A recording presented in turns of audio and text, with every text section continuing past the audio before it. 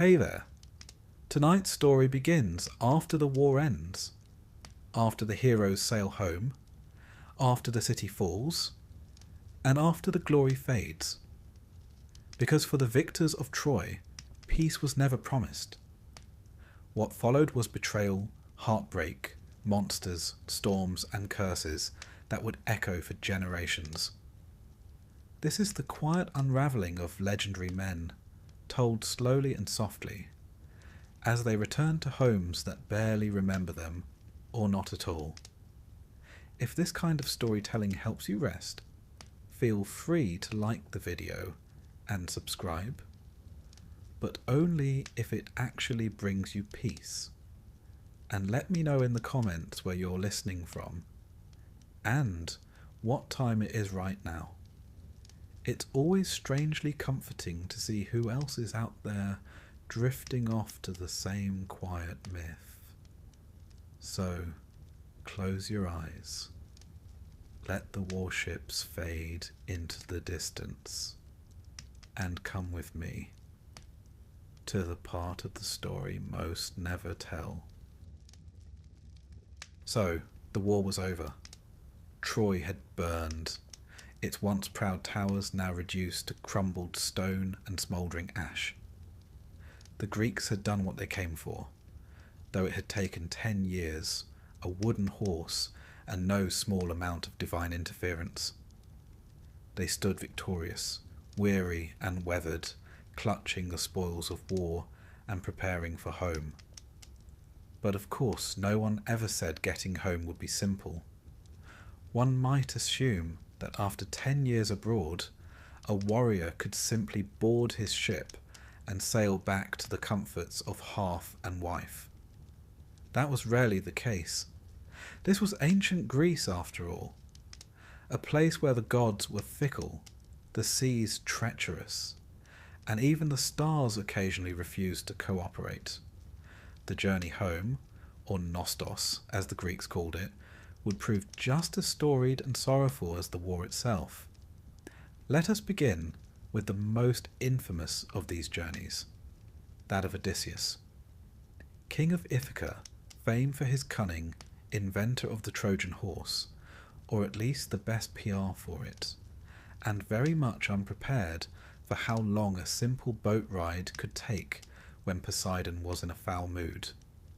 You see, Odysseus made a rather unfortunate decision upon departing Troy.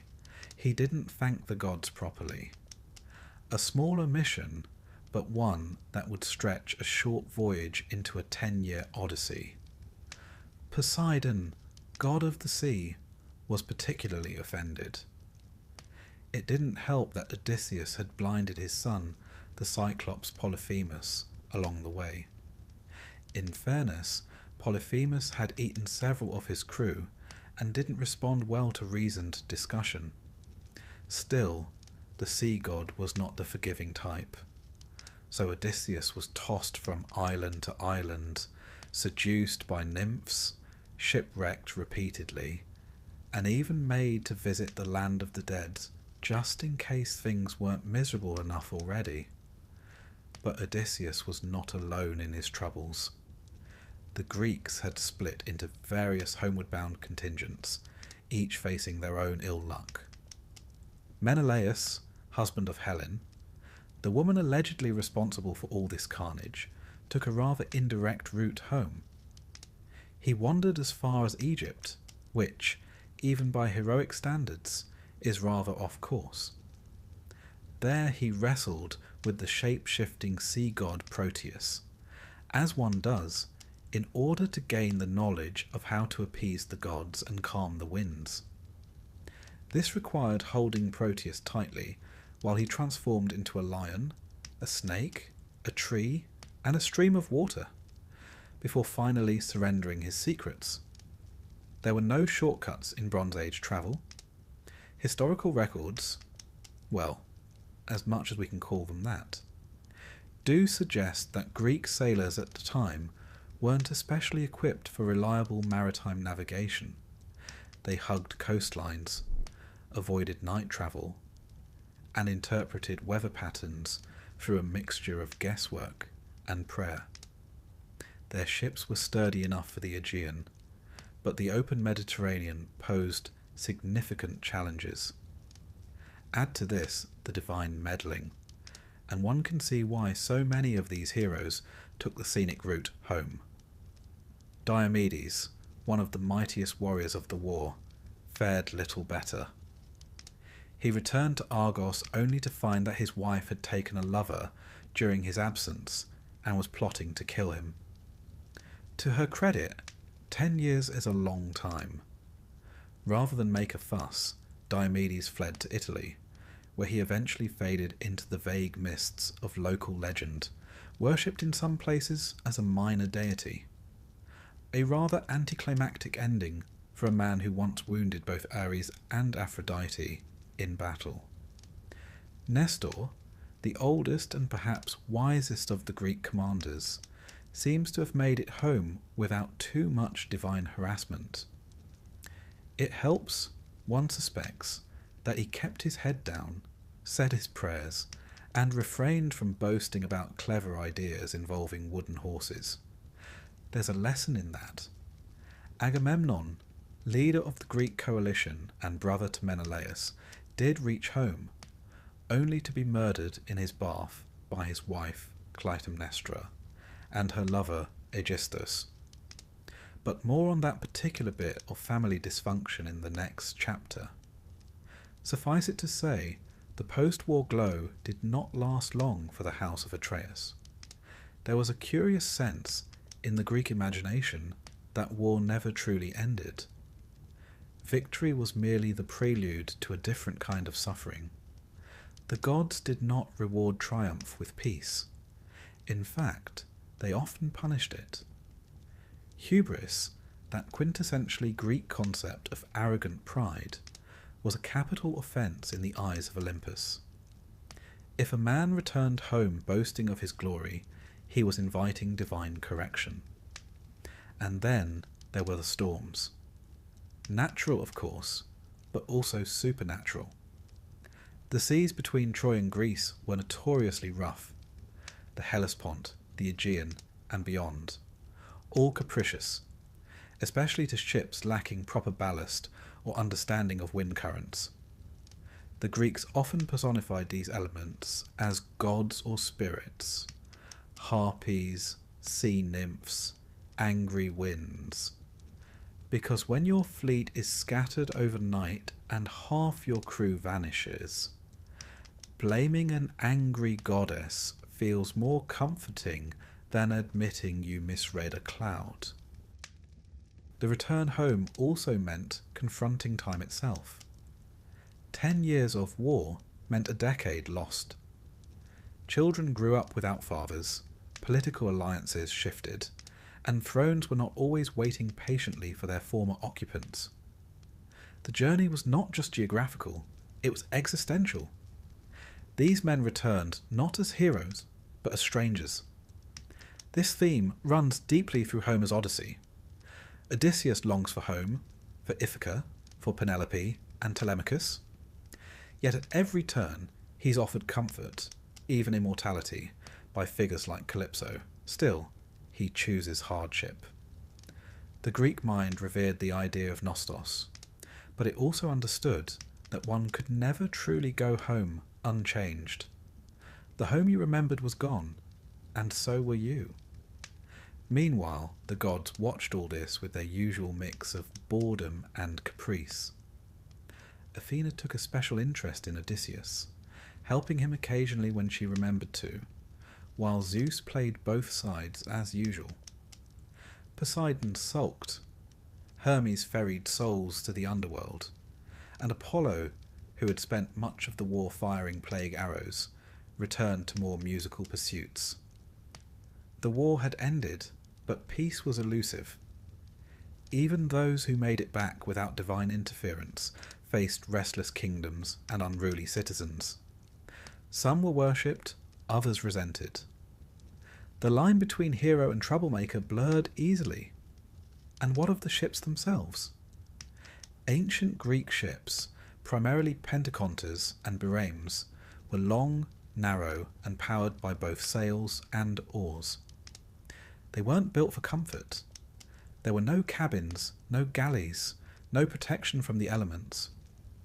Sailors slept where they could, ate cold rations, and relied on wind and muscle. Navigation was by stars, sun, and intuition. That so many even attempted long voyages is a testament to their stubborn optimism. Or perhaps their lack of alternatives. Many of the ships were lost, scattered in storms or dashed against unfamiliar shores. The sea claimed them silently.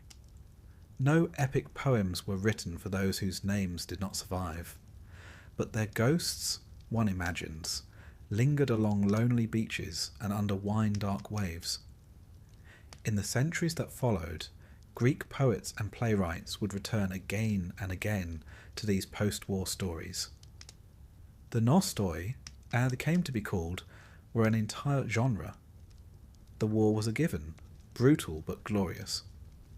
The return, though, was where the real drama lay. That's where men broke, or bent, or found meaning. We're used to thinking of myths as grand, flashy things. Monsters, magic, climactic battles. But the Greeks understood that the quiet aftermath was where tragedy bloomed. The war ended with a horse and fire, but the real stories began when the sails went up, and home became a dream somewhere on the horizon. Even in the archaeological record, there are hints of this turbulent return. Many Mycenaean palaces show signs of sudden destruction around the same period: burned walls, toppled columns, abandoned treasures. Was it invasion, rebellion, or simply the long echo of a war that refused to stay on foreign soil? Historians debate, as they always do, but the myth has its own answers. The gods were not finished yet, so the Greeks sailed home, slowly, painfully, circuitously. They were shipwrecked, seduced, cursed, and forgotten. Some never arrived. Others returned only to find they were no longer welcome, and a few, like Odysseus, clung to the memory of home like a compass, trusting that however long the journey, there was still something waiting at the end. Whether there was or not, well, that's another story. So, let us now drift back into the murky waters of post-war homecomings. If you were hoping that at least one Greek king had a cheerful reunion with his family after 10 years away, I'm afraid you've wandered into the wrong epic. This is the tale of Agamemnon, commander of the Greek forces at Troy, brother to Menelaus, and a man whose homecoming can be summed up in 2 words: unfortunately brief. Agamemnon had led the 1,000-ship fleet to Troy and played his part with ruthless efficiency. He sacrificed his own daughter to appease the winds, squabbled with Achilles over a slave girl, and generally made himself disagreeable to gods and men alike. He did, however, win the war, which you might think would count for something, but his victory came at a price, one that followed him all the way back to Mycenae, where his wife, Clytemnestra, was waiting. Now, the story of Clytemnestra is not a cheerful one, but she is often painted far too simply as a vindictive woman with a grudge. In truth, she had good reason to be angry. Years before, Agamemnon had sacrificed their daughter, Iphigenia, to ensure favourable winds for the Greek fleet. No warning, no consultation. Just a priest, an altar, and a quiet murder dressed up as a divine necessity. Clytemnestra, understandably, took it personally. While Agamemnon was away playing war hero, she had not exactly remained idle. She took a lover, Odysseus, a man with his own reasons to loathe the house of Atreus, and together they plotted. It wasn't just revenge, it was justice, retribution, and perhaps a bit of long overdue housekeeping. And so, After years of war and an arduous return journey, Agamemnon finally sailed into the bay beneath his palace, the bronze towers of Mycenae gleaming in the distance. One can imagine him standing on the deck of his ship, sun-worn and grimy, dreaming of a warm bath and roasted lamb. Unfortunately, that bath would be the last comfort he ever knew. In Aeschylus's Agamemnon, the king arrives with Cassandra, the Trojan prophetess he had taken as a war prize. Now, bringing home a captive concubine might seem a rather bold decision when your wife is already displeased, but Agamemnon never was known for subtlety. Cassandra, cursed by Apollo to see the future, but never be believed, saw exactly what was coming. She walked into the palace like a woman entering a tomb, resigned, poetic, and ignored. The bath was drawn, the robes laid out, and there, amid the steam and ceremony of a long-awaited homecoming, Clytemnestra murdered her husband with an axe, or perhaps a sword.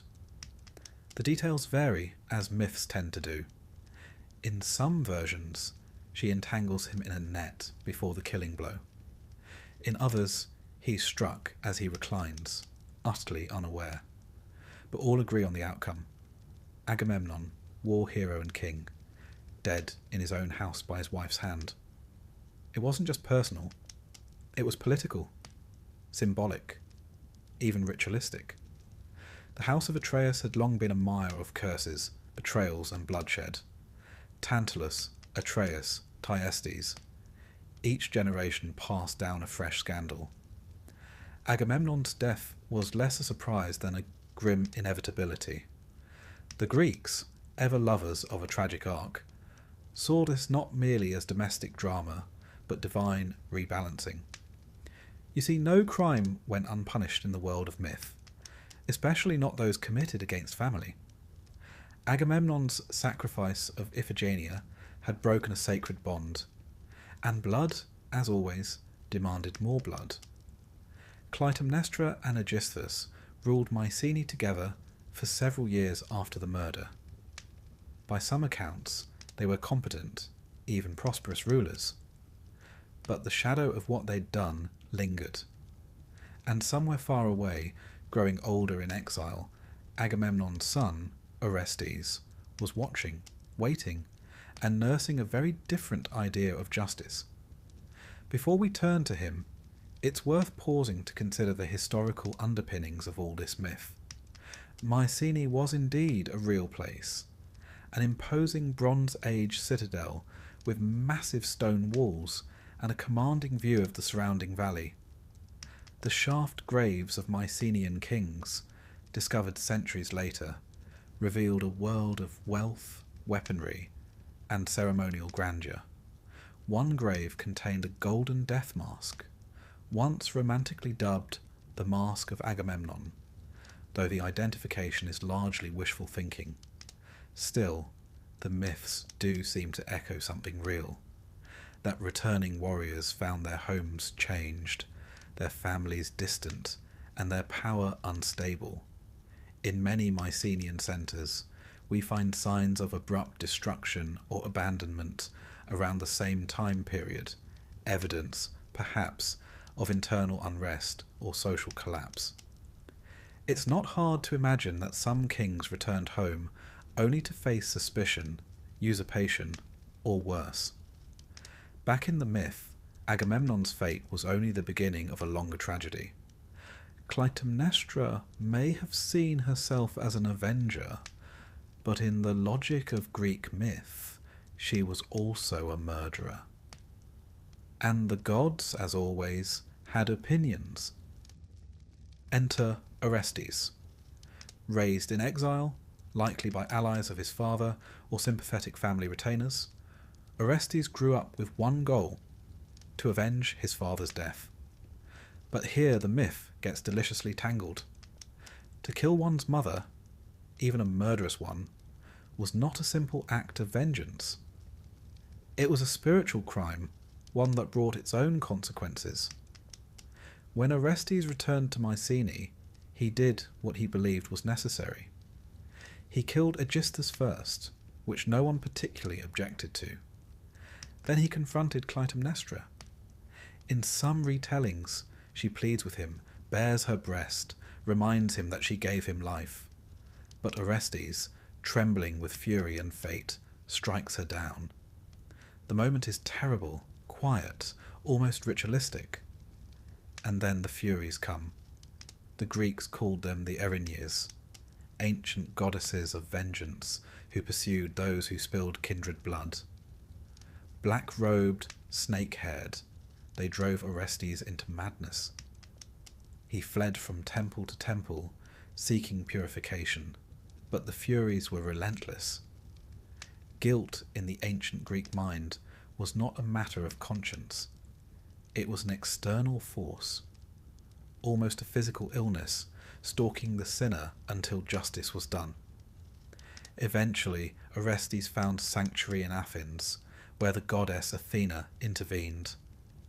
In a trial on the Areopagus, a rocky outcrop used for real-life criminal cases, she declared that the cycle of blood vengeance must end.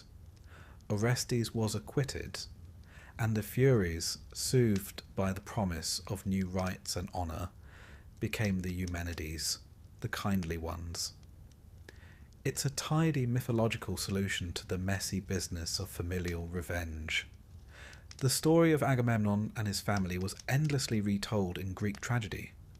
Aeschylus's Oresteia, Euripides' Electra, Sophocles' Electra, each playwright offered their own shading. Was Clytemnestra a villain, or a mother driven to desperate justice? Was Orestes a hero, or a victim of divine contradiction? These were not tales with clear morals, but rather mirrors for the Greeks to reflect on law, loyalty, and the dangerous gravity of blood. From a cultural perspective, the myth encapsulated deep anxieties about power and homecoming.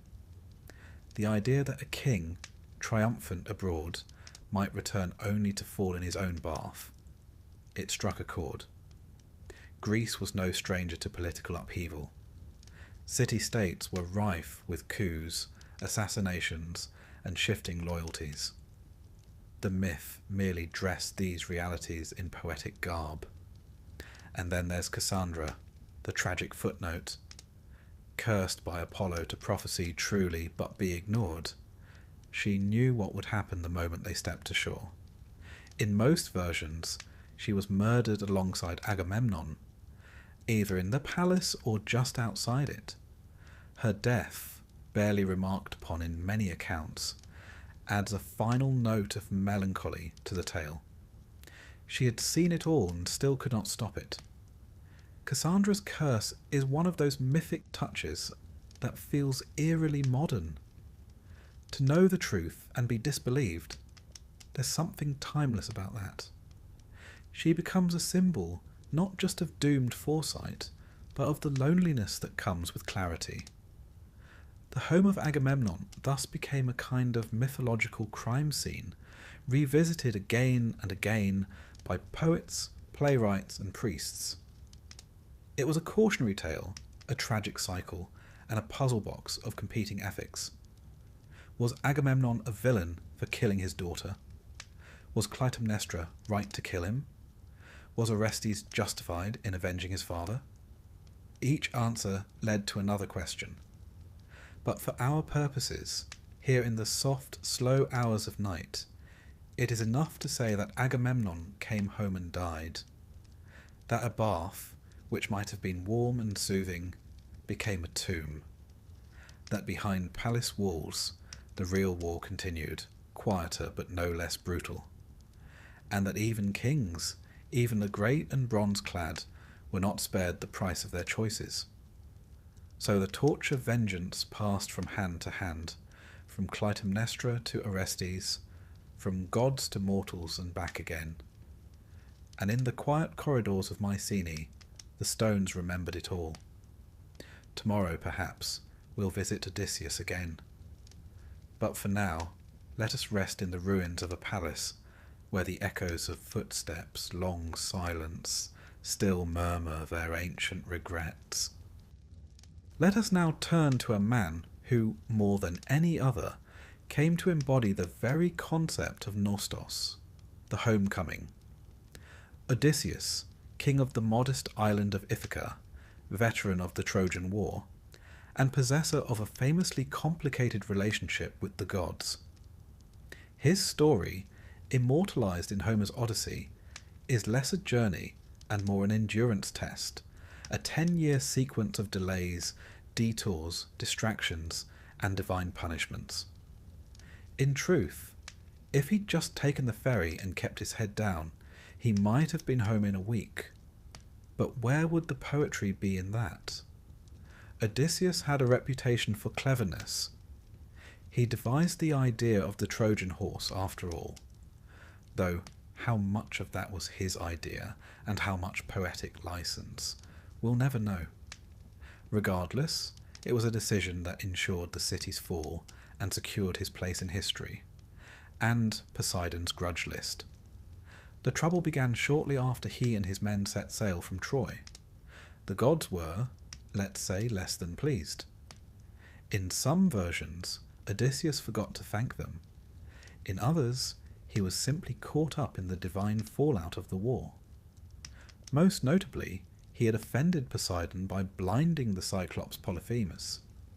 A necessary act of survival, yes, but when the giant turns out to be the sea god's son, well, you can expect choppy waters ahead. And so, the long voyage began. One might imagine that the journey from Troy to Ithaca, roughly 1,000 kilometres, wouldn't take a decade, even in a boat powered by oars and optimism. But then, Odysseus had a particular knack for getting lost in spectacular ways. The first stop was the land of the Cicones, where his men made the classic mistake of raiding a village, overstaying their welcome, and being driven off by the locals. Not exactly an auspicious start. Then came the Lotus Eaters, a rather dreamlike group who offered Odysseus's crew a plant that made them forget all desire to return home. A tempting proposition that, and one might argue, more peaceful than anything that came after. Still, Odysseus, annoyingly responsible, dragged them back to the ships and sailed on. Next was the infamous encounter with the Cyclops. Trapped in a cave with Polyphemus, Odysseus introduced himself, cleverly, as nobody, got the giant drunk on strong wine, and blinded him with a red-hot steak. When the Cyclops screamed for help, shouting that nobody is hurting me, his fellow giants presumably shrugged and went back to napping. It was ingenious, really. Unfortunately, before sailing off, Odysseus made the crucial mistake of shouting his real name back at Polyphemus. This allowed the injured Cyclops to pray to Poseidon for vengeance, and Poseidon, being a rather involved parent, obliged. Now firmly on the god's naughty list, Odysseus continued his zigzagging path across the wine-dark sea. He stopped next at the island of Aeolus, keeper of the winds. Aeolus was surprisingly helpful, bottling up all the adverse winds in a bag and giving Odysseus only the breeze he needed. All would have been well, if only Odysseus's crew hadn't been quite so curious. Thinking the bag contained treasure, they opened it just as Ithaca came into view. The winds escaped, a storm rose, and they were blown back to square one. One imagines Odysseus briefly contemplating life as a shepherd instead. Then came the Laestrygonians, giants with a talent for smashing ships and eating sailors. Most of Odysseus's fleet was destroyed here, leaving him with just one vessel. It's the sort of incident that tends to dampen morale, though one suspects Odysseus had already adjusted to lowered expectations. From there, it was on to the island of Circe, enchantress, sorceress, part-time pig farmer. She turned his men into swine, as one does, though whether that was punishment or commentary is unclear. Hermes, ever helpful, gave Odysseus a magical herb called moly to protect him. With it, he resisted Circe's magic, and depending on the version, either threatened her or charmed her into restoring his men. He then spent a year there, comfortably ensconced in her company. A rather long delay, though Circe did have a very nice villa. But even Circe couldn't stall fate forever. Before he could leave, she told him he would need to visit the underworld and consult the spirit of the blind prophet Tiresias. It was the sort of thing Greek heroes were expected to do on long journeys, a little necromancy between islands. So, Odysseus sailed to the edge of the world, sacrificed a ram, and waited while the dead gathered round. Tiresias offered a grim forecast: hardship, loss, and danger. But eventually, if he was careful, Odysseus might reach home. He also saw the shades of his mother, Achilles and Agamemnon, who, you may recall, had recently had a very bad bath. Emerging from the land of the dead with no small amount of existential baggage, Odysseus returned to Circe, who provided more advice. Avoid the sirens, she said, seductive singers who lured sailors to their deaths. Odysseus, ever the curious one, had his men plug their ears with wax while he had himself tied to the mast, just so he could hear their song without succumbing. It was, admittedly, a very Odyssean solution. Practical, perilous, and just a bit arrogant. Next came Scylla and Charybdis, a six-headed monster and a ravenous whirlpool placed inconveniently close together. Odysseus steered toward Scylla, sacrificing a few men rather than risk the entire ship. It's the sort of decision that ancient Greek leaders were expected to make without blinking, though one suspects there were some complaints from the rowing benches. At last, they reached the island of Phrynicia, where sacred cattle belonging to Helios, the sun god, grazed in peace.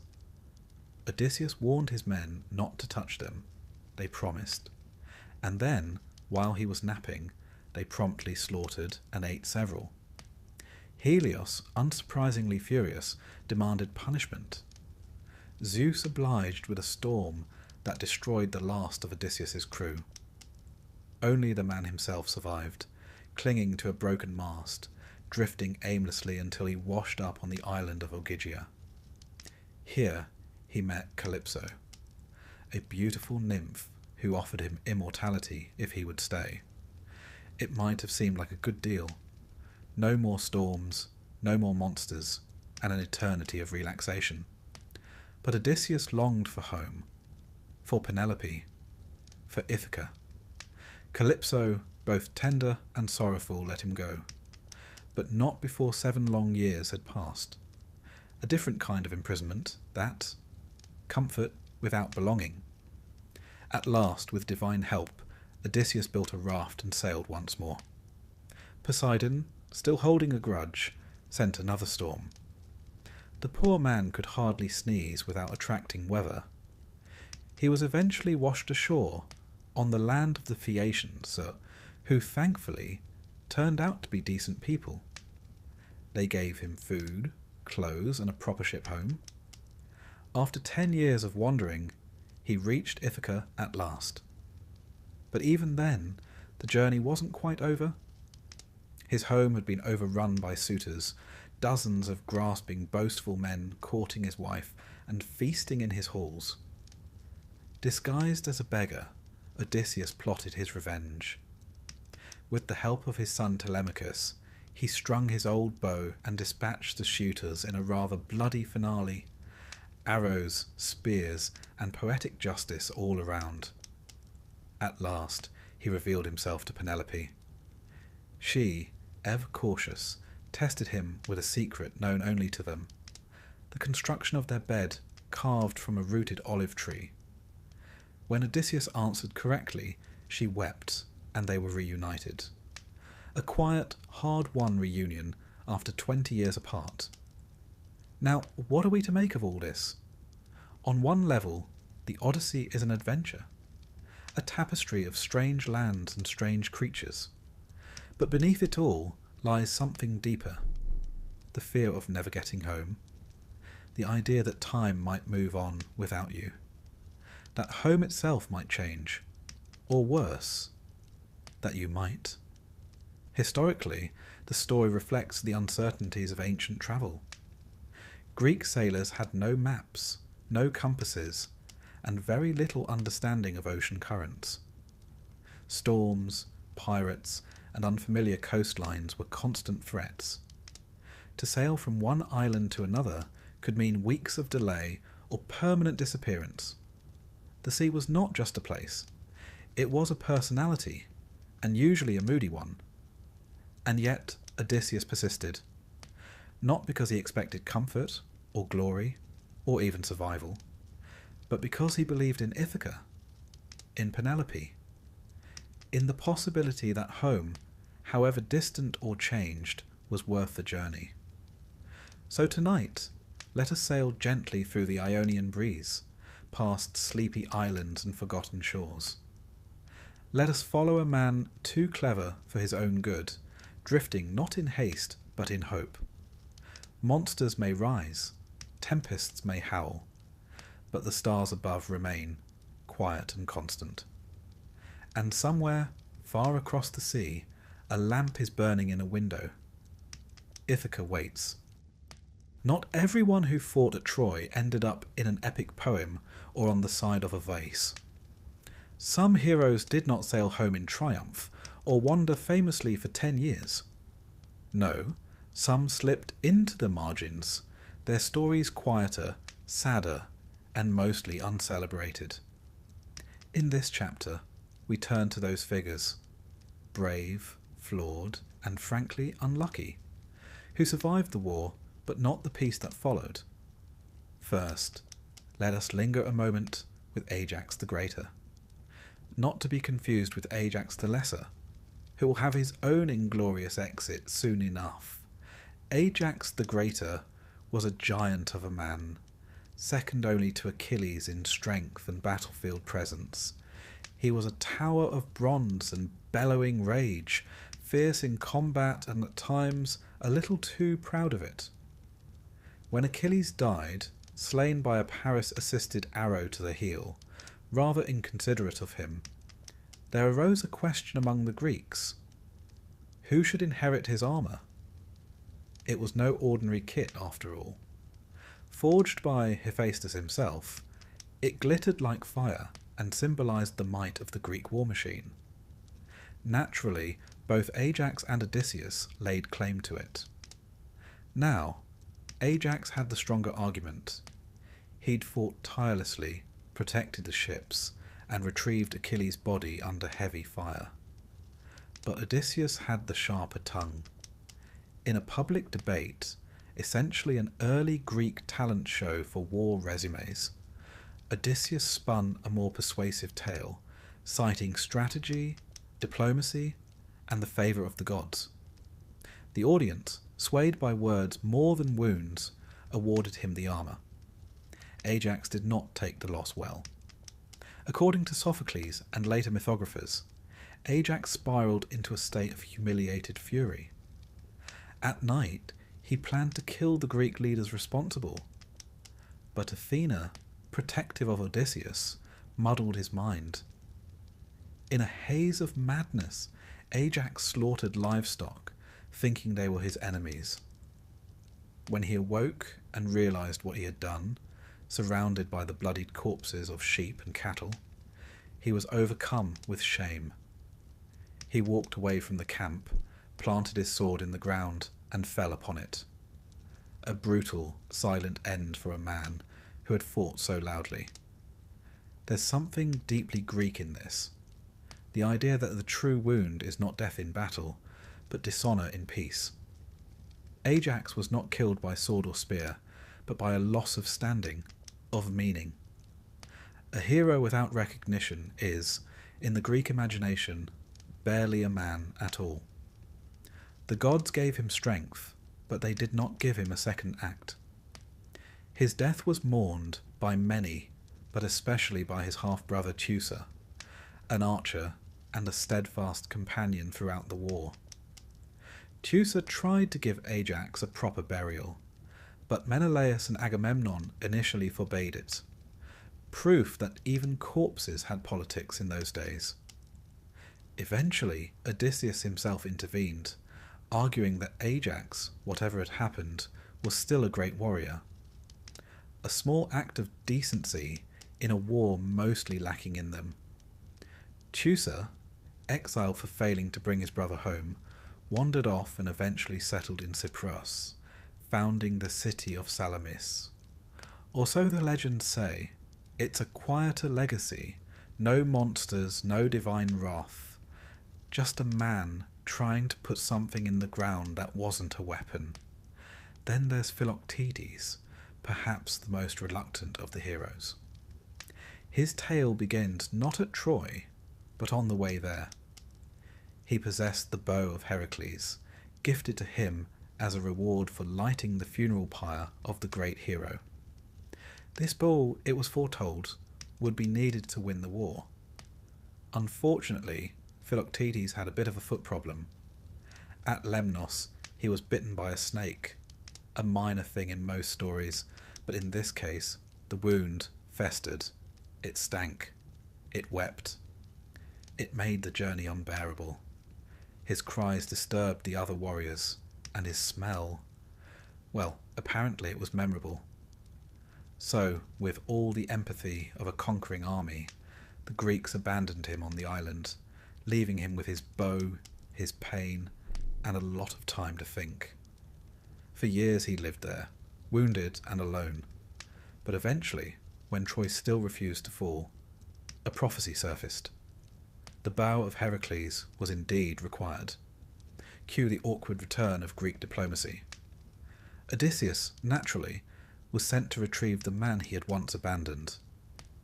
He brought with him Neoptolemus, the teenage son of Achilles, another man with a complicated father-shaped shadow to fill. Different versions tell it differently. In some, Neoptolemus wins Philoctetes over with honesty and kindness.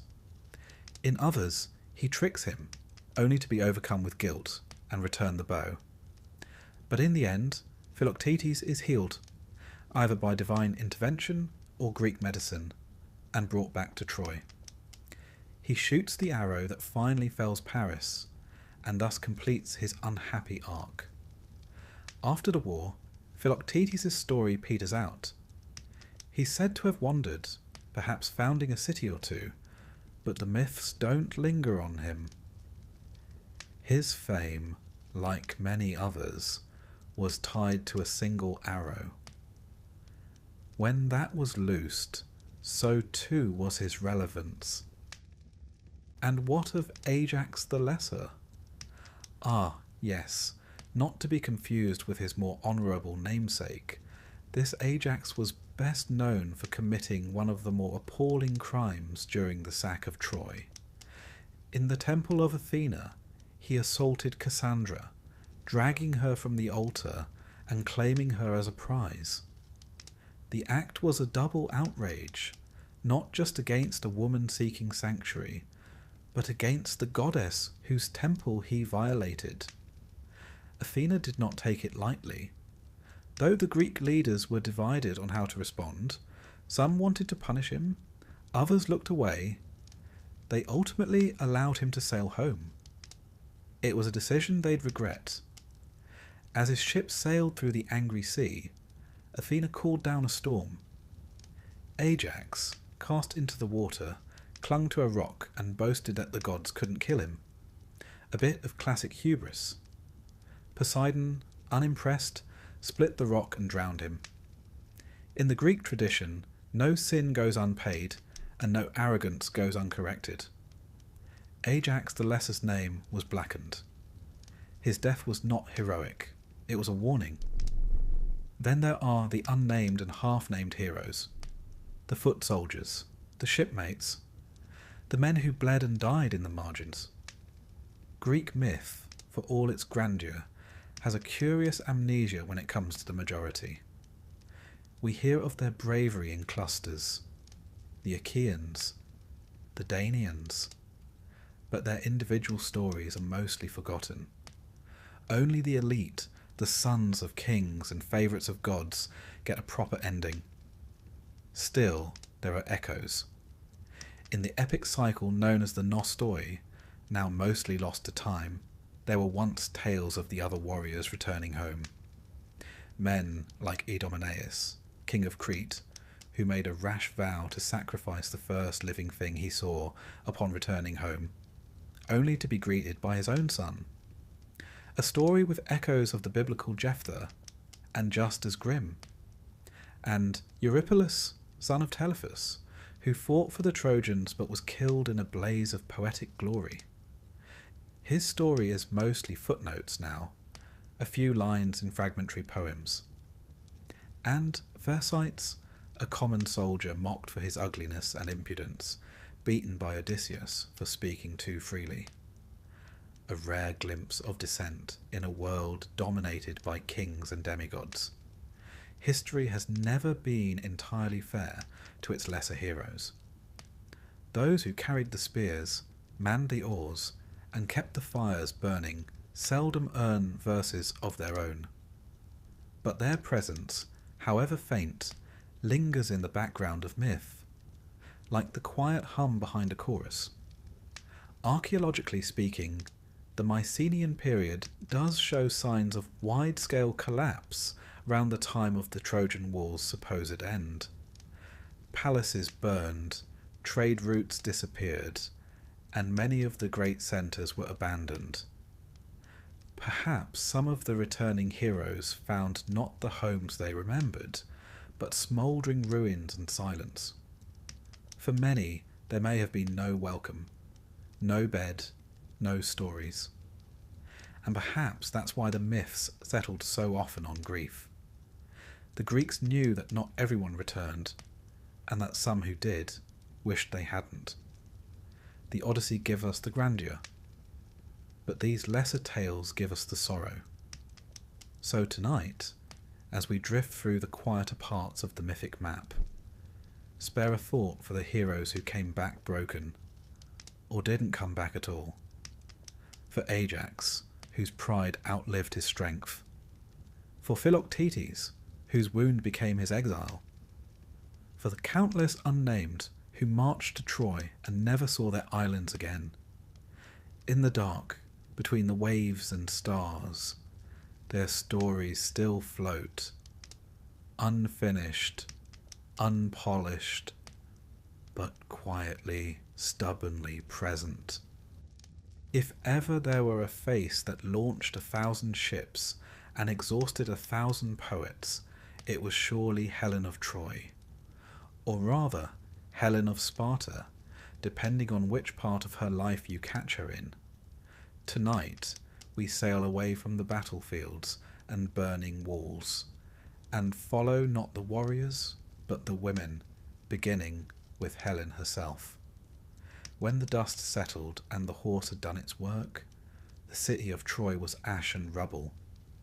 Fires still smouldered where palaces once stood. The air hung thick with the scent of burnt cedar and blood.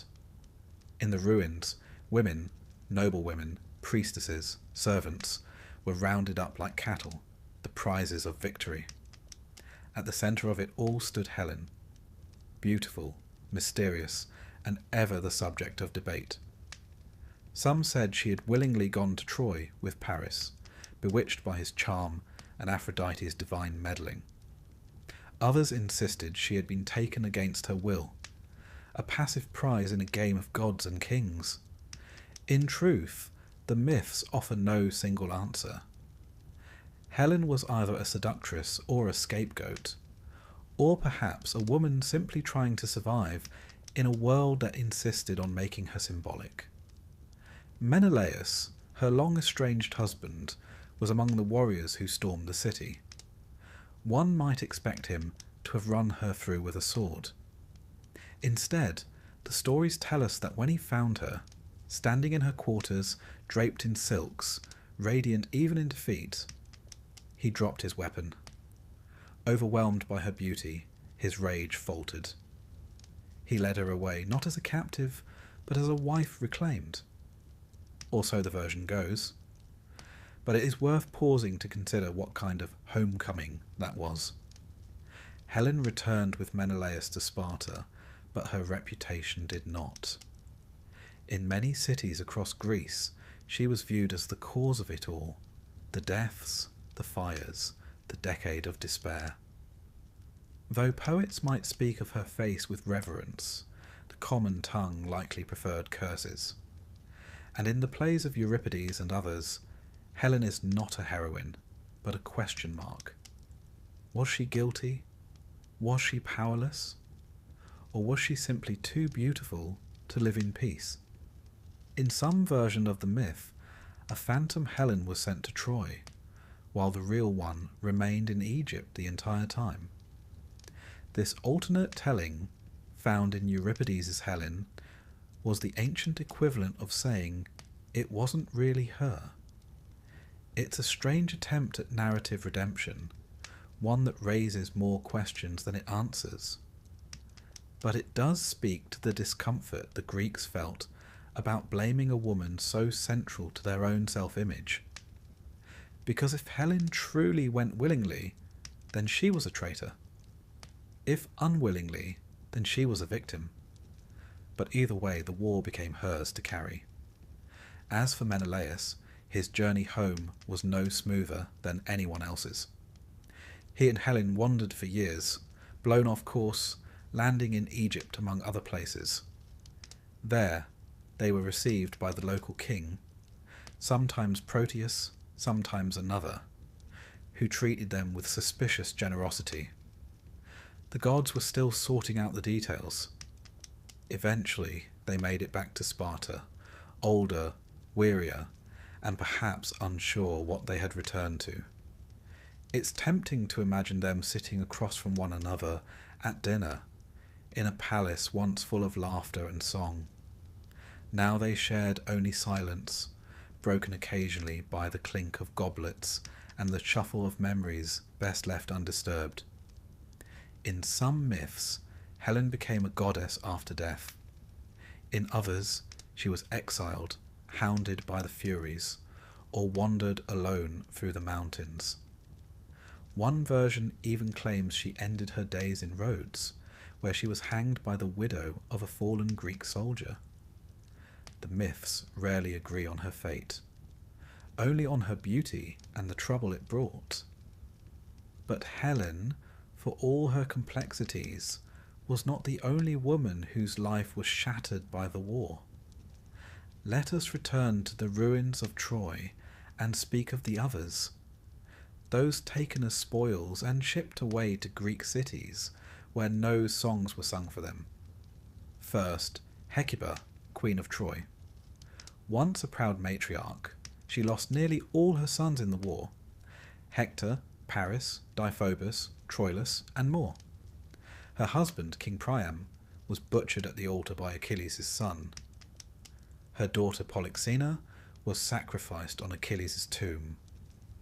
Her grandson, Astyanax, the infant son of Hector, was thrown from the city walls by the Greeks, so that he might never grow up to avenge his father. A precautionary cruelty, if ever there was one. And Hecuba, she was given to Odysseus, the most diplomatic of the Greeks, but one suspects even he found little comfort in her bitter company. In Euripides' Hecuba, she is transformed from queen to beast by grief. In some versions, she literally becomes a dog, throwing herself into the sea, howling. Myth has a way of externalizing suffering after all. If your sorrow is inhuman, you might as well become something else. Then there was Andromache, Hector's widow, a model of loyalty, modesty, and sorrow. She watched her child murdered and her city burned, and then she was claimed by Neoptolemus, the teenage son of Achilles. It's a pairing that feels particularly cruel, as if the gods were scripting a tragic irony. The wife of the slain prince now handed to the son of his killer. She bore Neoptolemus children, lived for a time in Epirus, and eventually found a kind of quiet life, marrying Helenus, another Trojan survivor, and ruling a small kingdom. But the shadow of Troy never left her. In the Greek world, women like Andromache were both revered and pitied, reminders of what war leaves behind. And what of Cassandra, that doomed prophetess? She had warned them, of course, warned her people about Paris, warned them about the horse, warned them about the fall. But Apollo had cursed her. She could see the future, but no one would ever believe her. The curse of clarity without persuasion, a poetic fate and a cruel one. When the city fell, Cassandra sought refuge in Athena's temple, and there she was assaulted by Ajax the Lesser, dragged from the sacred altar. For this, the gods ensured Ajax would never return home. Cassandra, meanwhile, was given to Agamemnon, taken as a concubine, a spoil. She travelled with him to Mycenae and saw the future again, his murder at the hands of Clytemnestra. Her own death, too. She entered the palace anyway, shoulders squared, walking toward doom with her head held high. In a way, she was the bravest of them all. To know what awaits and go anyway.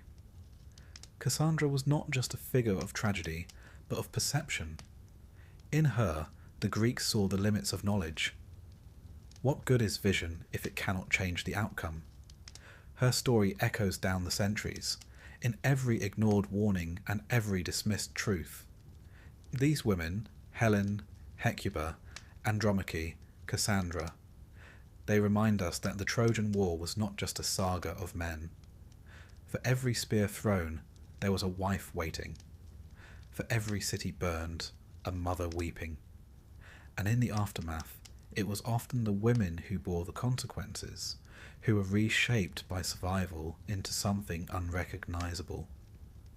In Greek drama, particularly the tragedies of Euripides, these female voices are given rare prominence. Perhaps because in their suffering, the Greeks recognized something more universal than glory. The men may have claimed victory, but the women remembered the cost. Historically, the treatment of captured women in ancient warfare was, as one might expect, grim. They were enslaved, traded, kept as concubines. The myths, for all their embellishment, reflect a painful reality, that in war, the fates of women were rarely their own. Their grief, however, became central to the Greek imagination. Even Helen, for all her elevation, remains a figure of ambiguity. She is honoured in some cities, reviled in others. She is remembered less for what she did, and more for what others did because of her. In Sparta, a cult of Helen emerged. Temples were built in her name. She became almost divine. Her beauty, her sorrow, her mythic weight, all transformed into ritual. There's something strange and slightly unsettling in the idea of worshipping a woman whose greatest legacy was a war. And in Troy? Well, there was no Troy anymore. The archaeological site we now call Hisarlik bears the layers of many cities, built and burned over centuries. Whether one of them was the Troy of Homer, we can't say for certain, but the ashes, the walls, the charred remnants, they are real. Someone's city burned. Someone's family was taken. So tonight, let us walk softly among the ruins, past the broken columns and the windswept stones, past the temple steps where Cassandra cried out, past the palace halls where Hecuba once ruled, where Andromache rocked her child to sleep, where Helen stared out over the sea, perhaps wondering what all the beauty had been for. These were not silent women. The myths may have tried to sideline them, but their voices echo, persistent and clear. They remind us that behind every war story lies another, quieter, lonelier, more enduring.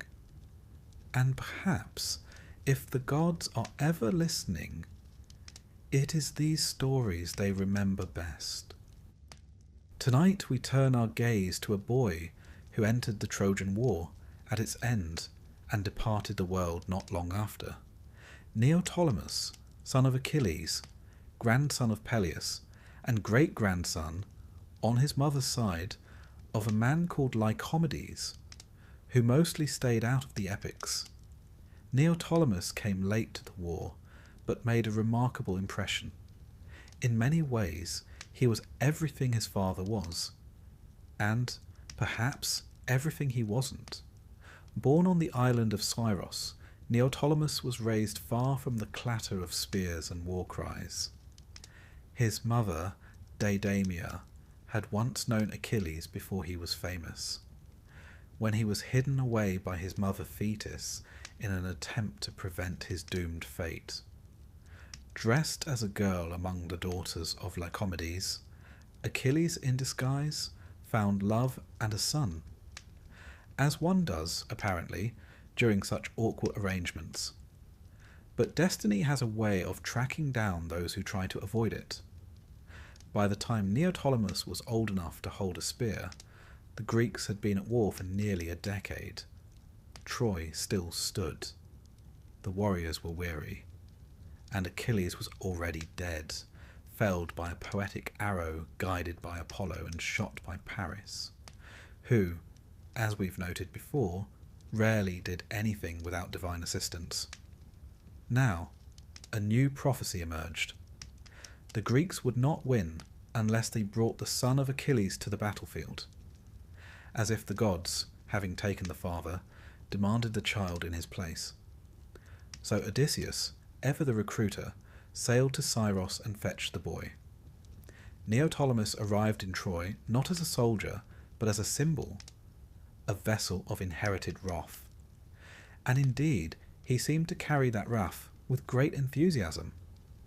While Achilles had moments of introspection, hesitation, even grace, Neoptolemus often lacked such subtlety. He was fierce, brutal, and quick to violence. Some ancient writers admired his decisiveness, others found it alarming. In the final days of the war, Neoptolemus earned a reputation both glorious and grim. It was he who killed Priam, the aged king of Troy, right there at the altar of Zeus. While the old man clutched the statue of the god, seeking mercy, Neoptolemus cut him down. No respect for age, sanctuary, or sorrow.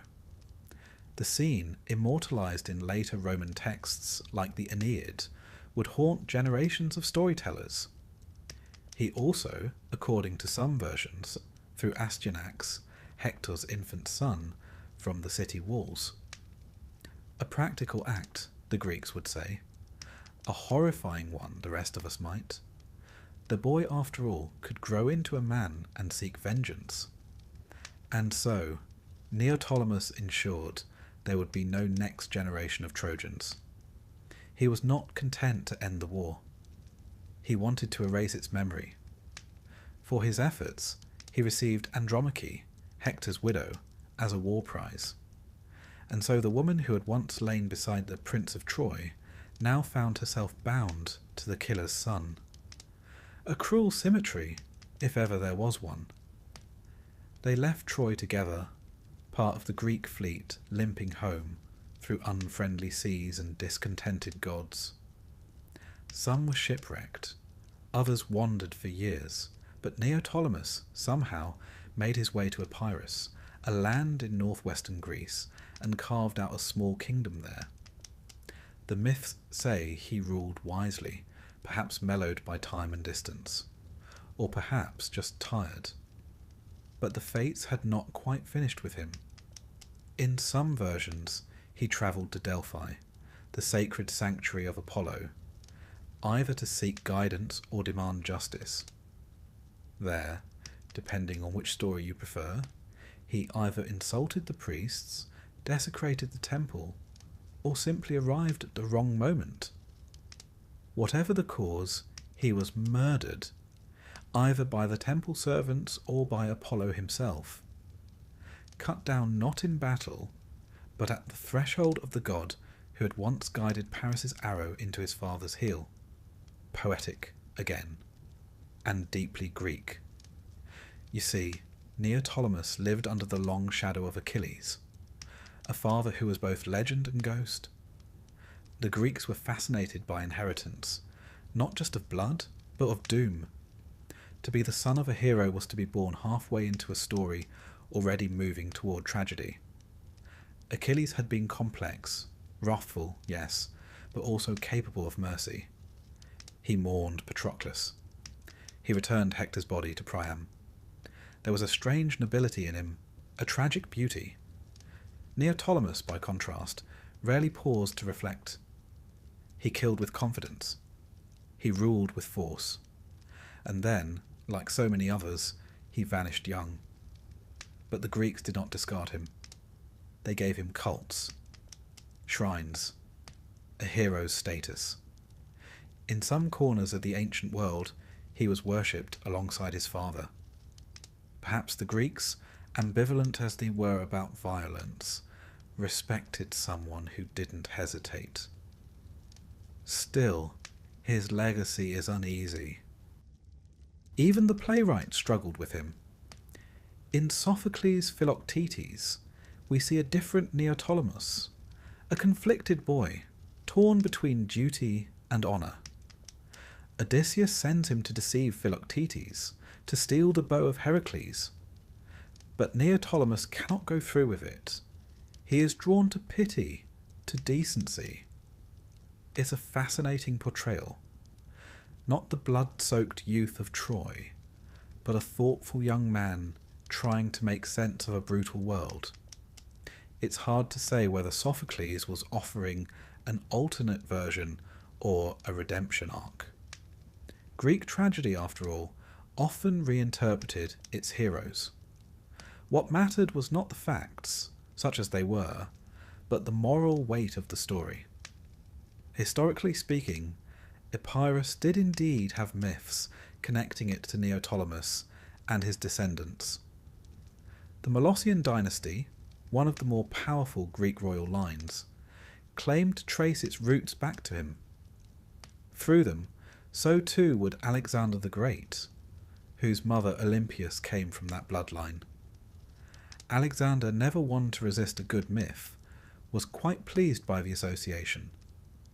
In this way, Neoptolemus lived on, not just in tragedy, but in genealogy. And what of Andromache, who followed him from Troy to Epirus? She bore him sons. One, named Menelaus, would become the ancestor of kings. Andromache, so often portrayed as a grieving widow, was also a survivor. In some versions of the myth, after Neoptolemus' death, she married Helenus, the Trojan seer and son of Priam, who had also survived. Together they ruled a small kingdom, a curious echo of Troy on Greek soil. Her journey, from princess to slave to queen, was perhaps the longest of them all. She adapted. She endured. In Greek drama, she is often the voice of memory, of what was lost and what still hurts. The aftershocks of Neoptolemus' brief life rippled far. In Rome, Virgil gives us the Aeneid, where a wandering Trojan, Aeneas, meets Andromache in Epirus. She tells him her tale. A tale of ruins, exile, and quiet resilience. It is a sobering moment, buried in a poem otherwise full of triumphal destiny. Even the Romans, who admired conquest, seemed to pause at her story. And then, as ever, there's the matter of legacy. Neoptolemus left no epics of his own, no Neotolia. He exists as a sequel, an epilogue to Achilles, a footnote to Troy. But in that short space, he managed to kill a king, win a city, and father a dynasty. Not bad for a teenager. And yet, one cannot help but wonder, what if he had lived longer? Would he have grown into a wise king? Would the rage have softened? Or would the fire that burned so brightly simply have burned everything near it? The Greeks were fond of such questions. In their myths, youth is often equated with danger. The young are full of force, but lack temperance. Achilles dies young. Patroclus dies younger. Neoptolemus continues the pattern. The gods, it seems, did not permit long lives to those who shine too brightly. Perhaps that's why Odysseus, older and greyer, survives his journey. Not because he is stronger, but because he is slower, more cautious, more cunning. The flame that flickers lasts longer than the one that blazes. So tonight we leave Neoptolemus not in the blood-stained temple of Delphi, nor on the smoking battlements of Troy, but somewhere in the quiet hills of Epirus, a young man still learning how to wield a crown. Perhaps he stands at the edge of a cliff, wind tugging at his cloak, staring out at the sea his father once crossed, wondering if he is meant for more than war. Or perhaps not. Perhaps his story ends exactly as it should. Brief, brilliant, and sharp-edged. A warning and a memory. The kind of hero whose fire lit up the sky, if only for a moment. There are homecomings, and then there are Greek homecomings, where the phrase "welcome back" is often followed by murder. And no tale of post-Trojan drama better captures this grim tradition than that of Agamemnon, High King of Mycenae, brother to Menelaus, leader of the Greek forces, and, depending on whom you ask, either a victorious hero or a monumentally unlucky husband. Let us begin at the beginning, or rather, the very inconvenient middle. Before Agamemnon ever set sail for Troy, he made what we might call a tactical error in the eyes of the gods. While preparing the fleet, he killed a sacred stag belonging to Artemis and then boasted about it. Now, if there's one thing Greek gods do not tolerate, it is mortals making noise about how clever or powerful they are, especially when they've just murdered divine wildlife. Artemis responded in kind. She stilled the winds, trapping the Greek fleet in Aulis. No sailing, no war, no progress. The solution, a sacrifice, a human one. Enter Iphigenia, Agamemnon's daughter. He lured her to Aulis under the pretense of marrying her to Achilles. The usual wedding lie. When she arrived, instead of a ceremony, she got an altar. The accounts diverge. Some say Artemis snatched her away at the last moment and replaced her with a deer. Others say the blade fell. Either way, Clytemnestra, Agamemnon's wife and Iphigenia's mother, was not amused. Now fast forward 10 years. Troy is in ruins. Agamemnon is finally coming home, bringing with him not just spoils of war, but Cassandra, the Trojan princess and prophetess, as a concubine. Yes, quite the diplomatic choice. Bringing the enemy king's daughter and your own mistress home, after killing your daughter and being gone for a decade. Even Odysseus might have raised an eyebrow. As his ship approached Mycenae, Agamemnon would have seen the familiar cliffs and olive groves of his kingdom, the walls of his palace shining in the sun, and perhaps, just perhaps, he imagined a peaceful return, a soft bed, a hot meal, his people singing of his glory. What he got was Clytemnestra. While he had been off conquering, she had been stewing. 10 years is a long time to hold a grudge, but Clytemnestra was nothing if not patient. She had also taken a lover, Aegisthus, cousin to Agamemnon, and a man with his own complicated family tree. This wasn't merely a matter of betrayal. It was lineage, revenge, and domestic theatre, all in one. A According to Aeschylus, when Agamemnon arrived, Clytemnestra greeted him warmly, a little too warmly. She rolled out a purple carpet, a colour reserved for the gods, and invited him to walk upon it. Agamemnon, slightly wary, hesitated. Walking on such fabric was a display of arrogance, practically daring divine punishment. But eventually he relented and entered the palace. He never walked out again. There are several versions of his murder. Some say Clytemnestra lured him into a bath, entangled him in robes, and then stabbed him. Others say she used an axe, or perhaps a sword, with Odysseus dealing the final blow. The details differ, but the outcome does not. The High King, triumphant in Troy, died naked and unguarded in his own home, cut down not by enemy swords, but by a vengeful wife and a jealous cousin. And Cassandra? She had foreseen all of it. She had seen the palace, the blood, her own end, but true to her curse, no one believed her. Even as she stepped into the house, she knew it was a tomb, and yet she went, calm, resigned, perhaps tired of always knowing what no one else could see. She was killed beside Agamemnon, her death adding a final insult to the Trojan tragedy. Now, to pause briefly for the historical note, Mycenae, as a real place, was one of the great palace complexes of the late Bronze Age. Walls of massive stone blocks, a lion gate still standing today, and shaft graves filled with gold. The Mycenaean rulers may have inspired the later myths, their splintered histories providing the backdrop for tales of ambition and blood. And Agamemnon. His so-called tomb was uncovered by Heinrich Schliemann in the 19th century.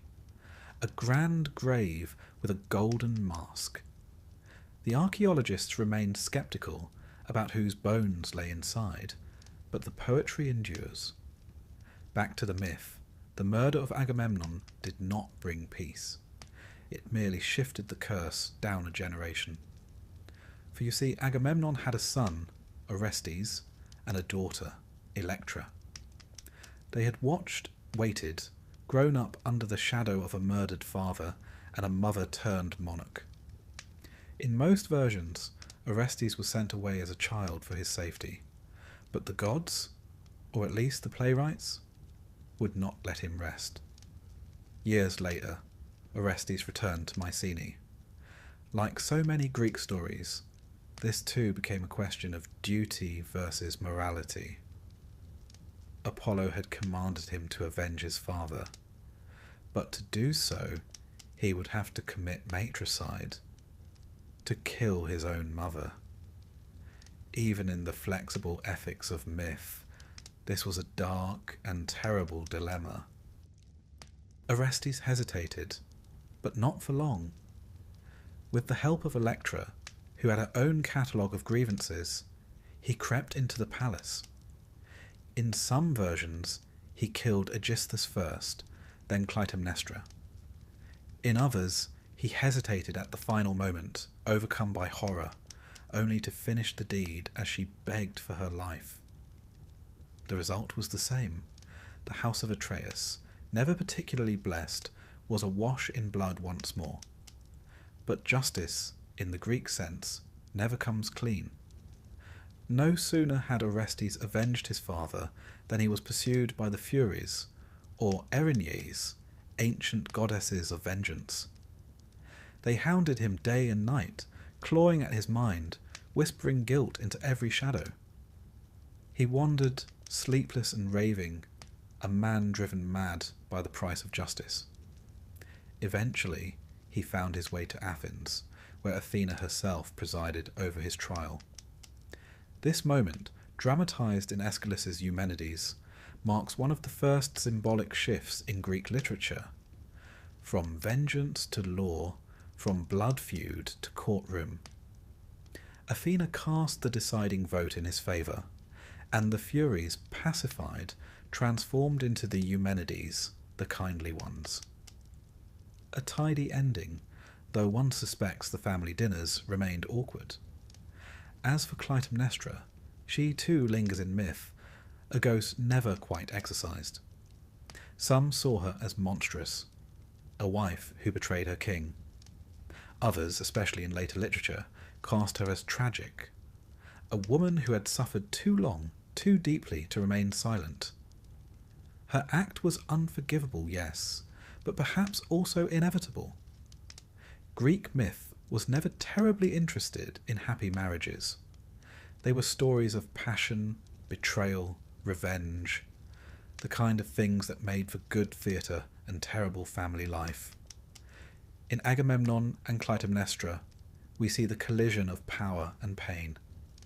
A king who sacrificed his daughter for wind, a queen who waited 10 years to strike, and a son caught in the middle. Even the name House of Atreus carries weight. Atreus, Agamemnon's father, had his own scandalous past. He once murdered his brother's children and fed them to him at a banquet. Yes, a family dinner where the main course was revenge. The curse that followed them all, Agamemnon, Orestes, and even Electra, was said to have begun there, in blood and deceit. It's almost as if the Greeks were trying to tell us something about inheritance. To the ancient mind, families could carry curses as surely as they carried wealth. The sins of the father, and grandfather, and great-uncle were not easily forgotten. The gods might forgive. The Furies would not. And perhaps that's why the tragedy of Agamemnon strikes such a deep chord. It isn't about a king dying in war. It's about what happens after. The slow rot beneath the golden throne, the wife pacing the palace year after year, the child who must decide which parent to betray. There's a quiet horror to it.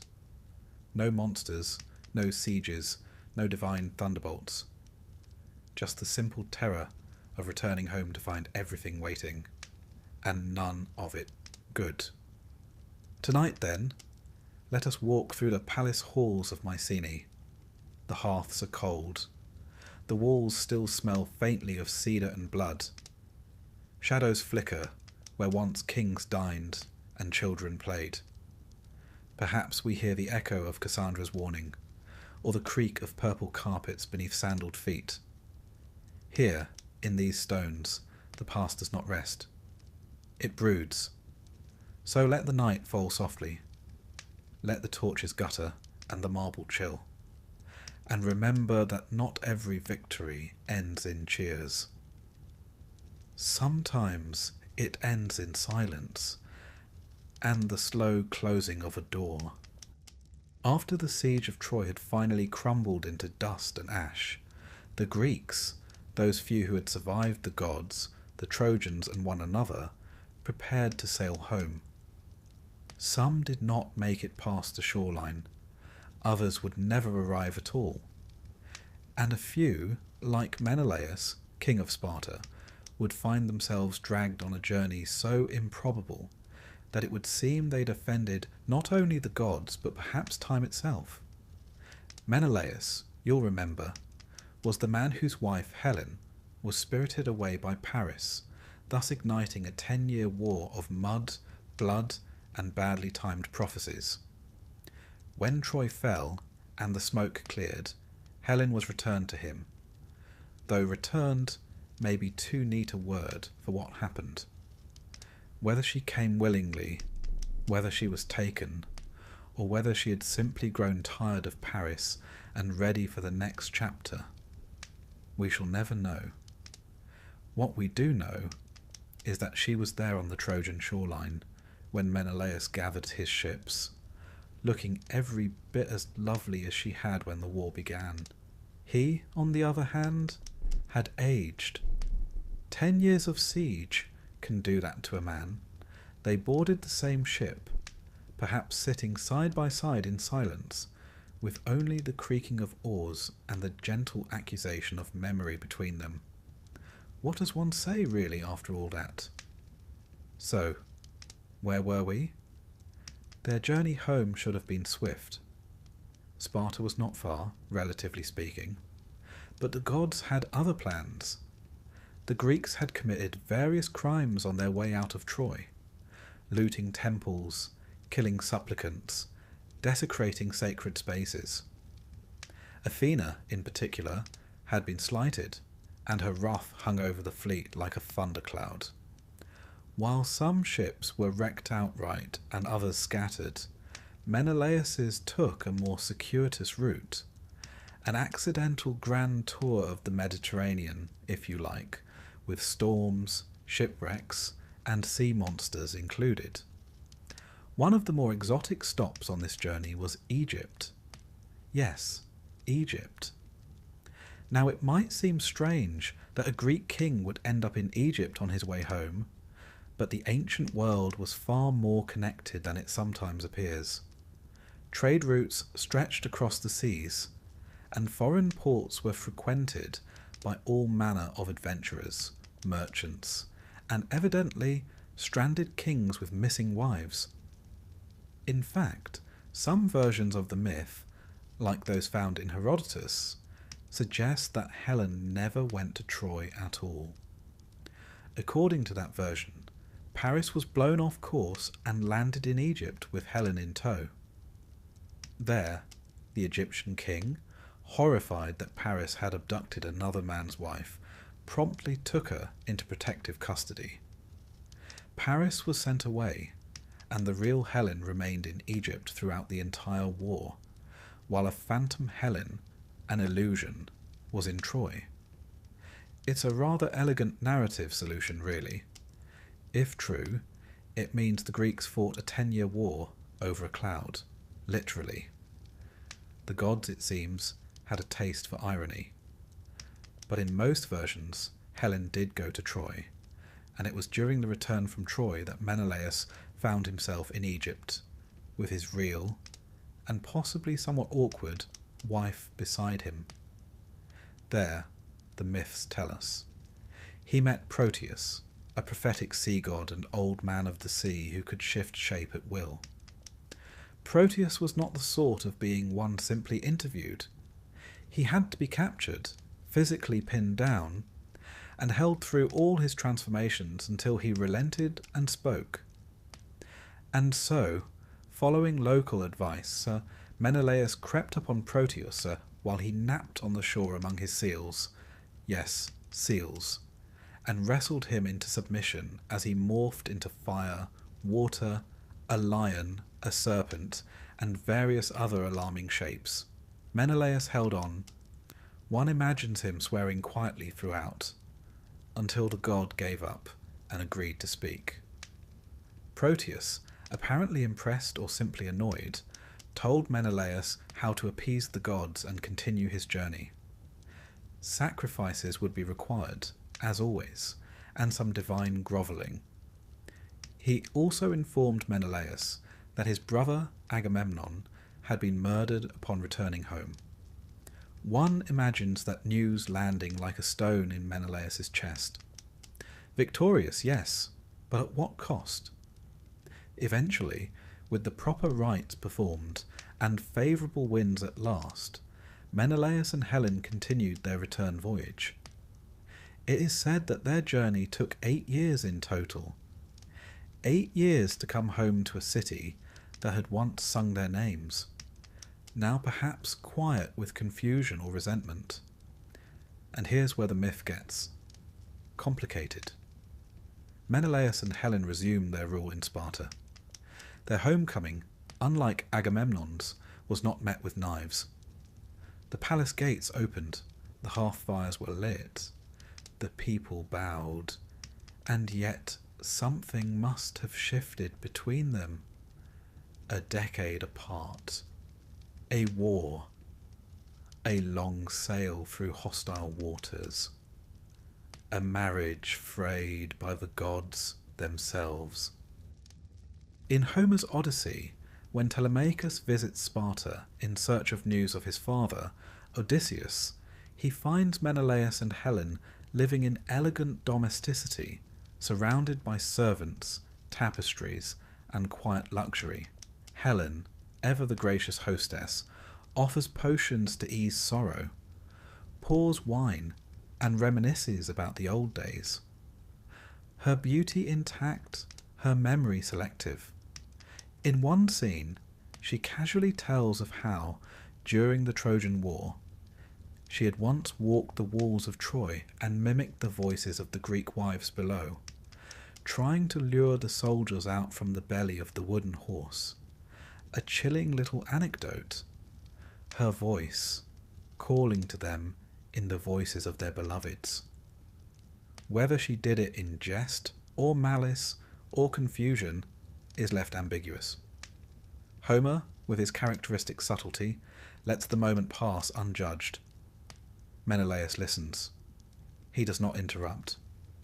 Perhaps he's heard the story before. But Homer also gives Menelaus a unique fate. While most Greek heroes die bloody deaths or vanish into obscurity, Menelaus is rewarded. According to Book 4 of the Odyssey, he will not die at all. Because he is the husband of Helen, daughter of Zeus, he is destined to be sent at the end of his life to the Elysian fields, a sort of Greek paradise at the edge of the world, where the air is always mild, the sun never too hot, and heroes may relax without fear of divine punishment. It's an odd reward, given how much trouble he endured, but perhaps the gods felt he'd earned it. As for Helen, her later fate is as inconsistent as ever. In Sparta, she was worshipped after her death, or perhaps even before it. A temple to Helen stood there, and offerings were made in her name. Some said she had been taken to Olympus, made divine by Zeus himself. Others claimed she fled to Rhodes, where she was hanged by the widow of one of the Greek warriors who died at Troy, a bitter form of justice. And in some strange accounts, she even married again to Achilles himself in the afterlife, reunited in the Isles of the Blessed, where mythologies merge and old enmities are forgotten. But the Menelaus-Helen saga remains one of the most enigmatic. There are no great battles in their post-war tale, no wrath of Achilles, no suitors slain, just the slow, strange return of two people bound together by fate, reputation, and possibly very little else. And what do we make of Menelaus then? He is not the most glamorous of the Greeks, not the strongest, not the cleverest.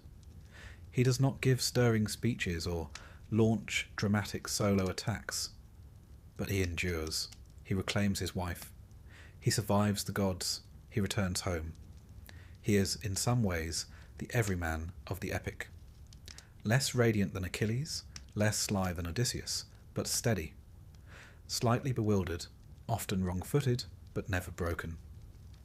In the Iliad, he fights bravely but without glory. In the Odyssey, he rules with calm dignity. He is both cuckold and king, hero and husband. A man who simply wants his home, his wife, and a little peace. Which, given the state of the Greek mythological world, is quite the ambition. Historically, Sparta in the late Bronze Age may indeed have been the seat of a powerful ruler. Its later martial reputation, so famous in the classical period, was not yet fully formed. Instead, it was a place of trade, of sanctuaries, of richly decorated tombs. Menelaus and Helen, if they lived at all, would have ruled over a land of olive groves, river valleys, and slowly fading Mycenaean splendour. Perhaps they walked together in the evenings, king and queen of a world already slipping into legend. Perhaps they said very little to each other. Perhaps they had said everything during the war, and the silence was what came next. Tonight, then, let us drift with them on those endless Mediterranean waters. The ship gently rocking, the stars above foreign shores, Proteus shifting in his sleep somewhere beneath the waves, the long way home stretching onwards, lined with omens and olive trees. And if the gods allow, perhaps, just perhaps, the sea will stay calm until morning. Some men return from war with scars and silence, others with treasure. But Odysseus, king of Ithaca, returned with stories, a great many of them. Whether he embellished a bit along the way, or a great deal, is beside the point. Tonight, we join him not for his triumphs, but for his meandering, frequently interrupted, occasionally bizarre 10-year journey home. Because for Odysseus, the war was only half the problem. The rest was everything else. The Odyssey, attributed to Homer, begins after Troy, and it opens not with the king himself, but with his household in disarray. His wife, Penelope, is weaving and unweaving a shroud each night to stave off aggressive suitors. His son, Telemachus, is awkward, moody, and increasingly suspicious that his father is never coming back. And the kingdom of Ithaca is slowly, inevitably, becoming someone else's. But where is Odysseus? Stranded, as it happens, on an island with a goddess. Her name is Calypso, and she is in no hurry to let him leave. For 7 years, she keeps him in a kind of bittersweet captivity, offering him immortality, love, and a worry-free existence. He declines, which may strike you as a strange choice. Immortality and divine companionship are nothing to sneeze at. But Odysseus, for all his cleverness, is a man fixated on home. Even if home is full of suitors drinking his wine and eyeing his wife. Eventually the gods intervene. Hermes arrives with a message from Zeus. Let him go. Calypso, grumbling, obeys. Odysseus builds a raft and sets sail, only to be shipwrecked almost immediately by Poseidon, who still holds a grudge. The sea god had never forgiven Odysseus for blinding his son, the Cyclops Polyphemus. More on that shortly.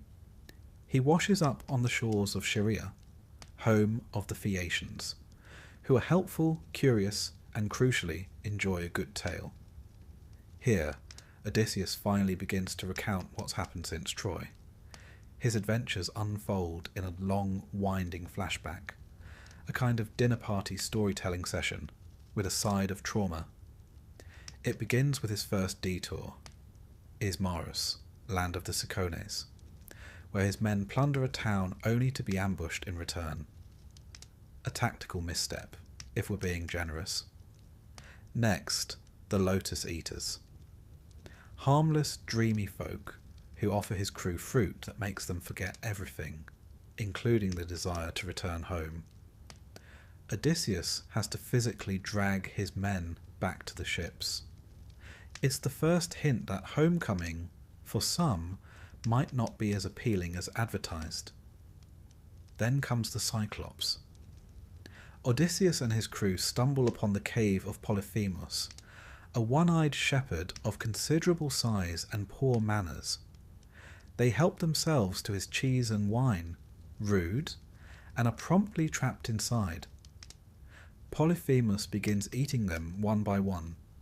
Odysseus, ever the schemer, tells the Cyclops his name is nobody, gets him drunk, and drives a sharpened stake into his eye while he sleeps. The next morning, when Polyphemus howls for help, the other Cyclopes ask who's hurting him. "Nobody," he bellows, and so they leave him alone.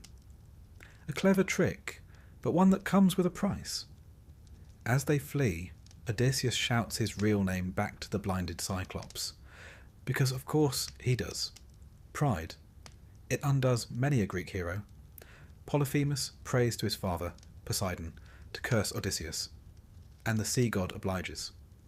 From here, it all unravels. At Aeolia, the god Aeolus gives Odysseus a bag containing all the winds, a rather generous gift. So close to Ithaca they can see the shoreline, Odysseus's crew, suspecting treasure, opens the bag. The winds explode, the The ship is thrown back to Aeolia, and this time Aeolus refuses to help. Understandably. Next stop, Laestrygonians, giant cannibals. They destroy most of his fleet and eat quite a few men. Only one ship escapes. Then, Circe, a sorceress who turns men into pigs. Odysseus, aided by Hermes, resists her magic and becomes her lover instead. They stay a year. It's becoming a theme. Circe eventually helps him with directions, but to proceed, he must visit the underworld and speak with the prophet Tiresias. Down he goes, offering blood and prayers. In the gloom of Hades, he meets the ghost of Elpenor, one of his men who fell off a roof. He sees his mother, long dead. He speaks to Achilles, who admits that he'd rather be a poor farmer among the living than a lord among the dead.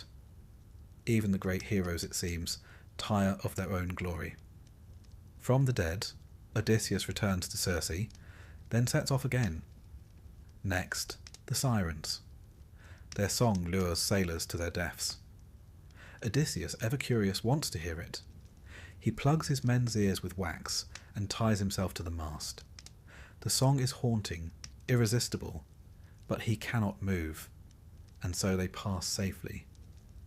Then Scylla and Charybdis, a six-headed monster on one side, a deadly whirlpool on the other.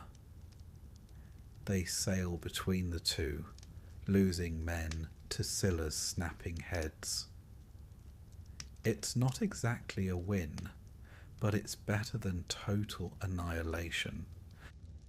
Eventually, they land on Thrinacia, island of Helios, the sun god.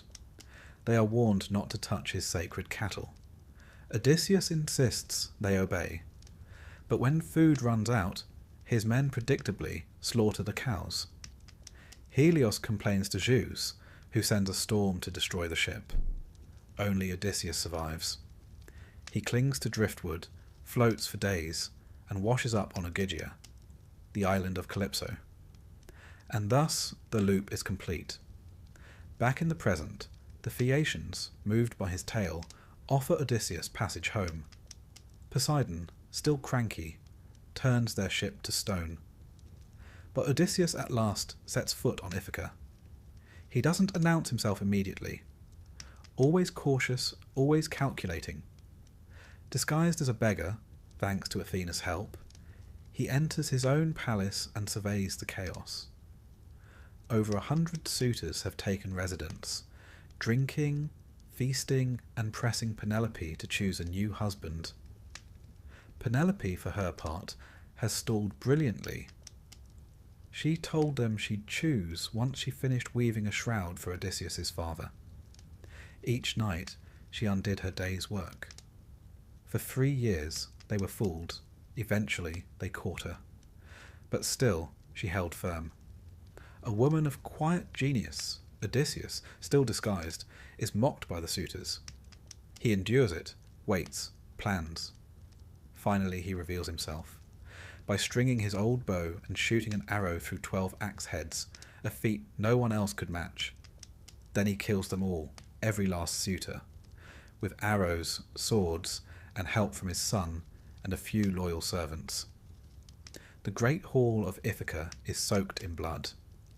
The crime, in Homer's eyes, is not vengeance, but hospitality violated. These men overstepped, and now the reckoning has come. But even after this, peace is not guaranteed. The families of the slain suitors rise up, ready to continue the cycle. Athena intervenes. A fragile truce is declared. And finally, the home that Odysseus longed for becomes his again, not just in bricks and walls, but in name and rule and quiet. Now the curious thing about Odysseus is that his tale doesn't end there. In some later traditions, Odysseus doesn't stay home. One version claims he grows restless and sets off again, this time westward, beyond the known world, seeking to find where the sea ends.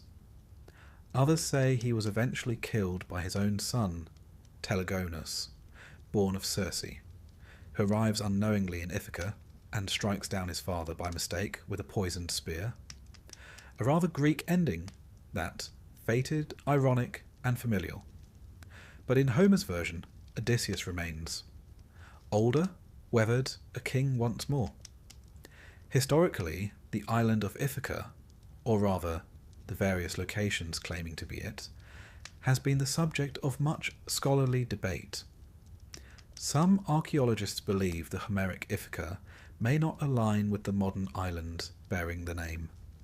Others insist it does. Regardless, the Odyssey captures the essence of what it meant to be Greek in that age: to travel, to long for home, and to be wary of gifts from strangers. Odysseus stands apart from the other Greek heroes. Achilles sought glory, Agamemnon, power, Menelaus, perhaps, restoration. But Odysseus sought survival. He lies, cheats, weeps, hides, yet endures. He is flawed, brilliant, deeply human. The gods both love and torment him. The world resists him, but he adapts, he thinks. And slowly, painfully, he wins. And so tonight, let us rest beside him, our clever king, finally still. The storm has passed, the hearth is warm, the suitors are gone. Penelope sleeps nearby. The long oar lies in the corner, silent. And perhaps, just perhaps, Odysseus dreams not of monsters or witches, but of olive trees, and the smell of bread baking, and the sound of waves brushing softly against the shore of home. It is one thing to be the hero of a great war, quite another to be the son of one. If Odysseus endured storms and monsters, his son Telemachus faced a different kind of trial altogether. The quiet, grating kind of hardship that involves waiting, watching, and wondering whether your father is ever coming home, or if the songs sung about him are more flattering than factual. When the Odyssey opens, Telemachus is no longer a boy, but not quite a man. He is, to borrow a Greek word, nepios, still soft of chin and uncertain of purpose. He lives in a palace overrun by suitors, where the food is being eaten, the wine poured too freely, and the servants uncertain where their loyalties lie. His mother Penelope weaves in the day and unweaves in the night, stalling the inevitable. But time, like the gods, waits for no one. And so, Telemachus is forced into an uncomfortable position.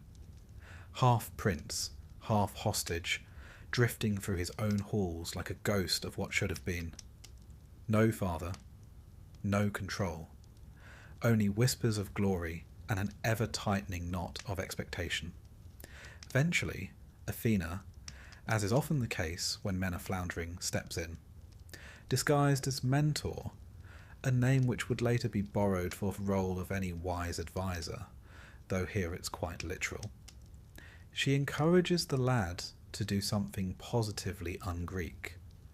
Talk about his feelings and make a plan. Telemachus, emboldened by divine pep talk, sets off on a small but significant voyage. He sails to Pylos to visit Nestor, the venerable king and veteran of Troy, and then to Sparta, where Menelaus and Helen are holding court in relative serenity. In both places, he asks the same question: "Have you seen my father?" The answers are vague, scattered. Odysseus is alive, perhaps, or dead, or something in between. But the journey itself is more important than the destination. For the first time, Telemachus acts. He steps beyond the shadow of absence and into the uncertain light of selfhood. Meanwhile, Odysseus is making his own belated return. When the two are reunited in Ithaca, it is not the tearful embrace of storybooks. Odysseus, in disguise, reveals himself carefully. Telemachus does not know what to believe. The man has been gone for 20 years. He has, perhaps, become more myth than father. But belief once lit is hard to extinguish. They scheme together, they strike together, and in the end they stand side by side over the corpses of the shooters. Father and son united not in words, but in shared purpose and spilled blood. Yet what happens after the vengeance? After the hall has been cleaned, the bough hung, and the island quiet once more? Here the stories splinter.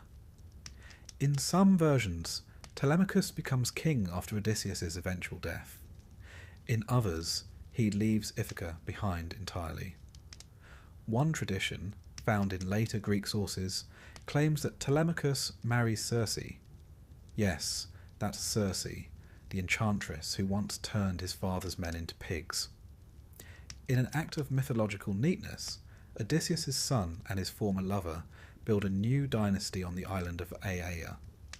Together, they have a son named Latinus, who, depending on your source, goes on to found part of Italy. The myth is fluid, as always, and the past has a tendency to loop back on itself in peculiar ways. There's also the tale of Telegonus, Circe's son with Odysseus. In one particularly ironic telling, Telegonus grows up unaware of his father's identity, sails off to find him, and accidentally kills him with a spear tipped with the venom of a stingray. In a gesture of mythical symmetry, he then marries Penelope, his father's widow, and Telemachus marries Circe. And so the entire family becomes a kind of mythological Rubik's Cube, scrambled, reconfigured, but somehow still functional. Let's take a moment to exhale. These tales, shifting and contradictory, are not meant to be consistent. The Greeks didn't worry about canon the way we do. Instead, they allowed their myths to breathe, expand, and change with the needs of each city, each poet, each generation. Telemachus, then, isn't a single character. He is an idea, a young man caught between legacy and identity, between the weight of his father's name and the pressure to make his own. Historically, the role of sons in ancient Greece was a serious business.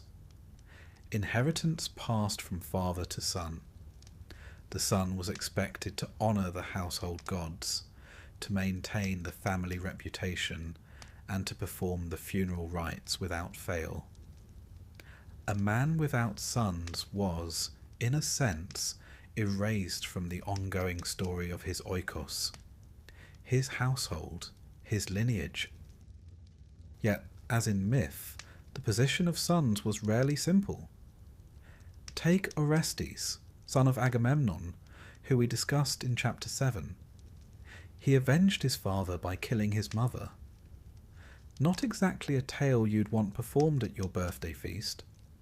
Or Neoptolemus, son of Achilles, who went to war after his father died, took a central role in Troy's final destruction, and eventually met a murky end, killed in some stories by Orestes no less. Greek myth is a tangled net, and everyone gets caught eventually. These sons often inherited not only lands and titles, but the consequences of divine feuds, ancestral curses, and badly timed oracles. For every golden shield passed down, there seemed to be a family ghost lurking in the vestibule. Even Aeneas, a Trojan rather than a Greek, fits this mould. The son of Anchises and the goddess Aphrodite, Aeneas carries his aged father on his back out of burning Troy, a moving image that would echo down through Roman poetry. He is the dutiful son, chosen by fate to found what will one day become Rome. Yet his path, too, is laden with war, wandering and loss. These sons, like Telemachus, grew up not in the warmth of victory, but in the cold ash of aftermath. They inherited stories and wounds, and the knowledge that the age of heroes was slipping away, replaced not by peace, but by memory. There is something strangely modern about Telemachus. He is not interested in glory for its own sake. He is thoughtful, hesitant, observant. When Homer describes him in the Odyssey, it is often in quiet terms. He listens more than he speaks. He weighs each word. He watches his mother's sorrow and understands it without being consumed by it. He is, if you like, the transitional figure between the old world and the new. Odysseus is a man of cleverness, disguise, and decisive action. Telemachus is a man of reflection, diplomacy, and restraint. He stands at the threshold of myth and history, a figure shaped by the echoes of war, but not beholden to them. In this way, he speaks to the later Greeks, those of the classical period, who looked back on the Age of Heroes as a time of both splendour and savagery. Telemachus becomes a bridge, linking the impulsive blood feuds of the past with the more measured civic virtues of the present. And yet, he is still a son, still waiting for a father, still learning, as all sons must, that the man you idolize is rarely the man you get. Odysseus returns not as a shining hero, but as a weary, wily stranger who must be relearned, retrusted, reloved. Their relationship is not forged on battlefields, but around the slow rebuilding of a life interrupted. What remains of Telemachus in the end is not his name in epic songs, nor his slaying of suitors, nor his potential marriage to a sorceress.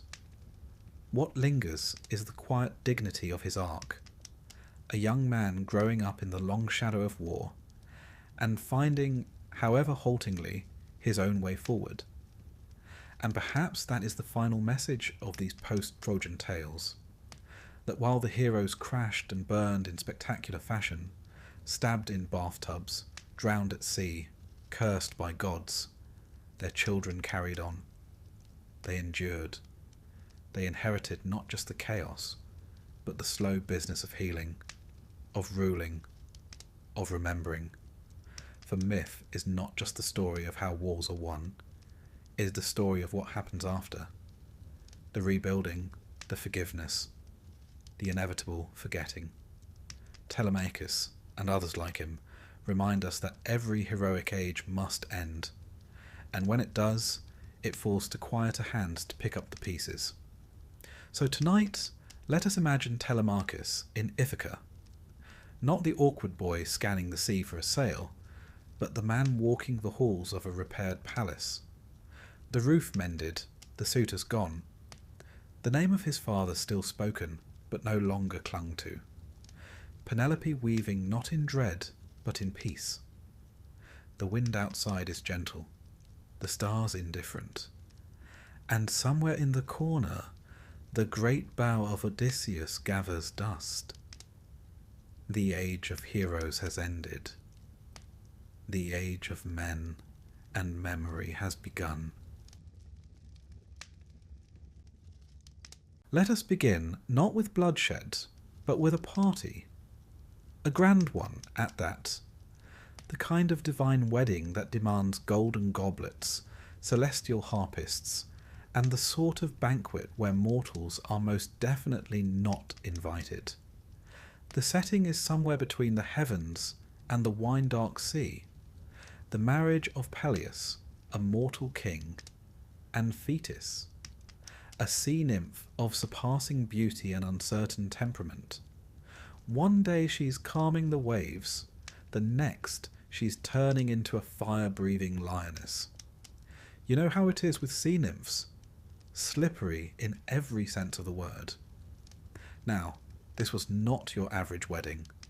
The gods themselves were in attendance, Zeus, Hera, Athena, Apollo, even Dionysus, who no doubt came for the wine and stayed for the drama.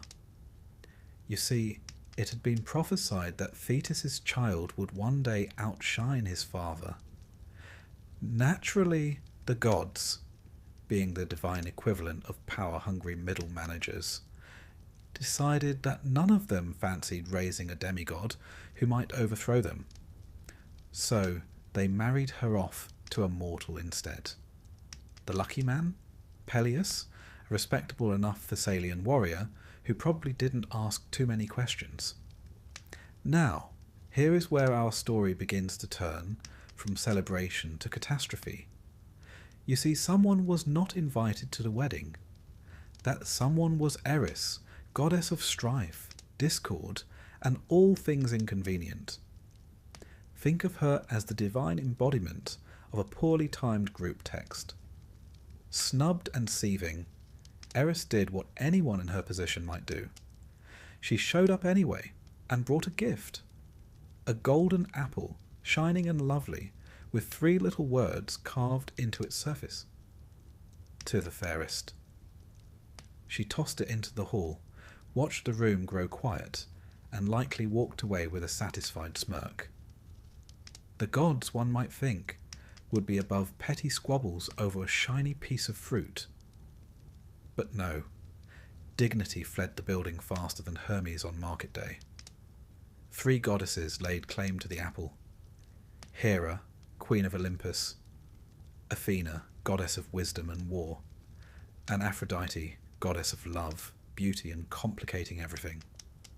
Each one believed herself the rightful recipient, and each was, in her own way, terrifying enough to make the others second-guess it.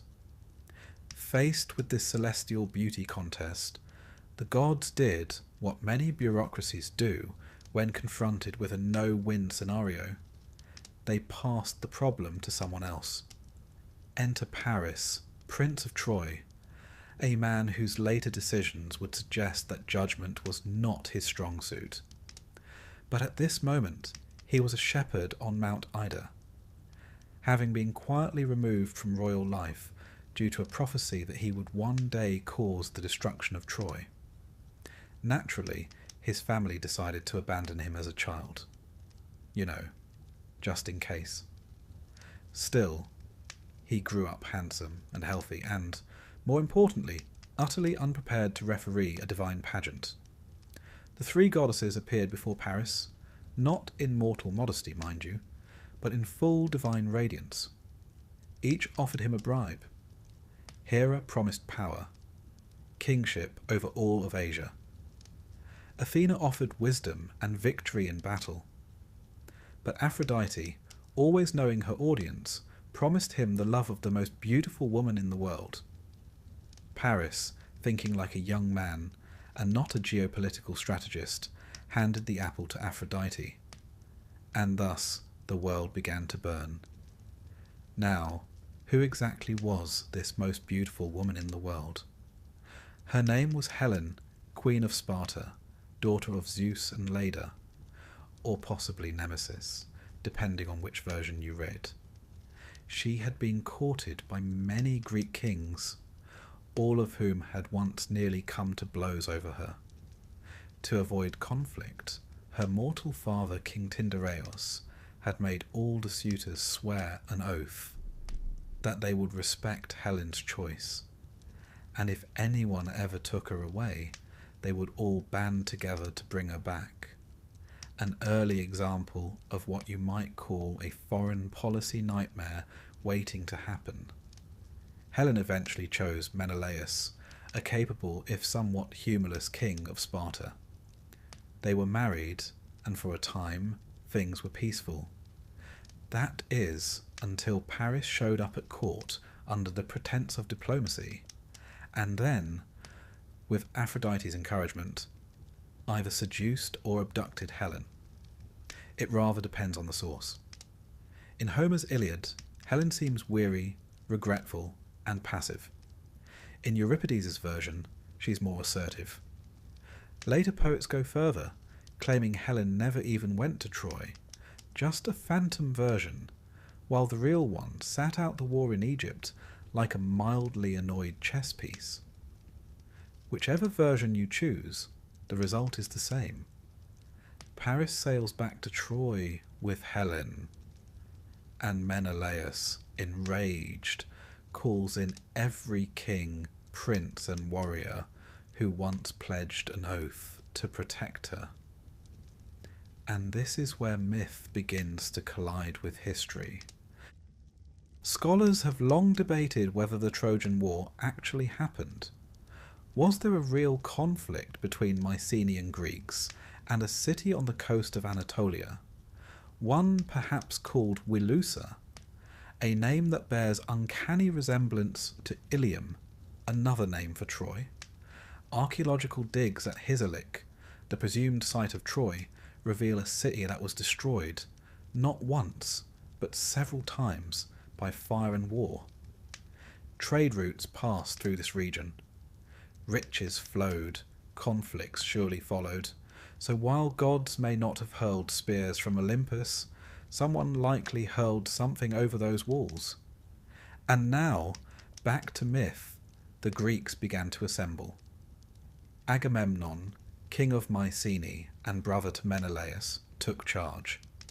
Not because he was particularly loved, he wasn't, but because he had the ships, the swords, and a rather loud voice. Other kings answered the call. Odysseus, the clever one, Nestor, the talkative one, Ajax, the strong and silent type, and most famously Achilles, son of Peleus and Thetis, the very couple whose wedding had started this mess in the first place. Achilles was a prince of Phthia, raised by a centaur named Chiron, as you do, and trained to be the greatest warrior of his age. His mother, fearing he would die young, dipped him in the river Styx to make him invulnerable, everywhere except the heel by which she held him. This, of course, gives us the term Achilles' heel, and reminds us that even the mightiest have their soft spots, sometimes quite literally. But not all heroes were eager to join the war. Odysseus, ever the tactician, feigned madness to avoid leaving his young son. He yoked an ox and a donkey to a plough, and began sowing salt into his fields, until a clever Greek placed his infant son in front of the plough. Odysseus swerved, proving he was sane, and was promptly dragged off to war. Achilles, too, was hidden, disguised as a girl among the daughters of King Lycomedes. This plan lasted until Odysseus came bearing trinkets and weapons, laying them out before the maidens. Achilles naturally went straight for the sword. Boys will be boys, even when wearing a dress. So the ships assembled, 1,000 of them, legend says, and the winds were ready. Or were they? At the port of Aulis, the fleet was becalmed. The gods, you see, were not so easily manipulated. Artemis, goddess of the hunt, had been offended, likely by Agamemnon, who either boasted of his skill or killed a sacred deer. As a result, she demanded a price: the sacrifice of Agamemnon's daughter, Iphigenia. This is one of those moments where Greek myth takes a very sharp turn from pageantry to tragedy. Agamemnon hesitated. Understandably so, but in the end, ambition won out over love. Iphigenia was lured to Aulis under the promise of marriage to Achilles, and there she was sacrificed. Some versions offer a gentler ending. Artemis whisked her away at the last moment and left a deer in her place, but most tell it straight. Agamemnon killed his daughter, and the winds began to blow. It was a grim start to a grim war, and so, with divine grudges simmering, oaths invoked, and personal tragedies mounting, the 1,000 ships set sail for Troy, not knowing they would remain there for 10 years, the cost of their pride and vengeance, and certainly not knowing that by the time it ended, nearly all of them would be dead, disgraced, or eternally wandering. But that, dear listener, is a tale for the next chapter. For now, rest easy, for even the greatest war in myth began not with a sword, but with a wedding, an insult, and a single apple. Let us turn now from the divine chaos of golden apples and goddesses to the woman who would, according to some, launch 1,000 ships. That may be a bit of an exaggeration. Poets have never been known for restraint, but it's fair to say that Helen of Sparta, later of Troy, was at the very heart of the storm. Helen's story begins before she was even born, which is always a worrying sign. Her mother Leda was Queen of Sparta. One afternoon, Zeus, that most persistent of Olympians, spotted her from the heavens and decided, as he often did, to seduce her. But rather than appear as himself, divine, radiant, occasionally wielding thunder, he chose instead to transform into a swan. Because of course he did. The result of this peculiar encounter was, depending on the version, either an egg or several. Yes, Leda laid eggs. Myths, as you'll find, are very particular about the strange and not terribly interested in the plausible. From these eggs hatched Helen, and sometimes also her brothers Castor and Pollux, and her sister Clytemnestra, who will later become very important when things begin to unravel back in Greece. But for now, Helen was raised in royal luxury. She was, from the beginning, a marvel. Not just beautiful. Her beauty, we're told, was divinely beautiful. The kind that made men sigh, women whisper, and kings behave very badly. Now, as Helen came of age, she was pursued by just about every eligible man in the Hellenic world. Her suitors included the finest warriors, princes, and kings, including Odysseus, Ajax, and Menelaus.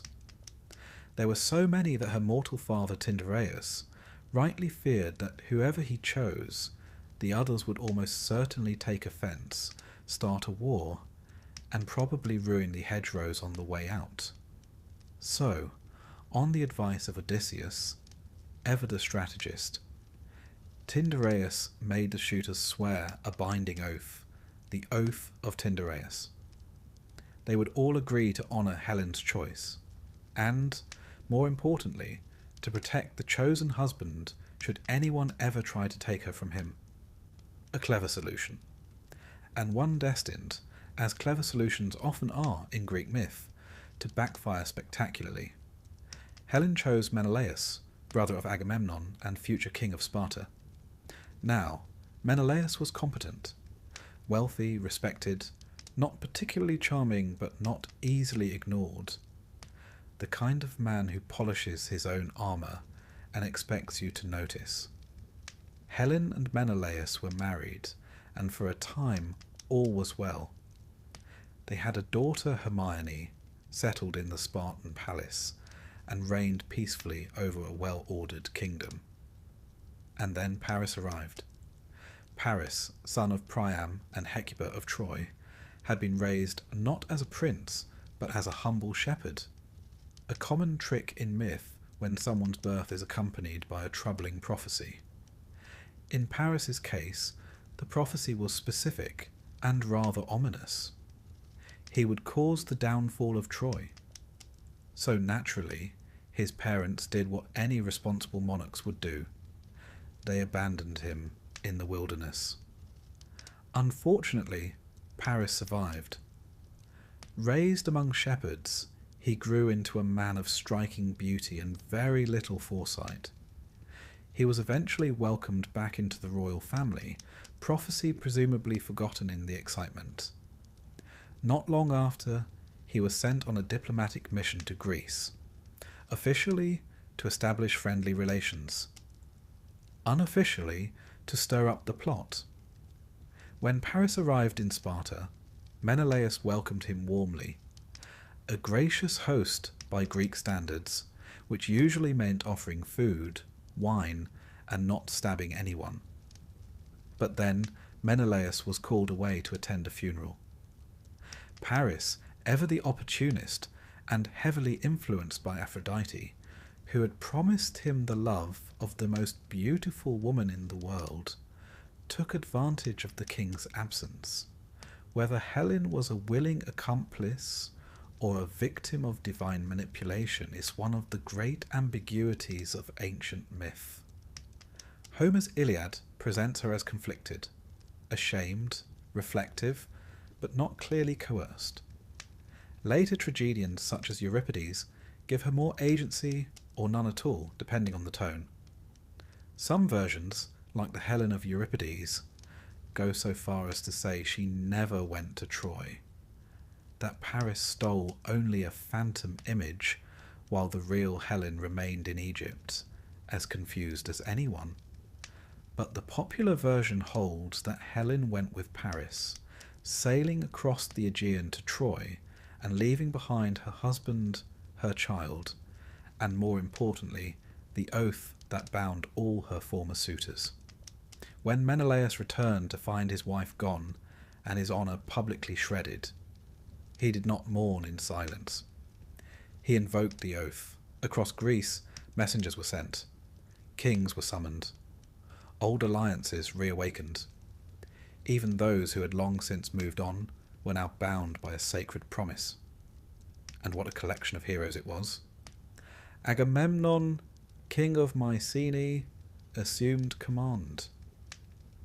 He was ambitious, proud, and not above sacrificing his daughter when the wind refused to blow. But that's a tale we touched on earlier. Odysseus tried to stay out of it. He had a young son, a clever wife, and no interest in foreign entanglements. So he pretended to be mad, ploughing his fields with salt. But when Greek agents placed his infant son Telemachus in front of the plough, Odysseus swerved, proving his sanity and sealing his fate. Achilles, the greatest warrior of the age, was also reluctant. His mother Thetis had hidden him away on the island of Skyros, disguised as a girl among the daughters of King Lycomedes. Why? Because it was foretold that if Achilles went to war, he would not return. But again, Odysseus came up with a solution. He laid out gifts for the girls, combs, bracelets, mirrors, and one sword. Achilles chose the weapon, predictable but effective. In time, a vast army gathered. Ships were prepared, legend says 1,000 ships, and the greatest force the Greek world had ever known assembled under Agamemnon's banner. Before they sailed, however, they needed a good omen. You see, the Greeks took signs very seriously. The gods didn't send text messages, but they did send birds. At Aulis, a serpent appeared and devoured 9 sparrows before turning to stone. The seer Calchas declared this meant the war would last 9 years, and Troy would fall in the 10th. One imagines morale dipped slightly. Even so, the Greeks launched their expedition. But they didn't find Troy immediately. First, they accidentally attacked Teuphronia, a city that rather unfortunately looked quite a bit like Troy. Geography, it turns out, was not the Greeks' strong suit. Eventually, they reached Troy and established a camp along the shores outside the city's mighty walls. These walls, according to myth, had been built by Apollo and Poseidon in disguise, when they were briefly punished to serve King Laomedon. So they were, to put it mildly, sturdy. This would not be a quick war. Inside Troy, Helen was received, not as a prisoner, but as a queen. Priam, the aged king, treated her kindly. His son Hector, the city's greatest warrior, was polite, if somewhat disapproving. The city, for all its splendour, had become a cage. Helen was now the face of a conflict she had little control over, worshipped and blamed in equal measure. The war, meanwhile, settled into a long and grinding stalemate. Raids, skirmishes, and embassies followed. Heroes rose and fell, and through it all, Helen remained at the centre, not fighting, but watching. Her story is one of paradox. She is both victim and agent, loved and hated, remembered not for her deeds but for her presence, her role as the prize over which the greatest warriors bled and perished. And what of Helen herself? Well, the myths offer no simple answers. Some say she came to love Paris, then hated him. Some say she pitied Menelaus, then despised him. In one version, when Troy falls, she returns to Sparta with her husband, who forgives her. In another, she is strangled by Menelaus' mother in a fit of righteous fury. The poets could never quite decide what to do with her. She was too beautiful to be evil, too dangerous to be good. She was, perhaps, the embodiment of the war itself, not rational, not fair, but entirely inevitable. And thus, with Helen in Troy, Menelaus in fury, and every king in Greece committed to vengeance, the stage was fully set. The war had not yet begun in earnest, but the fuse had been lit. The walls of Troy still stood tall, but every god, every mortal, and every poet knew they would not stand forever. In our next chapter, we'll meet the full cast of heroes and begin the siege proper, a war of pride, prophecy, and tragedy that would shape not only myth, but the entire identity of the ancient Greek world. For now, rest, dear listener. The storm is gathering, but there is still time before the swords begin to sing. It is a strange thing, preparing for a war that has not yet begun. The swords have not been drawn, the ships not yet launched, but the decisions made in these moments, the quiet ones, the stubborn ones, echo as loudly as the battle cries to come. And so, we find ourselves back in Greece, where alliances are being called upon, oaths remembered with theatrical seriousness, and kings emerging from the shadows of their own ambitions. The Greeks, or more properly, the Achaeans, were not one nation, but a loose collection of fiercely independent city-states, each with its own king, customs, dialects, and irritating sense of superiority. Herding them was rather like herding cats. Large, armoured, arrogant cats. And yet, somehow Agamemnon was the one to try. Agamemnon, king of Mycenae, was not the most beloved of men. He had the charisma of wet marble and the diplomatic subtlety of a battering ram, but he had ships. And in Bronze Age Greece, that made all the difference. He was also the brother of Menelaus, whose wife Helen had just absconded with a Trojan prince, or been abducted, depending on whom you asked. Either way, it was Agamemnon's duty to help. And, not incidentally, to increase his own power while doing so. But before we set sail, let us first meet the key players of this great war. Some of the finest names ever shouted across a battlefield or penned into epic verse. There was Odysseus, king of Ithaca. Cunning, sardonic, and too clever by half, he would rather be farming than fighting. When the summons came, Odysseus attempted to dodge the draft by pretending to be mad. He yoked a donkey and an ox together and began ploughing his fields with salt. Unfortunately for him, the Greeks had brought a man named Palamedes, who was even cleverer.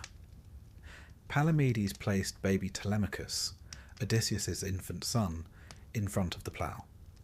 Odysseus swerved. Sanity revealed. Off to war he went, fuming all the while. Then there was Achilles, the son of Peleus, a mortal king, and Thetis, a sea nymph with a gift for dramatic exits. Achilles had been raised by the wise centaur Chiron, who taught him medicine, music, hunting, and more importantly, how to kill things gracefully. Now, Thetis had received a prophecy. Her son would either live a long, quiet life and be forgotten, or die young in glory and be remembered forever. She, understandably, preferred the first option. So she hid Achilles on the island of Skyros, disguised as a girl. It's unclear how convincingly he played the part, but he lived among the daughters of King Lycomedes, perhaps hoping that history would simply forget him. History, of course, never forgets Achilles. Odysseus was sent to fetch him. Knowing that no warrior could resist the call of glory or the clink of bronze, he laid out gifts before the girls, fine robes, trinkets, and one gleaming sword. Achilles, predictably, reached for the sword. A trumpet was sounded, and the ruse collapsed. Achilles, now revealed, was promised honour, plunder, and everlasting fame. He accepted. He also brought with him his lifelong companion Patroclus, who had become as vital to the war as any sword or shield. Others joined too. Ajax the Greater, son of Telamon, a towering brute of a man, strong as a bull and roughly as eloquent. Diomedes, a young king of Argos, known for his ferocity and surprising reverence for the gods. Nestor, the aged king of Pylos, who spoke mostly in long-winded stories about how things had been better in his day, and who somehow made everyone listen. And Calchas, the seer, who claimed to read the will of the gods by studying the flight of birds, the livers of sacrificed animals, and, one suspects, the fine art of educated guessing. All together, they gathered their men, their ships, and their supplies at the port of Aulis, a wind-swept harbour on the eastern coast of Boeotia. It was here, legend tells us, that the Greek fleet assembled. 1,000 ships, if Homer is to be believed. It is a lovely round number, and deeply impractical. But myth was never built on practicality. And then, nothing happened. The ships were ready. The men were restless. The gods, however, were silent. No wind stirred the sails. The sea lay as flat as a philosopher's expression. A calm so total it felt like divine punishment. And indeed, that's exactly what it was. You see, Agamemnon had made a mistake. While out hunting, he had killed a sacred stag, an animal beloved by Artemis, goddess of the hunt, protector of maidens, and not one to take a slight quietly. As if that weren't enough, he had allegedly boasted that he was the better hunter, which, one imagines, was the mythological equivalent of poking a sleeping bear with a borrowed spear. So Artemis refused to let the winds blow. The ships would remain trapped at Aulis unless Agamemnon made amends. And by amends, she meant sacrificing his daughter, Iphigenia. This, needless to say, did not go over well. Agamemnon hesitated. He wept. He argued. He appealed to the gods. But in the end he agreed. For the sake of the war, for the sake of honour, vengeance, and all the usual platitudes, he sent word to his wife, Clytemnestra, that their daughter was to be married to Achilles. A lie, of course, a fatal one. Iphigenia arrived, excited, perhaps even blushing, and was led to the altar. Some stories say she was killed. Others say Artemis, in a rare act of mercy, whisked her away at the last moment and replaced her with a deer. Either way, the deed was done. The winds returned, the sails billowed, and the Greek fleet at last set out across the Aegean Sea. But their first stop was not Troy. In one of those inconvenient footnotes that history tends to skip over, they accidentally landed in Teuthrania, a city in Mysia. Believing it to be Troy, again, ancient navigation was more art than science. They attacked. The ruler there, Telephus, was wounded by Achilles and fled. Later, in a neat twist of irony, he was healed by Achilles, using the very spear that had pierced him. The Greeks, it seems, could be both destructive and useful, sometimes in the same breath. Eventually, the fleet reached the shores of Troy, a city on the western coast of what is now Turkey. The Trojans watched from their walls as the horizon filled with black sails, and they prepared. Let us pause here to consider what sort of city Troy might have been. The archaeological site known today as Hizarlik in northwestern Turkey reveals layer upon layer of cities built and destroyed over centuries. One of these layers, Troy 6 or 7, shows signs of fire, war, and abrupt ruin. There are fortification walls, storage jars, and signs of trade with the Mycenaean world. Whether it was the Troy of Homer, we'll never know for certain, but the echoes are there. The Trojans too had their heroes. Priam, the old king, wise and weary, ruled from the citadel. His wife Hecuba kept a close court. Their sons were many, but most famous was Hector, the defender of Troy.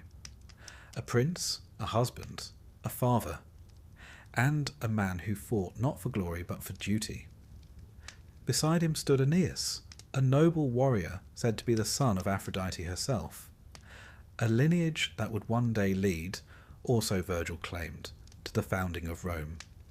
And of course there was Paris, whose stolen bride, Helen, was now a guest or prisoner in the palace. Her presence was a source of both pride and tension. Some saw her as the rightful queen.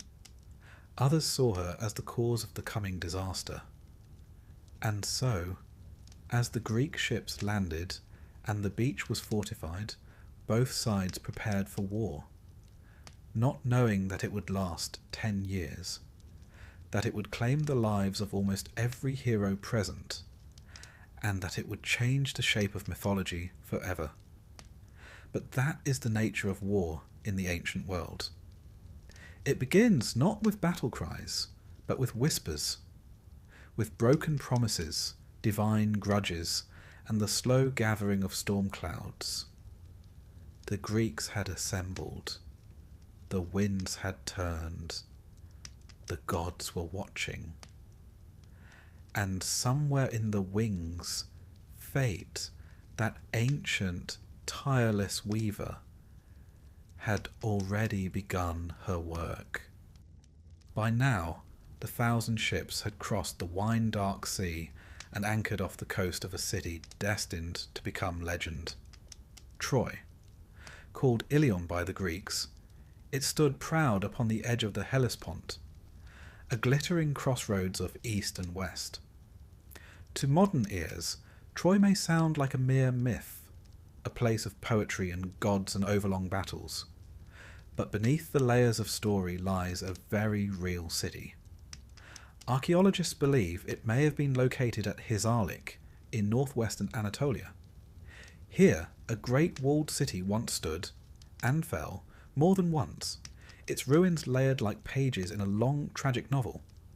Some layers show fire, some arrowheads, some clay tablets hinting at trade, diplomacy, and war. This was a place where myth met mortar. And now the Greeks had come to knock.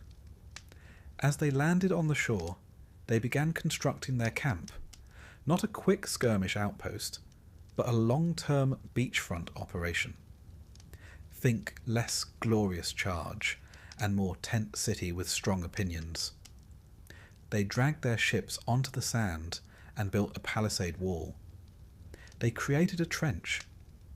They even designated zones for sleeping, cooking, and, rather optimistically, for celebrating victory. Achilles and his Myrmidons took the southern flank. Ajax and the men of Salamis stood guard to the north.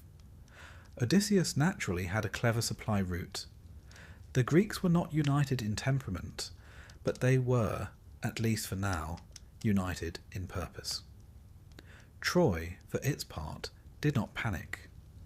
The city was protected by colossal walls, allegedly built by Apollo and Poseidon themselves. These divine contractors, according to myth, had been briefly punished by Zeus and ordered to serve King Laomedon of Troy. They built the walls so strong, so high, that no mortal force could breach them, at least not by strength alone. And within those walls lived the Trojans, who were not the villains that later Greek propaganda might suggest. King Priam, now elderly, ruled with surprising dignity given the circumstances. His court was filled with sons, daughters, and advisers. His wife Hecuba was sharp and formidable, and quite frankly more perceptive than most of the warriors outside the gates. The jewel of Troy's defence was Hector, firstborn son of Priam and Hecuba. He was no demigod, no half-immortal brute. He was simply a man, but a man of iron loyalty, skilled arms, and noble restraint. He fought not for fame, but for his city, his family, and his little son Astyanax, who toddled through the palace halls unaware of the deathly fate history was already scribbling on his future. And of course there was Paris, the younger son, less noble, more complicated. Paris had, you may recall, won Helen from the gods. He was beautiful, charming, and utterly unequipped for the fallout of his decisions. In Homer's Iliad, Paris is not evil, nor cruel, just painfully aware that he's not built for battlefield glory. He's the man who started a war with a kiss, and then spent most of it dodging the consequences. As for Helen, she now lived in the upper chambers of the palace. Opinions varied. Some in Troy admired her grace, her refinement, her almost supernatural beauty. Others, more practical, less bewitched, blamed her for the war. One imagines she heard the whispers. In the Iliad, she is both self-aware and self-loathing. "Would that I had died before I followed your son here," she says to Priam. And yet she remains. The war began, not with the toppling of towers, but with raids.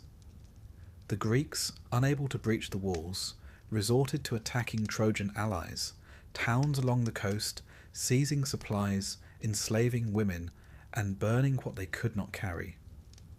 It was this pattern, campaign, retreat, rest, that defined the first 9 years of the war. During one such raid, the Greeks captured 2 women whose names would later ignite disaster. One was Chryseis, daughter of a Trojan priest of Apollo. She was given to Agamemnon. The other was Briseis, awarded to Achilles. They were not spoils in the sense of war trophies. They were grimly taken as concubines.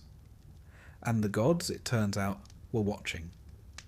When Chryseis' father pleaded for her return and Agamemnon arrogantly refused, Apollo, god of plague, archery, and occasional poetic justice, loosed a pestilence on the Greek camp. Soldiers began to die. Animals perished. The air turned foul. Eventually Agamemnon relented, though not without flair. He returned Chryseis to her father, yes, but demanded Briseis from Achilles in compensation. This, to put it mildly, was a mistake. Achilles, already smouldering with pride, withdrew from the war. He refused to fight. He refused to speak. He even refused to look at Agamemnon, unless you count glaring. The mightiest Greek warrior had now stepped back. Sulking, some said, but in truth, deeply wounded. In the heroic code, honour was more vital than armour. To be shamed in public was not merely insulting, it was soul-shattering. The Greek morale faltered. They pushed against the city, but without Achilles, they found themselves pressed thin. Hector, on the other hand, surged forward, rallying the Trojan troops and driving the Greeks back toward their ships. Skirmishes flared, chariots thundered, shields cracked, and still the walls of Troy held. But let us step back for a moment and consider what this war looked like, not in poetry, but in Bronze Age terms. This was not trench warfare, nor massed armies of uniformed soldiers. It was chariots, short swords, and thrown spears. Bronze, not iron. Armour was heavy and personal. Battles were small and often duels between champions, observed by spectators. Think rugby with more stabbing. War was also a ritual. Before fighting, warriors made speeches, sometimes to their enemies, boasting of lineage, exploits, and divine favour. Afterwards, they stripped the dead of armour and weapons, which were both valuable and symbolic. And yet, amid the stylised duels and epic speeches, there was also real loss. Entire towns destroyed, sons who never returned, women enslaved. The songs remember the heroes, but the silence belonged to the nameless dead. The Iliad, which covers only a few weeks in the 10th year, offers us a window into this moment of stalemate and sorrow. It's during this time that we meet the full cast of characters. Ajax the Greater, wielding a massive shield like a moving wall. Diomedes, who wounds even Ares in battle.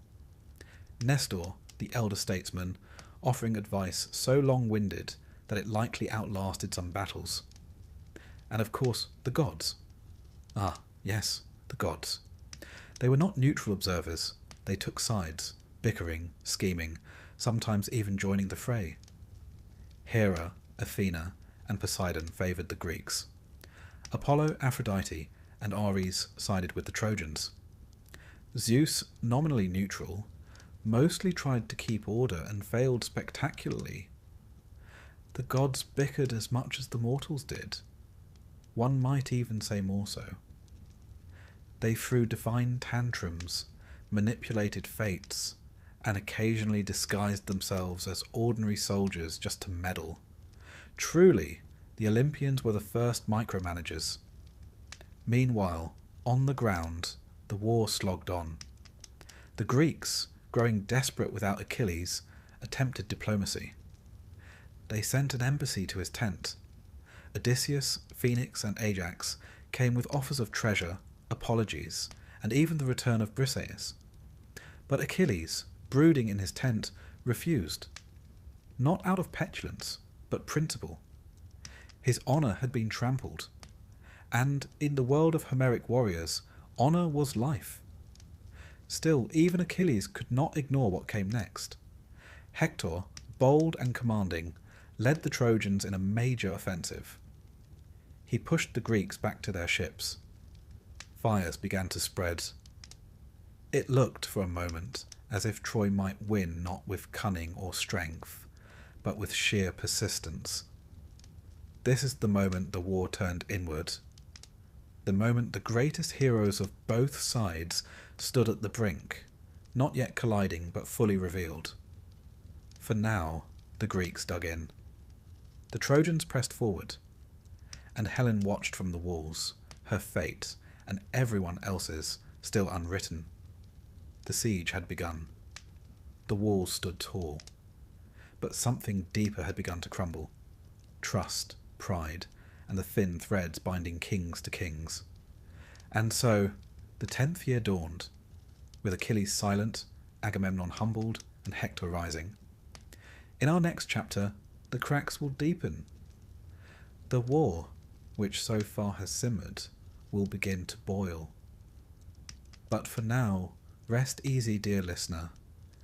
The ships are still anchored, the fires still smoke, and the gods, for the moment, have not yet drawn their final lots.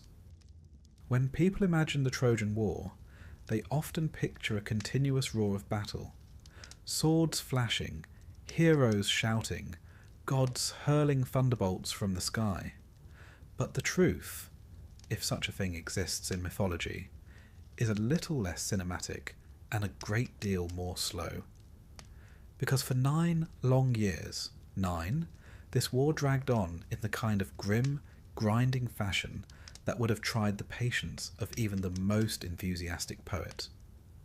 A siege not of constant combat, but of attrition, raids, hunger, sickness, and the occasional divine tantrum. And perhaps that is why the Trojan War endures, not simply because of the final blow, the horse, the fire, the fall, but because it reflects something very human. A grand idea that once in motion, no one can quite stop. A war waged out of honour that slowly becomes anything but. Let's return to the beach. The Greeks had built a camp along the shoreline, sprawling like a market left out too long in the sun. Their ships were drawn up and fortified behind a wall of stakes and trenches. They had everything they needed for a short war, which meant naturally that they were unprepared for a long one. Troy's mighty walls held firm, and the Trojans rarely ventured beyond them. Every attempt to storm the city ended in blood and frustration. And so, for most of those 9 years, the Greeks did what they could. They raided the surrounding countryside. They sacked towns loyal to Troy, seized food, livestock, gold, and, most tragically, women. These women were taken as concubines, slaves, bargaining chips. The war, for all its heroic verses, was also brutally transactional. And this is how Briseis and Chryseis entered the story. 2 women caught in the tide of war, handed to men as rewards, and ultimately used to ignite the quarrel between Agamemnon and Achilles, which we touched on before. But the cracks ran deeper than one quarrel. Beneath the polished speeches and bronze breastplates, the Greek coalition was starting to unravel. Agamemnon's leadership, while militarily sound, was unpopular. He had a knack for taking more than his share of spoils and offering less than his share of credit. Kings like Odysseus, Diomedes, and Ajax often found themselves balancing obedience with their own ambitions, and growing irritation. Achilles, for his part, had withdrawn from the war entirely. His pride wounded, his honour insulted, he refused to fight. He spent much of these years in his tent, sharpening his weapons, practicing the lyre, and generally being a brooding icon of Bronze Age masculinity. Meanwhile, the Trojans were not idle. While the Greeks tore through the countryside, the Trojans formed new alliances. Reinforcements arrived from neighbouring kingdoms, Lycians, Phrygians, and others whose names have been lost to time. Among these was a warrior named Sarpedon, son of Zeus, who fought with a quiet dignity that would later inspire even his enemies. Inside Troy, tension simmered. The people suffered. Food grew scarce. Supplies from the interior were cut off by Greek patrols. And yet, the walls held, a symbol of endurance against overwhelming odds. As the war dragged on, both sides began to rely more heavily on divine favour, or at least the illusion of it. The Greeks sacrificed to Athena, Hera, and Poseidon. The Trojans looked to Apollo, Aphrodite, and Artemis. The gods, it must be said, behaved much like the mortals, bickering, sulking, playing favourites, and occasionally stomping onto the battlefield in disguise. There's a story, told in hushed tones by later poets, of a duel between Menelaus and Paris early in the war. The idea was simple: settle it man to man. One duel, one outcome. Fewer funerals. The duel was arranged. Menelaus, understandably angry, fought with a ferocity born of righteous fury. Paris, less heroic and more fashionable, was swiftly overwhelmed. As Menelaus prepared to finish him off, Aphrodite intervened, snatching Paris from the battlefield and placing him back in his chamber with Helen, who was at this point growing increasingly tired of this sort of nonsense. It's worth noting that Aphrodite did not ask anyone's permission. She simply decided, rather like an indulgent parent, that her favourite son had suffered enough. Menelaus, meanwhile, stood in the dust, sword still raised, wondering what on earth just happened.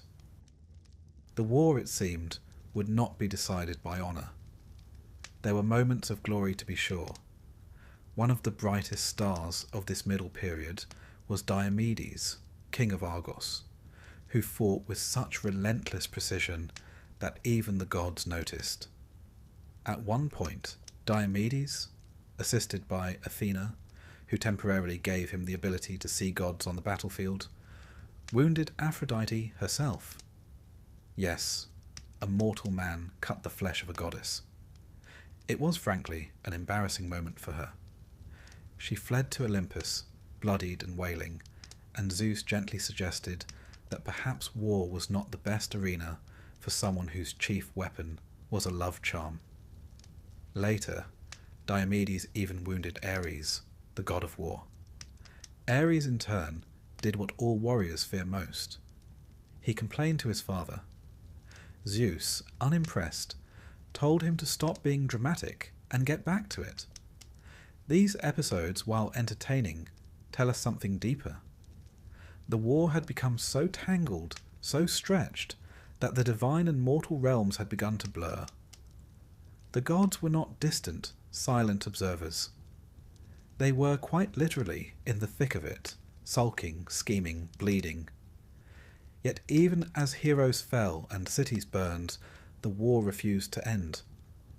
Like a bad dinner guest, it lingered past its welcome. Back in the Greek camp, Achilles remained absent from the battlefield, a decision that continued to cost the Greeks dearly. Without him, morale dipped. Hector led increasingly bold attacks. Greek casualties mounted. Even Odysseus found it harder to keep the ranks focused, though he did his best, sometimes with cleverness, sometimes with wine. It was in the atmosphere of decay and distrust that betrayal took root. You may recall Palamedes, the clever man who exposed Odysseus's fake madness at the start of the war. Well, Odysseus, ever the long game player, never forgot. According to later tales, Odysseus framed Palamedes as a traitor, forging a letter and planting gold to suggest he was accepting bribes from the Trojans. The Greeks, perhaps too eager for a scapegoat, executed him, just like that. One of the finest minds among them, gone. It's a moment that illustrates the war's true cost. Not just lives, but trust. Not just cities, but virtue.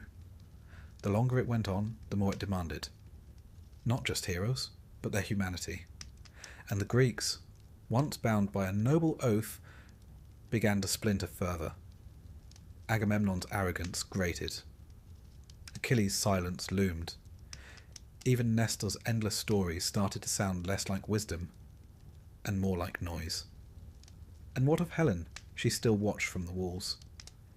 Her beauty, undiminished by time, had become a symbol, a kind of living banner. For the Greeks, she represented what had been stolen. For the Trojans, what they refused to surrender. And for Helen herself, she was trapped between myth and memory, between love and loathing. In the Iliad, she speaks of her own regret, calling herself a dog, a term of shame, and wondering whether she is cursed. One might wonder if she more than anyone saw the war for what it truly was. Not a story of glory, but a slow, unspooling tragedy. And so, the 9th year came to a close. The Greeks, exhausted and divided, still held the beach. The Trojans, battered and isolated, still held the city. The gods, nursing wounds both physical and prideful, still meddled where they pleased. And Achilles? He still sat in his tent, silent, furious, refusing to yield. Not to Agamemnon, not to the war, not even to fate. But something had begun to shift. For in the camp, a young man named Patroclus watched the fires burn. And soon, very soon, that fire would spread. If war had a heartbeat, It would not be the clash of bronze or the thrum of chariot wheels. It would be the breath held between action and consequence, the silence before something truly terrible happens. And so we arrive at the heart of the Iliad. Not the start of the Trojan War, nor its end, but a singular stretch of days in the 10th year, when one man's pride would alter everything. His name, of course, is Achilles, son of Peleus, a mortal king, and Thetis, a sea nymph with a firm grasp on fate. Achilles was raised with the knowledge that he was different, and doomed. It was said he had two paths before him, a long life without glory, or a short one that would echo through the ages. He chose the echo, but no one tells you that glory is rarely glorious while you're living it. It is more often lonely, infuriating, and filled with people who don't understand you. At the start of this chapter, Achilles is not fighting. His quarrel with Agamemnon over the slave girl Briseis has driven him into a sulk so legendary it fills the first book of Homer's Iliad. But to call it a sulk is to miss the depth of it. Achilles is not simply pouting. He has been publicly humiliated. In a warrior society where honour is as valuable as life, Agamemnon has taken both. You see, when Agamemnon gave up Chryseis to stop a plague sent by Apollo, he decided to take Briseis from Achilles as compensation, as if trading women were a form of morale management. In doing so, he violated the unspoken code among heroes. A man's prize, however grimly acquired, was his dignity. Agamemnon might as well have taken Achilles' shield and spat on it. Achilles responded not with violence, which was surprising, but with withdrawal. He retreated to his tent, refused to fight, refused even to speak to Agamemnon. And as he sat brooding, the war outside began to turn. Without Achilles, the Trojans surged. Hector, noble and dutiful, led charge after charge. The Greeks, caught between poor leadership and divine meddling, began to lose ground. Skirmishes turned into routs. Even the mighty Ajax found himself forced to retreat. At one point, the Trojans reached the Greek ships, the very beachhead the Achaeans had held for nearly a decade. Achilles watched and did nothing. This is perhaps the most remarkable part of the Iliad, that its greatest hero's defining action is inaction. For pages he sits, stewing, not because he lacks courage, but because he refuses to give Agamemnon the satisfaction of his return. You might say it's a lesson in how dangerous pride becomes when mixed with principle, or perhaps how easily the gods unravel the best of men. Meanwhile, Agamemnon, in rare form, began to panic, realizing, belatedly, that alienating the best warrior among them had consequences. He offered a ransom. Treasure, horses, cities, even the return of Briseis, untouched, as if Achilles should now be grateful. He even swore an oath, and Agamemnon rarely swore unless it was to himself in the mirror. The embassy sent to deliver this apology was a who's who of persuasive Greeks. Odysseus, always the silver tongue; Ajax, always the strong arm; and Phoenix, Achilles' old tutor, sent in the hopes that paternal guilt might succeed where politics failed. And so they entered Achilles' tent. There they found the hero plucking softly at a lyre, not preparing for war, but playing music. A reminder, perhaps, that warriors too have inner lives. They made their case, glory, honour, the needs of Greece. And Achilles said no, but not with fury, with quiet conviction. He spoke of the futility of war, of Agamemnon's insults, of how no amount of gold could redeem lost pride. He even questioned the heroic code itself. Why should he die for a man who scorns him? Why should glory come at the price of his life? It's here that Achilles becomes more than just a warrior. He becomes a question. What is heroism worth if it means suffering fools? What is victory if you lose yourself to get there? And so he refused. The embassy returned empty-handed, and the war grew bloodier. With the Greek camp nearly in flames and the Trojans emboldened, Patroclus stepped forward. Ah, yes, Patroclus. Friend, companion, brother in arms. Some say more than that. In Homer's world, the precise nature of their relationship is less important than the emotional weight of it. Patroclus was Achilles' heart outside his body, and he could no longer bear to watch the Greeks die. He begged Achilles, "Let me fight in your place. Let me wear your armour. Let the Trojans think you've returned. Maybe they'll fall back." Achilles agreed, but with one condition. Only drive them away from the ships. Do not chase them to the gates. Patroclus donned the armour, gleaming, god-forged, unmistakably Achilles, and led the Myrmidons into battle. It worked. The Trojans, believing Achilles had returned, panicked. Patroclus fought with skill, fury, and more than a little recklessness.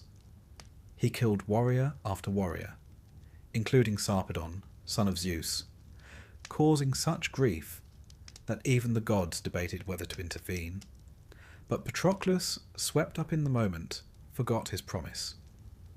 He drove the Trojans all the way back to the walls of Troy, and there Hector met him. The two clashed, spear against sword, prince against hero. And in the end, Hector killed Patroclus, not knowing who he truly was until the helmet fell away.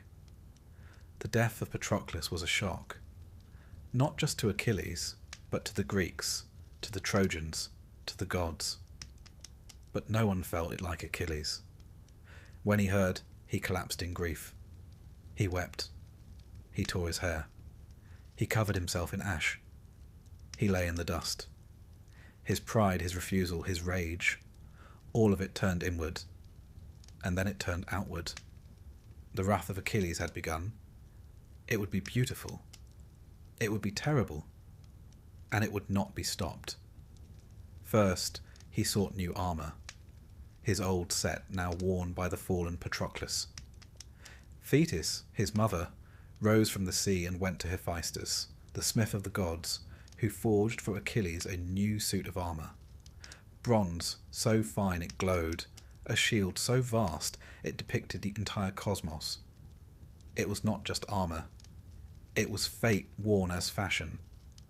Then Achilles rejoined the battle. The Greeks, seeing him return, roared with hope. The Trojans, seeing him return, trembled. The gods watched, some in awe, some in horror, because they knew when Achilles was angry, he was not a man. He was a storm. He cut through the Trojan lines like fire through straw. He fought not for glory, but for grief. Not for Agamemnon, but for Patroclus. He drove the Trojans back to the walls of the city, slaughtering all in his path. He fought the river god Scamander, who tried to drown him in anger at the piles of corpses choking his waters. Even the gods had to drag Achilles from the flood. And at last, he met Hector. We will speak of that duel in the next chapter, for it deserves a moment of its own. But for now, let us return to the tent of Achilles.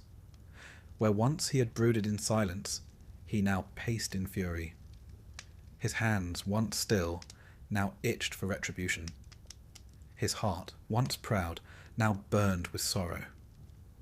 The rage of Achilles was not just about war, it was about the unbearable weight of loss. The helplessness of watching someone you love die, and realizing it was in part your fault. He had withdrawn from battle to prove a point, but now that point had cut too deep. Achilles had rejoined the war. but it was no longer a campaign for honour or pride. It was a funeral in motion. There are moments in myth when the war falls away, when the spears and the horses and the shouting crowds dissolve, and we are left only with silence. And in that silence, something ancient and human stirs. Grief. This is one of those moments. The war is still raging. The Greeks are still dying. The Trojans are still defending their city. But all of it, for the briefest time, becomes a backdrop to one man's sorrow. Achilles has just lost Patroclus. To many, Patroclus was merely a companion, his second in command, his trusted friend. But to Achilles he was much more. A tether, a conscience, a reminder that life was more than blood and bronze. Their bond was deep, forged not only in war, but in laughter, memory, and those quiet hours when no one is watching. Some say they were lovers. Others say brothers in spirit. But what the texts agree on, what Homer sings without ambiguity, is that Achilles loved Patroclus more than anyone else in the world. And when that love was taken from him, so too was everything that held Achilles together. Let us begin with the death itself. Patroclus had donned Achilles' armour, led the Myrmidons into battle, and pushed the Trojans back from the Greek ships. For a moment, it worked. The Trojans thought Achilles had returned. Panic rippled through their lines. But Patroclus, emboldened by success, forgot the warning Achilles had given him. Do not go to the gates. He went anyway.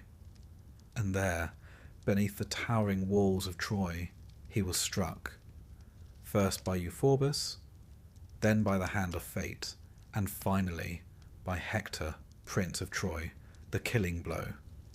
Hector stripped the famous armour from Patroclus' body, still unaware of his identity, and declared victory. But then, dying on the ground, Patroclus spoke. He told Hector that Achilles would come, that his death would not end this. It would only begin it. And so it did. Back at the Greek camp, Achilles was waiting, still withdrawn, still bitter, still refusing to fight. And then the news came. The accounts vary on who told him. In some, it was Antilochus, son of Nestor, panting with grief. In others, it was a chorus of survivors. But the result was the same. Achilles collapsed. He fell to the ground, heaped dust upon his head, and screamed. It was the cry of a man not wounded in the flesh, but in the soul, the kind of howl that shakes not just tents, but gods. His mother, Thetis, rose from the sea. She knew, even before he spoke, and he told her, I must return to the war. I must kill Hector. I must avenge Patroclus, even if it means my own death. For Achilles now understood something terrible. His fate was sealed. The choice he'd once had, long life or short glory, was no longer his. Patroclus was dead, and there was only one road left. But he could not walk it just yet. First, he had to bury his friend. The Greeks retrieved Patroclus' body, not without difficulty. Hector and the Trojans, hungry for the armour and the reputation, tried to claim it. But Ajax and Menelaus, among others, fought them off. Achilles himself appeared on the battlefield, unarmoured, roaring so loudly that the Trojans recoiled in fear. His presence alone turned the tide. Then Thetis, ever the dutiful mother, went to Hephaestus, the smith of the gods. There, in a furnace of divine flame, was forged new armour, brighter, stronger, more terrible than before. The centrepiece was a shield, so finely wrought it contained the whole of the world, cities at peace and war, farmers in the field, lovers dancing, stars turning overhead. It was a reminder, even to Achilles, that there was more to life than vengeance. But he wore it anyway. and then came the funeral.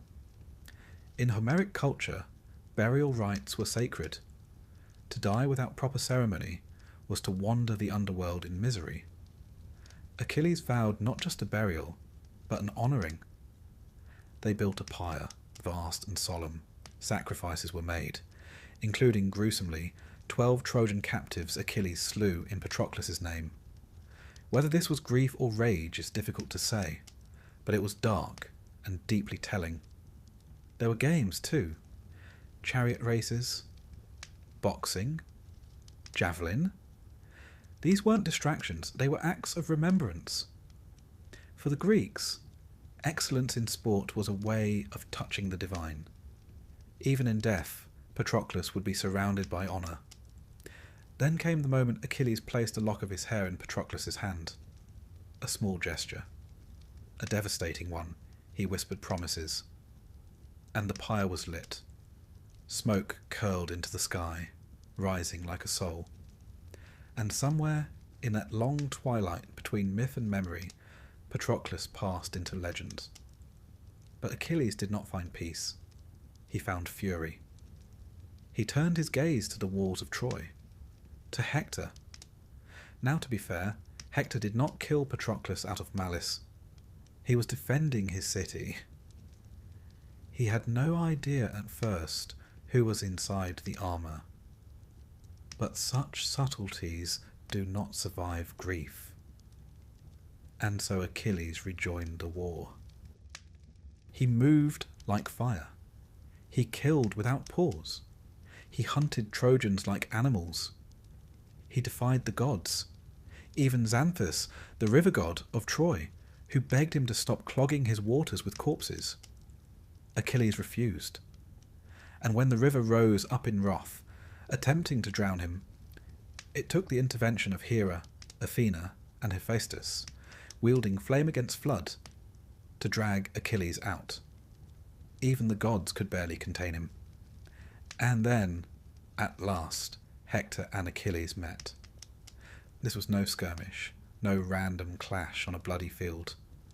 This was a duel foretold, long in coming, and deeply personal. Hector had waited outside the gates, knowing this moment must come.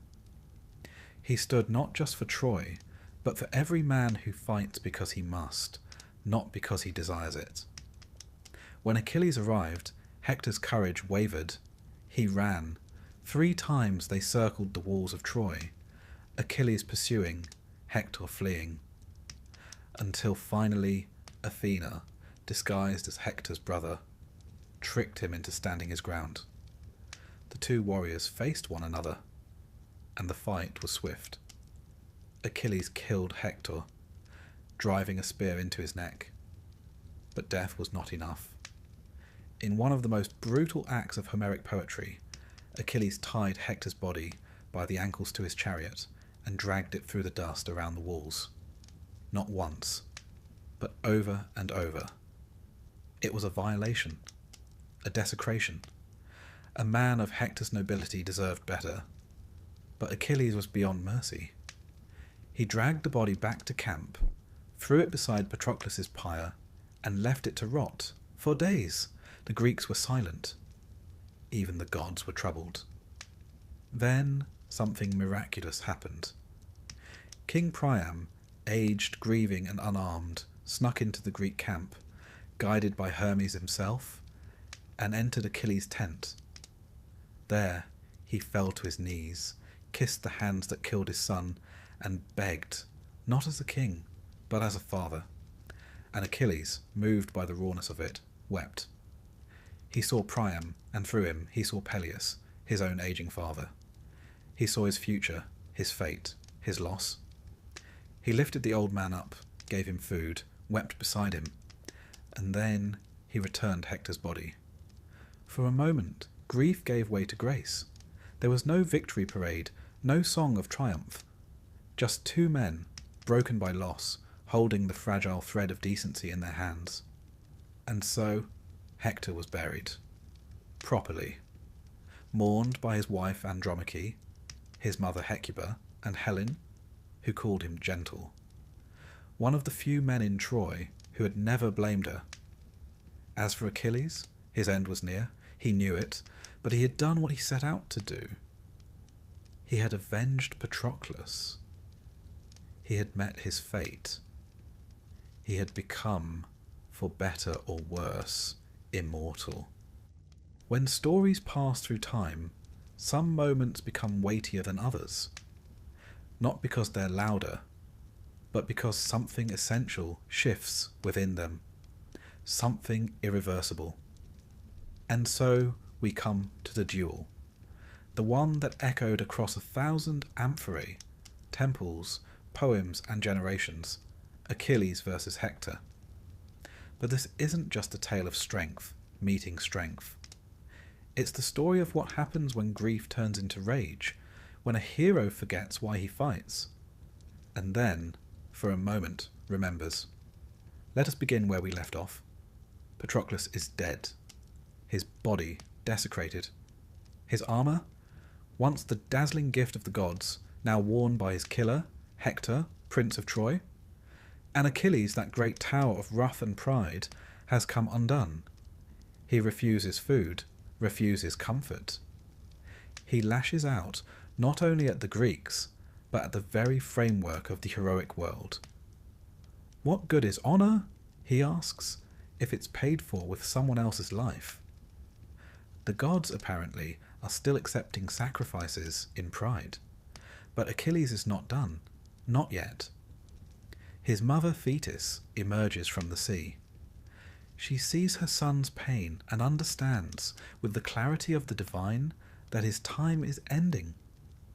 She goes to Hephaestus, blacksmith of the gods, and begs him for new armour. And what armour it is!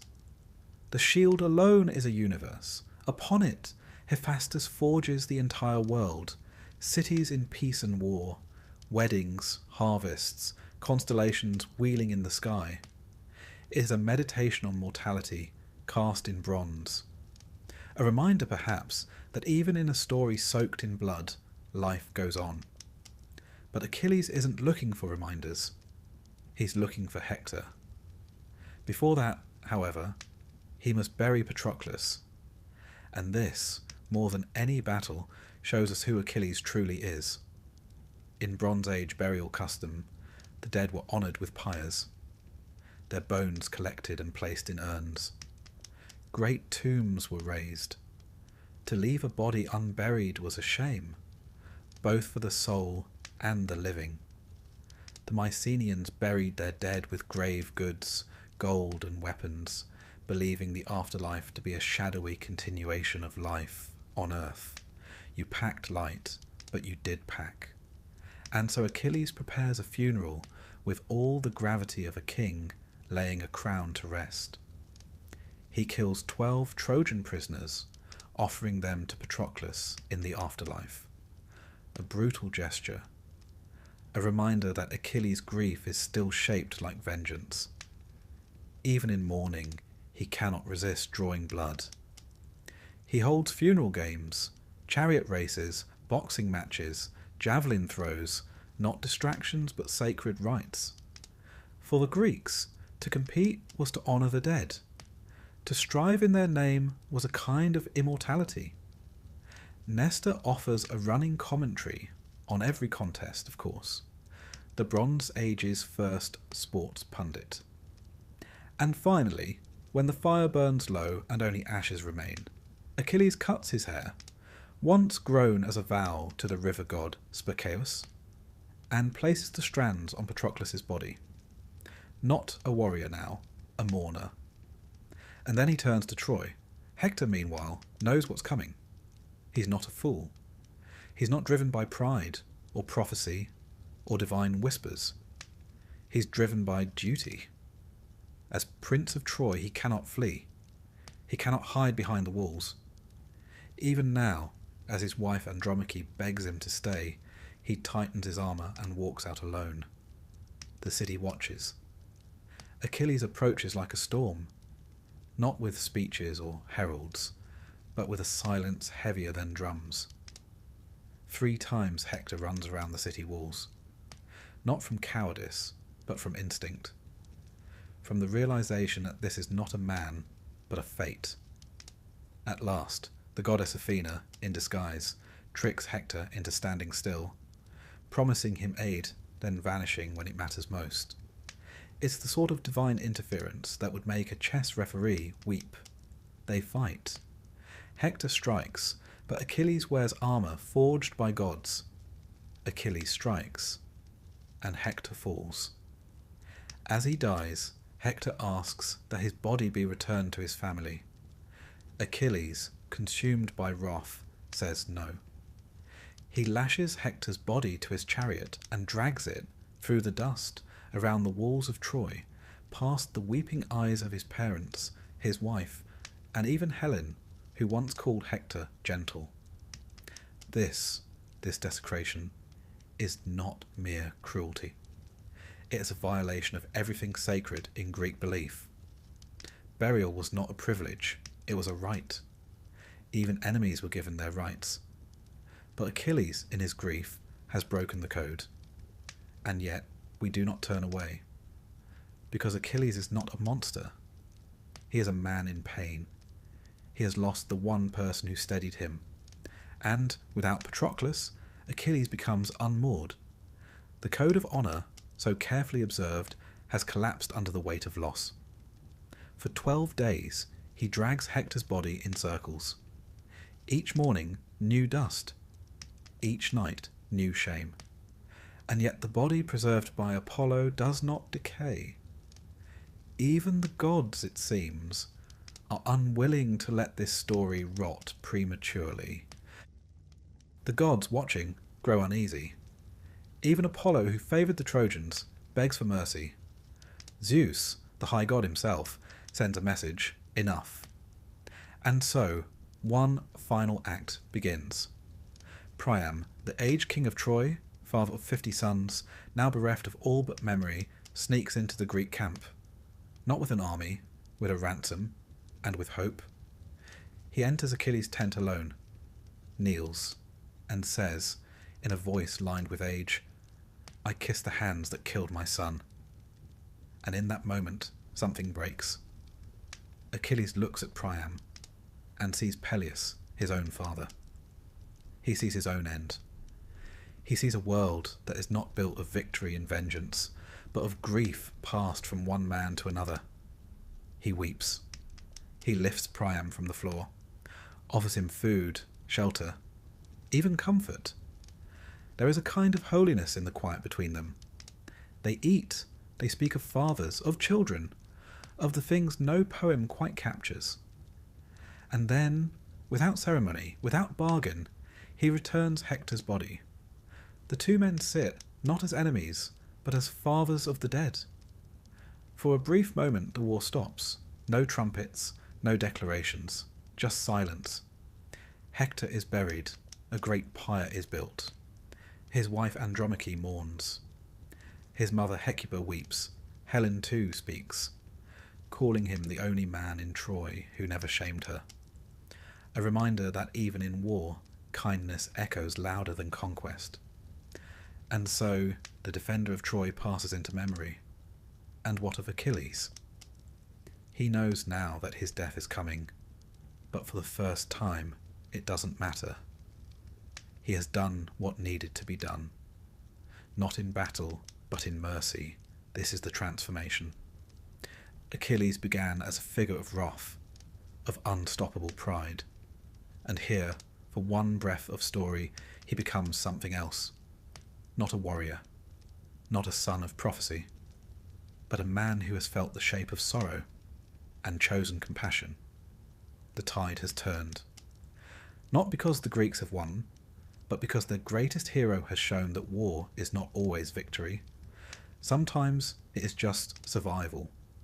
Sometimes it is letting go. Troy still stands, but the walls feel thinner now. The gods no longer shout, and Achilles, our brightest, briefest flame, is standing at the edge of his fate. The next arrow has already left the bow. By now, The sands outside Troy were saturated with blood, and yet the city still stood. Heroes had come and gone. Gods had taken sides, changed their minds, and occasionally joined the fighting themselves.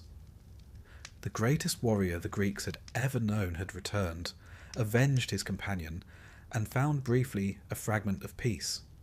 But the end, that distant thunder, was growing louder. And now the war prepared to take its final turn. Achilles was still in the field, still terrifying, still, somehow, alive, but not for long. Let us speak of his death, not because it is unexpected, but because it is, in the way of Greek myth, terribly expected. The gods, particularly Apollo, had not forgotten what Achilles had done to Hector. Apollo had watched the dragging of the body, the defiance of the burial code, the rage that had pushed beyond mortal limits. So, when the time came, he lent his help to a most unlikely figure, Paris. Now, Paris was not a hero. He was a lover, a charmer, a prince with good cheekbones and poor decision-making. But with Apollo's guidance, he took up a bow. And when Achilles, blazing with victory, drew too close to the Scaean gates, Paris let the arrow fly. Some say it struck him in the heel, the one place Thetis had failed to protect, when he dipped him in the Styx. Others say it was the hand of the god that made the arrow fatal. Either way, the effect was the same.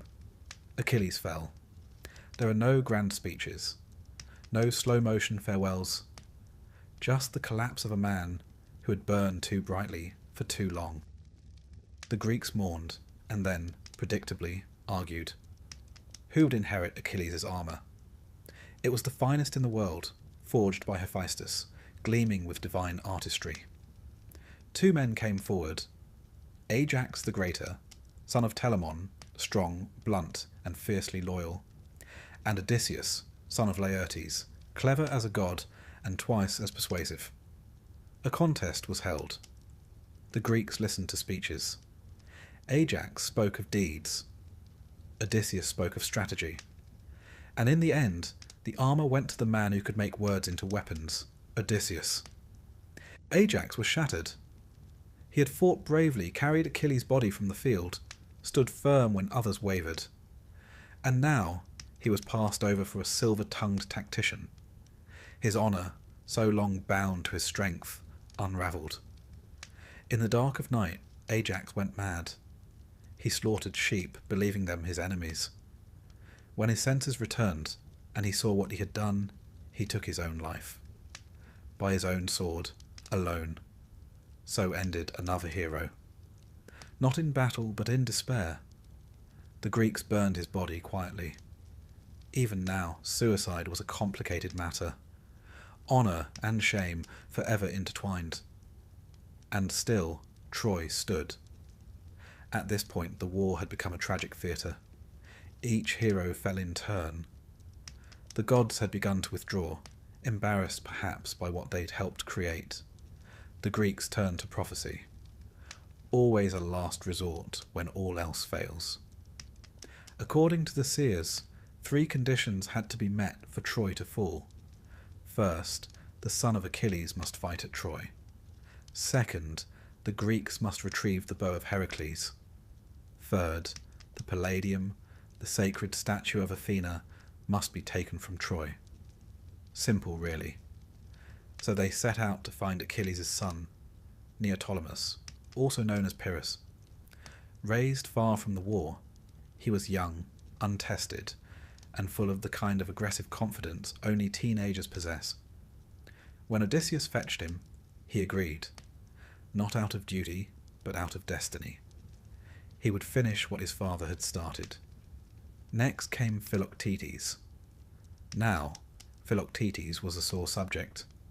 Years earlier, he had been bitten by a snake en route to Troy, and the wound had festered. The Greeks, never known for their bedside manner, abandoned him on the island of Lemnos. With him, they left the bow of Heracles, the only weapon prophesied to bring down Troy. Charming. Odysseus returned, full of apologies. Philoctetes was, understandably, furious, but after some persuasion and the promise of a hero's redemption, he agreed the bow returned to the war. The prophecy piece by piece began to align. The third task fell to stealth. The Palladium, a statue of Athena, protected Troy. So long as it stood, the city could not fall. Odysseus and Diomedes crept into Troy by night, scaled the walls and stole it. No flash, no flourish, just two men doing what armies could not.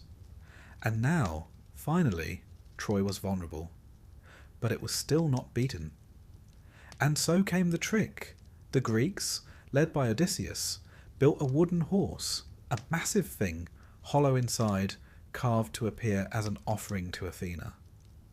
They left it at the gates of Troy and sailed away, or so it seemed. The Trojans found it, confused, curious, and debating. Some, like Laocoon, warned against it. "Beware of Greeks bearing gifts," he said, before being rather dramatically eaten by sea serpents. The gods were not subtle. Others, like Sinon, a Greek left behind, pretending to be a deserter, spun a tale of sacrifice, of atonement, of war's end. The horse, he claimed, would bless Troy, and the Trojans, tired and hopeful, pulled it inside. What followed was a long night of revelry. After 10 years of siege, the Trojans finally had something to celebrate. Fires were lit, wine was poured, songs were sung, and the people of Troy, weary but joyful, believed the war was over. But the war, as wars tend to do, had one last act. At night, the Greeks returned. From the horse, warriors emerged: Odysseus, Menelaus, Neoptolemus, and others. They opened the gates. The Greek army, hidden on a nearby island, stormed the city. The chaos was immediate. Temples burned. Families fled. The clang of bronze echoed through the narrow streets. Priam, the old king, was cut down at the altar of Zeus by Neoptolemus himself, an act that, even in the blood-soaked economy of war, was considered monstrous. Hecuba, his queen, was taken as a slave. Andromache, Hector's widow, saw her child, Astyanax, hurled from the walls, a cold calculation to prevent vengeance from the next generation. Helen was reclaimed by Menelaus, though not without tension. Some say he lifted his sword, and she simply dropped her robe. Old habits. But what of the victors? They had won, yes, but what did they win? The city lay in ruins. The treasures of Troy were loaded onto ships. The gods, once so involved, had gone quiet. And the Greeks, those who survived, began the long, uncertain journey home. Odysseus would wander 10 more years. Agamemnon would return to a wife plotting his murder. Menelaus would meander through Egypt before making it back to Sparta. The war had ended, but the stories? The stories had only begun. Victory in Greek myth is never clean. There is always a cost, a stain, a reckoning. And the horse? It remained, not as a relic, but as a symbol. A reminder that in the end, it wasn't strength that ended Troy. It was a story. One of deception, of cleverness, of the long game played by a man who could lie to a goddess and get away with it. If Achilles represented the peak of heroic wrath, Odysseus embodied cunning. The Greeks called it metis, not just cleverness, but strategic wisdom. The kind that hides a blade behind a smile. The kind that ends wars not with a roar, but a whisper. And so, with fire licking the rooftops and history closing its book, the Trojan War came to an end. The cost was ruin. The reward? Songs. Songs sung across centuries. Of rage, of love, of cities burned and legends born. And the war, though ended, would echo on. In Ithaca, in Rome, In every tale where pride meets fate and cleverness topples kingdoms. But that, well, that's another story. The war was over, and yet the war was not over. Troy had fallen. Its walls, once thought impregnable, had crumbled under the weight of deceit and fire. The streets were choked with ash and sorrow. The bodies of princes and paupers lay alike beneath the burning timbers of palaces. The air reeked of smoke, of blood, of the end of something vast. But for those who survived, Greeks and Trojans alike, the hardest part had only just begun, the aftermath. Let us begin with the city itself. The sack of Troy was not a battle. It was an unravelling. Once the wooden horse had delivered its payload, once the gates were flung open and the Greek forces surged into the city by night, there was no structure to the violence. This was not honour-bound combat. This was chaos, revenge, and the brutal final chapter of a 10-year fury. Priam, the aged king of Troy, sought sanctuary at the altar of Zeus. There, surrounded by the symbols of piety and protection, he begged for mercy. He received none. Neoptolemus, son of Achilles, struck him down without pause. The altar was defiled, the old order shattered. Hecuba, Priam's queen, was taken captive. She would spend the rest of her life as a servant in the house of her enemies. Her transformation from queen to slave, from symbol of Troy's grandeur to emblem of its ruin, was not unique. The women of Troy shared her fate. Andromache, wife of Hector, mother of Astyanax, was also enslaved. Her son was not so fortunate. The Greeks, fearing he might one day rise to avenge his father, hurled him from the battlements. In the ancient world, such acts were both pragmatic and appalling. The line of Hector was extinguished. The fates of the women were catalogued in later tragedy. Cassandra, the doomed prophetess, was dragged from the temple of Athena by Ajax the Lesser. She had clung to the statue, seeking divine protection. None came. She became Agamemnon's concubine, a prize he would soon regret. Helen, the face that launched 1,000 ships, was found at last by Menelaus. Some say he intended to kill her. Some say she spoke only a single word and let her robe fall from her shoulders. Either way, she lived, and Menelaus took her home. Because the war had always been more complicated than it appeared. Now let us shift to the Greek side. They had won. The city was sacked. The spoils were theirs. And yet, it was not a clean victory. Greek religion placed immense emphasis on ritual, sacrifice, and proper conduct before the gods. But during the sack of Troy, these boundaries were broken. Temples were looted. Altars were stained with blood. Sacred spaces were defiled. And for these offences, the gods would not remain silent.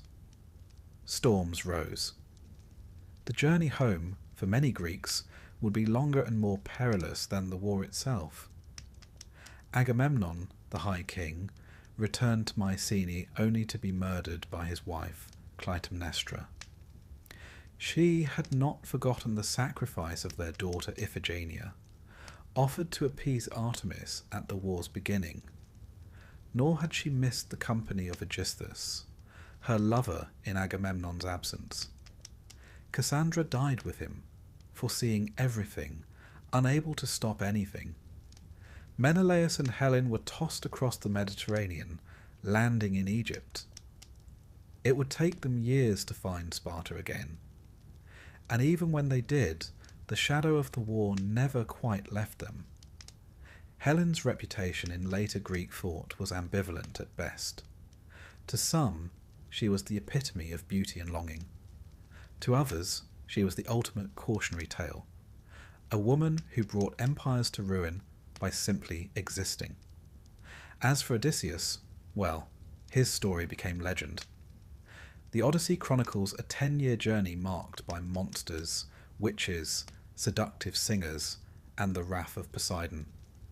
Each episode is rich with symbolism. The Cyclops Polyphemus represents the dangers of unchecked force. Circe, the sorceress, the lure of comfort over duty. The Sirens, knowledge without consequence. And yet, for all his trials, it is not brute strength, but cleverness, endurance, and restraint that bring Odysseus home. Yet even he, hero of twists and turns, finds no easy welcome. Penelope, his wife, is faithful but surrounded by suitors. His son, Telemachus, is nearly grown. His palace is filled with strangers, feasting on his stores and mocking his name. Homecoming is not triumph. It is reintegration. And it is never easy. This theme of difficult return, nostos, became central in Greek literature. The war ended at Troy, but it did not end in the hearts of the men who fought it, nor in the lands they returned to. Memory, trauma, and the burden of legend lingered. The Greeks knew that victory came with a cost, and that cost was often paid in silence, in restlessness, in nightmares. And for the Trojans, there were other fates. Aeneas, cousin to Hector, and one of the few Trojan leaders to survive, fled the city with his father Anchises on his back and his son Ascanius at his side. Guided by visions and fate, he carried the household gods of Troy into exile. It is a story of survival, of cultural rebirth. His journey, immortalized in Virgil's Aeneid, would take him across the Mediterranean, facing storms, seduction and war, until at last he landed in Italy. There, his descendants, so the Romans claimed, would found the city of Rome. Thus, Rome was not born in victory, but in escape, not in conquest, but in ruin survived. Thus, from the ashes of Troy came a new myth. One empire fell, another rose. The Greeks had their epics, and the Romans, not to be outdone, crafted their own lineage from the very ashes of their former enemies. History has a habit of folding in on itself like that. Archaeologically, the city of Troy did burn. Around 1200 BCE, at the end of the Late Bronze Age, many cities across the eastern Mediterranean were destroyed or abandoned. The causes remain debated: invasion, internal collapse, climate change, trade disruption. The so-called Sea Peoples have often been cited, a mysterious force of destruction that left only smoking ruins in their wake. But the burning of Troy fits within a wider pattern. The myth may be poetic, but its roots lie in a historical earthquake of civilizations. And so, the Trojan War became more than a war. It became a mirror. A way for later Greeks to reflect on the cost of hubris, the complexity of fate, and the fragility of civilization. It became a warning, cloaked in epic, and perhaps also a lament. Tragedians would revisit its characters. Euripides gave voice to Hecuba, to Andromache, to the women left in the ruins. Sophocles explored Ajax's unravelling. Aeschylus imagined Agamemnon's return and the cursed legacy of his house. The war never ended. It simply changed form, from battlefield to theatre. Through these plays, the war lived on not as glory, but as grief. The real aftermath was not victory, but memory, and the figures who once seemed immortal took on new dimensions. Achilles, fierce and doomed. Hector, noble and burdened. Priam, the last light of a dying age. Odysseus, ever resourceful, ever lost. Their stories were retold, reinterpreted, and passed down. From Homer to Virgil, from scroll to stage, from ancient epic to modern screen. The Trojan War endures because it speaks not only of ancient heroes, but of perennial human truths. Love and vengeance, loyalty and betrayal fate and freedom. Because the Trojan War is not merely a tale of war, it is a meditation on endings, on what happens when the fire dies and the survivors must learn to live in its glow. The war ended in fire, but its echoes, its names, its questions, its sorrows have never quite gone quiet. So here, at the end of all things, we leave the ashes of Troy. The ships are gone, the gods have retreated, the heroes are dead or wandering, and the world somehow moves on. But somewhere in the background, always, there is a horse, and a city that trusted it. Before the thunder of Zeus, before the affairs of mortals and gods, before temples rose and sacrifices burned on polished altars, there was only chaos. Not the sort of chaos one finds in a teenager's bedroom or the British Parliament on a bad day. No, this was primordial chaos, the first thing to exist, according to the ancient Greeks.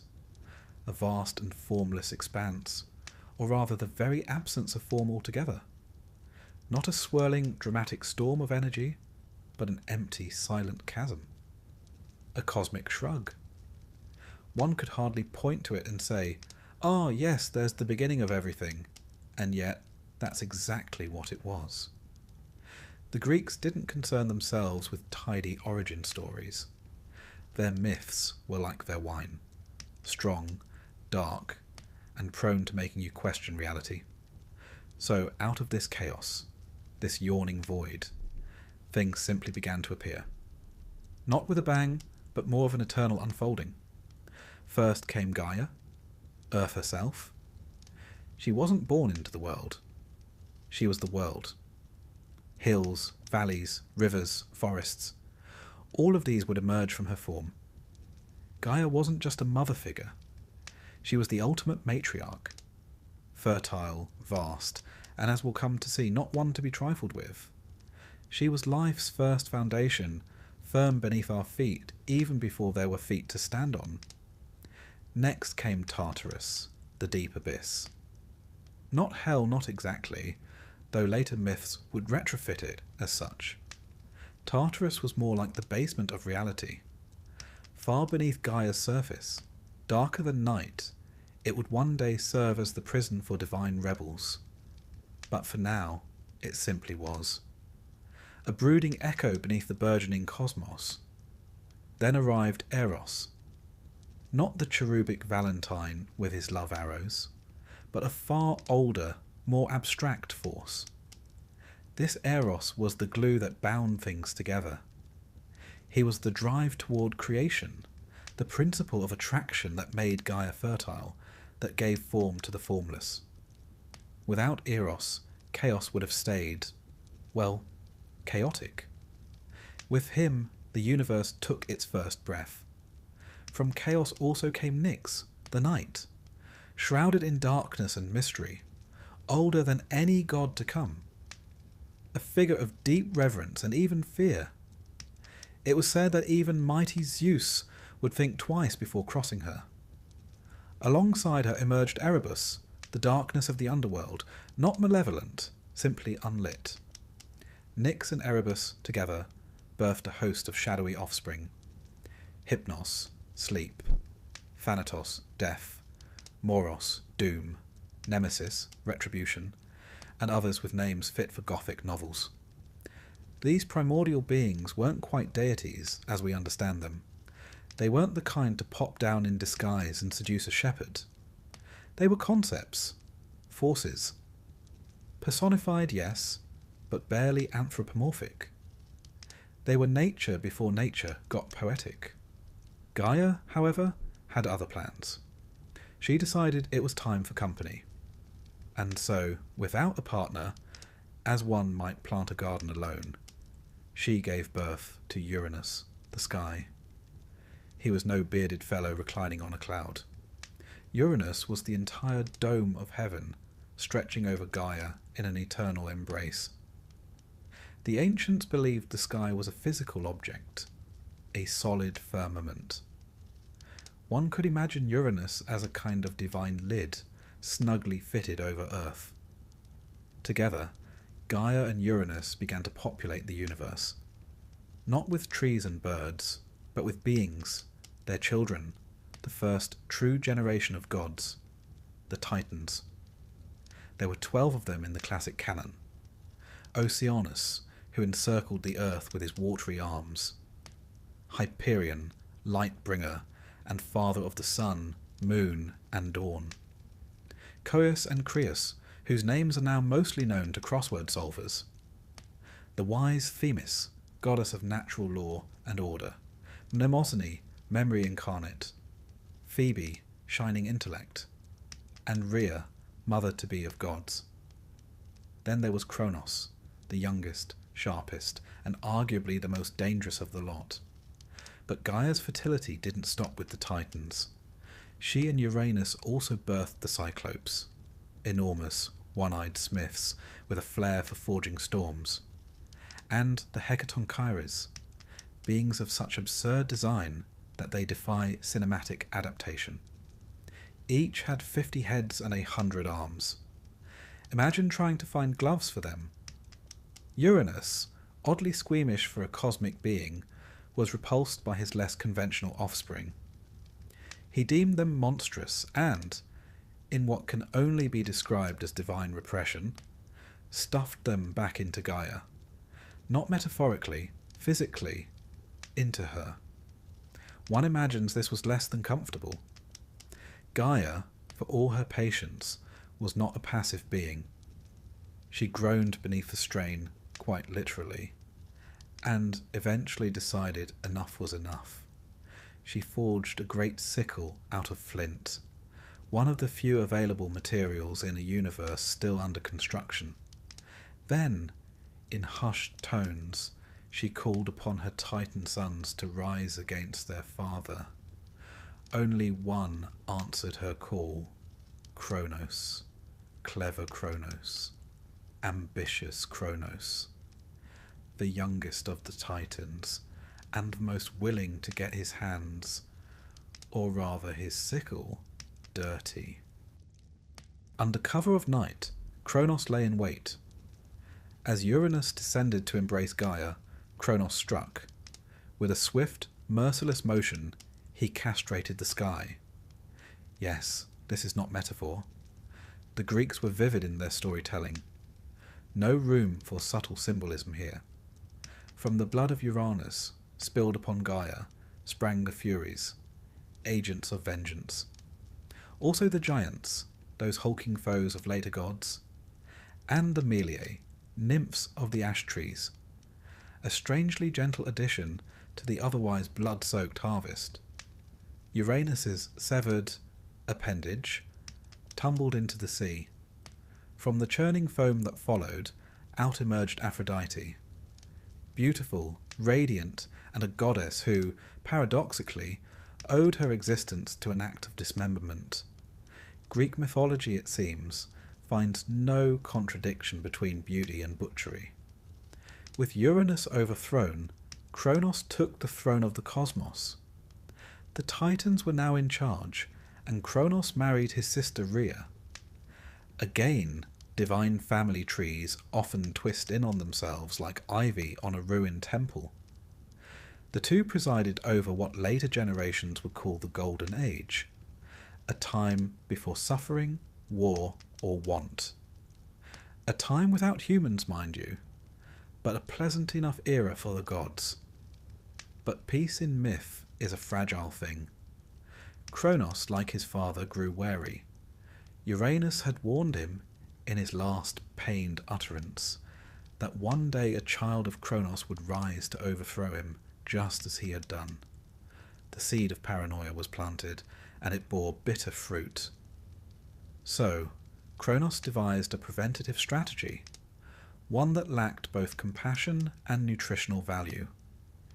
Each time Rhea bore him a child, he swallowed it, whole. One by one, their offspring, Hestia, Demeter, Hera, Hades, and Poseidon, were devoured. Not killed, just tucked away inside their father.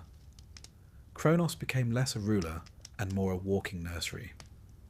But we'll come to that tale in the next chapter. Before we leave the dawn of the cosmos behind, it's worth considering the underlying meaning of these stories. Myth is not mere entertainment. It's philosophy in sandals. Uranus's overthrow is more than divine patricide. It's the triumph of change over stasis. Gaia's rebellion speaks to the endurance of the earth, the refusal of the feminine to be silenced. Kronos, the god of time, becomes a cautionary tale. Even time itself cannot outrun destiny. These myths also echo across cultures. The Hittites told of Kamabi, who overthrew the sky god Anu by biting off his genitals. Yes, again with the genitals. The Babylonians sang of Marduk's battle with Tiamat, the monstrous matriarch of chaos. In each case, the old order is torn down to make way for the new. It's no coincidence that these tales emerge from early civilizations grappling with power, with the rise and fall of kings, the cycles of rule and rebellion. In myth, we see the blueprint of monarchy, revolution, and even generational trauma, drawn with the bold lines of legend. And so, the stage is set. The Titans now stride across the world, vast and brilliant, embodiments of natural force and cosmic order. Humanity has not yet arrived. Olympus is but a dream. The gods, such as they are, act more like living laws of nature than characters with personalities. But even now, the cycle has begun. Kronos has overthrown his father, and in turn he will be overthrown. Because in every age, in every myth, the same truth waits quietly in the wings. Time devours all. The reign of Kronos was, by all ancient accounts, a rather fine time. If you weren't one of his children, that is. To most, it was the Golden Age, an era when the earth yielded its bounty freely. Seasons were gentle, and mortals, if they existed at all, didn't suffer from taxes, back pain, or unsolicited oracles. There were no wars, no crime, and best of all, no gods sniping at each other from hilltops. It was a time before law was needed, because so the myth claims, no one did wrong. One imagines it was a bit like an eternal Sunday afternoon, without the tea shortage. But under the surface of this peace was an anxiety, not of the world but of its ruler. Kronos, Titan of time, king of all that existed, had a problem. He'd become his father. Now, to Kronos' credit, he had overthrown Uranus for the crimes of cruelty and repression. But as is often the case in myth and monarchy alike, the rebel becomes the tyrant as soon as the crown touches his brow. Kronos had heard a prophecy, not from some mountain-dwelling oracle or mysterious old crone with a tea kettle, but from his own wounded father, Uranus, who, in his post-castration wisdom and bitterness, muttered that one day a child of Kronos would rise up and overthrow him. This, it turns out, is the sort of thing that sticks in one's mind. And so, Kronos decided on what can only be described as a unique parenting technique: swallowing his children. Each time his wife and sister, because in myth those are often the same person, Rhea bore him a child, Kronos opened wide and gulped the baby down whole. No chewing, no remorse, just one big divine gulp, like oysters, only more sentient. First came Hestia, goddess of the hearth and home, then Demeter, the future grain goddess, then Hera, queen to be of Olympus, followed by Hades and Poseidon, gods of the underworld and the sea, respectively. One by one, each was swallowed and tucked away inside Kronos' belly. It's not entirely clear what accommodations existed within his divine digestive tract, but rest assured they were still alive. Rhea understandably grew weary of this arrangement. One can forgive her hesitation to complain outright. Kronos had, after all, just overthrown a tyrant father by sickle. But after the 5th divine devouring, even the most long-suffering titaness would begin to draw the line. So, when she became pregnant for the 6th time, she sought help. Not from Kronos, obviously, and not from the local Titan HR department, but from Gaia, her own mother. The original Earth Mother, as always, had a plan. When the time came for the child to be born, Rhea travelled in secret to the island of Crete, a land which, in myth, always seems to be the go-to destination for divine child hiding. There, in a cave atop Mount Ida, she gave birth to her final son, Zeus. To deceive Kronos, Rhea swaddled a stone in cloth, a convincingly baby-shaped bundle, and presented it to him as the newborn. Kronos, ever the efficient cannibal, swallowed it whole, no questions asked. Whether this says more about his parenting or his taste in minerals is unclear. Thus Zeus was hidden away, raised in secret in the Cretan cave, some say by nymphs, others by a goat named Amalthea, whose milk nourished him. The story varies depending on which poet you ask, but the essentials remain. The future king of the gods was nursed on wild honey, mountain air, and presumably a sense of destiny. To keep his cries hidden, a band of warriors known as the Curetes danced and clashed their shields, drowning out the infant's wails. It's a rare instance of interpretive dance being used as a military defense system. Meanwhile, back in the divine stomach, Kronos carried on, utterly unaware that his demise was, quite literally, brewing outside of him. Now let us take a brief detour.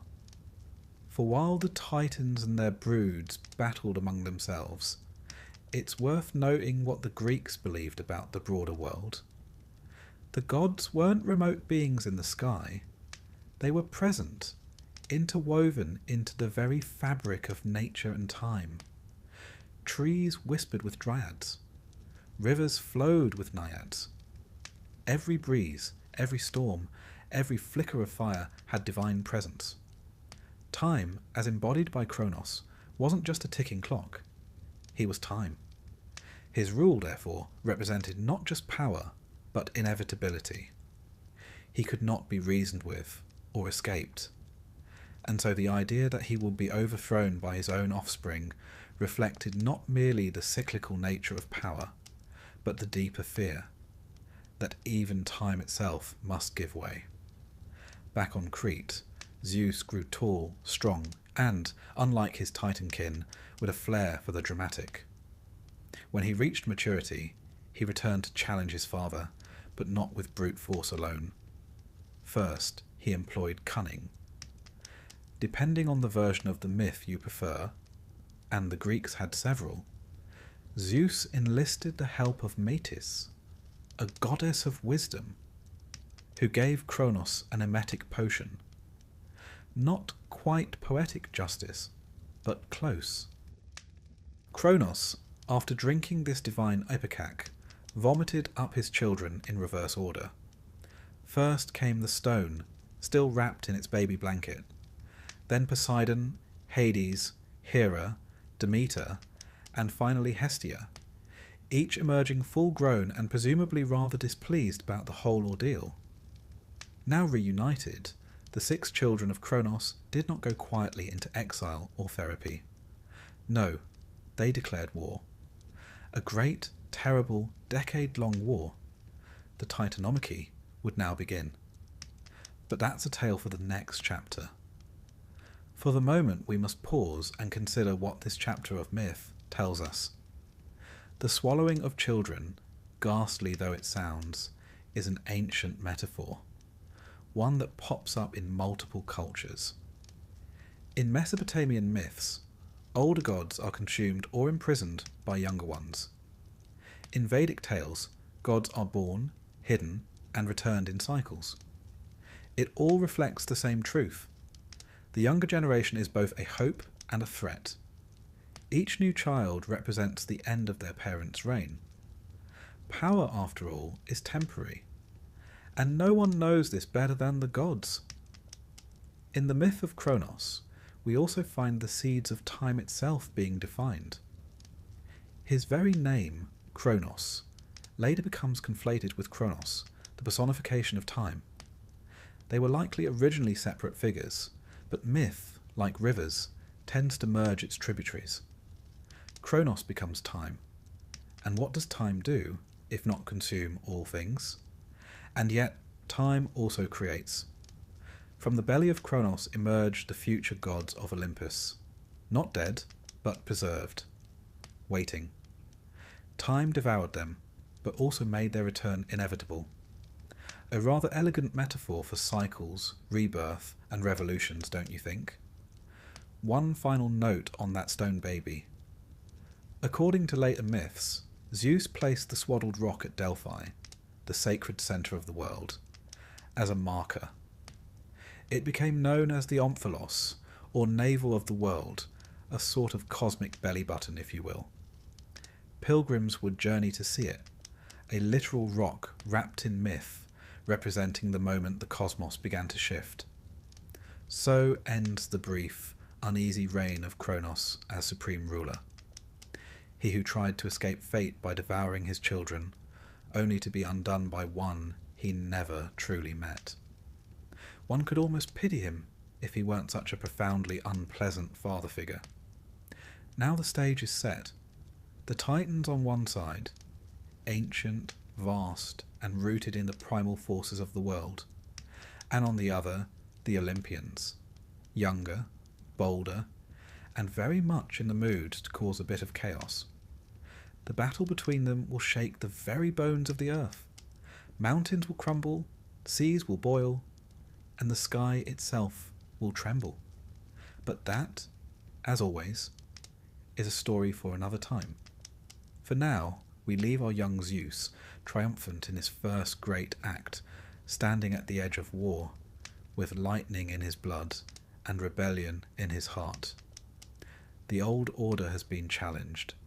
The storm is coming. And Kronos, poor, unfortunate Kronos, is left to wonder how it all went so wrong. War had never come to the cosmos before. Until now, divine disputes were more in the realm of poetic drama than actual combat. Kronos overthrew Uranus in a single gruesome act, more surgery than skirmish, and the rest of the Titans merely nodded along, perhaps relieved to be free of a father who treated his children like unruly houseplants. But when Zeus freed his siblings from Kronos' divine digestive tract, something shifted. For the first time in history, such as it was, two generations of gods stood in opposition. And this was no family disagreement over who forgot to sacrifice properly at the winter solstice. This was war, capital W, the kind sung of by poets with blood in their throats and dust on their lyres. On one side stood the Titans, ancient, elemental, vast. They embodied the raw forces of the world, the endless ocean, the bright sun, the turning heavens. Powerful, yes, but also set in their ways. They were accustomed to being worshipped, or at the very least not interrupted. On the other side were the Olympians, younger, hungrier, and armed with a sense of destiny so potent it could curdle milk. Zeus, Poseidon, and Hades led the charge, bolstered by their sisters, Hera, Demeter, and Hestia, and a growing band of divine allies.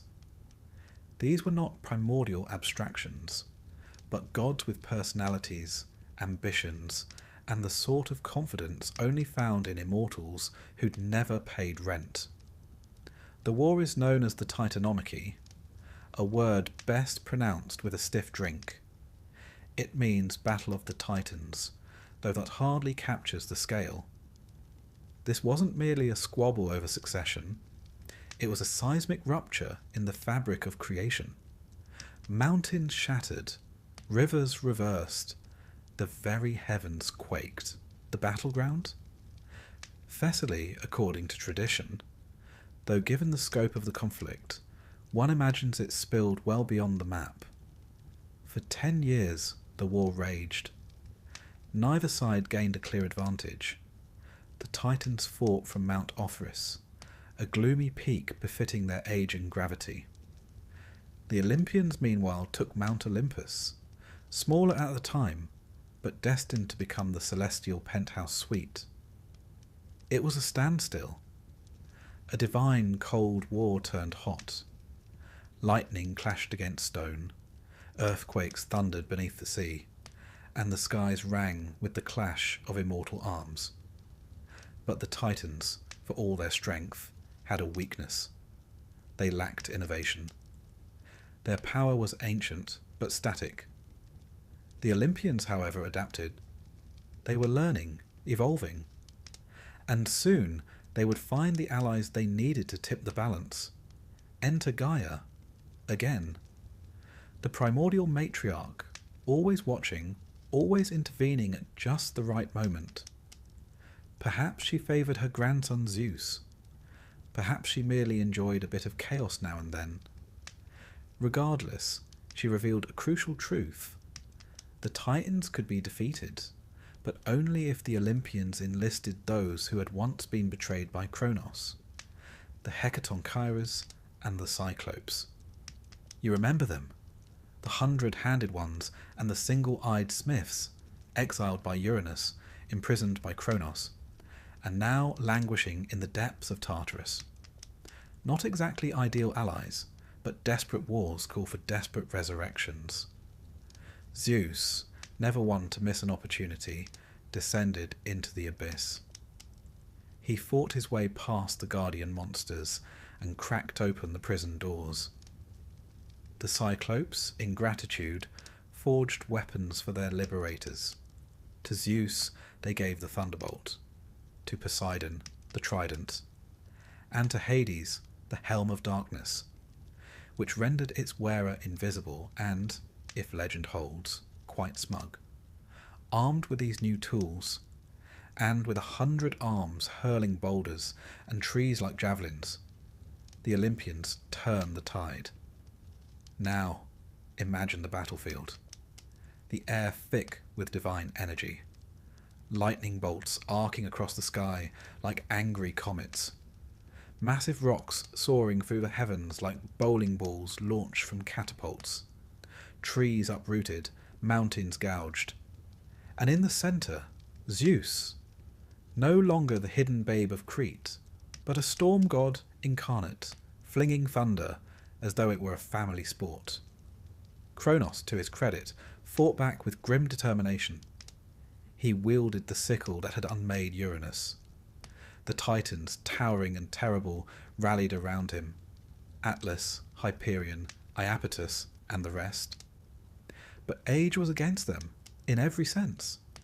This was not their world anymore. In the decisive battle, said to have lasted for days without pause, Zeus unleashed his full fury. The sky cracked open, flames poured from the earth, and at last the Titans began to fall. Defeated, the male Titans were cast down into Tartarus, imprisoned behind adamantine gates, guarded by the newly freed Hecatonchires, who had apparently found their calling as celestial prison wardens. Kronos, their leader, was bound and vanished into mythic obscurity. Later traditions would relocate him to the Isle of the Blessed, ruling peacefully over the dead, or even reframe him as a god of harvest and peace, a sort of divine retirement plan. The female Titans, Rhea, Themis, Mnemosyne, and others, were spared, perhaps out of respect, or perhaps because Zeus had no quarrel with them. They were, after all, the bearers of law, memory, and fate, concepts even the new gods dared not cross. One Titan, however, received a special punishment. Atlas. For his part in the rebellion, Zeus condemned him to hold up the heavens, not the earth, as is often misrepresented by marble statues and gym logos, but the sky itself. Forever. A solitary figure at the edge of the world, muscles straining against the dome of heaven. No end. No relief. The original upper body workout. With the Titans vanquished, the age of the Olympians began, but power, as ever, comes with its burdens. Zeus, now king, divided the cosmos with his brothers. To himself he claimed the sky, to Poseidon the sea, and to Hades the underworld. Not hell, but a shadowy realm where the dead dwelt, attended by ghosts, dreams, and the occasional hero with a death wish. Earth, meanwhile, remained neutral territory, shared dominion. A realm of mortals, myths, and meddling.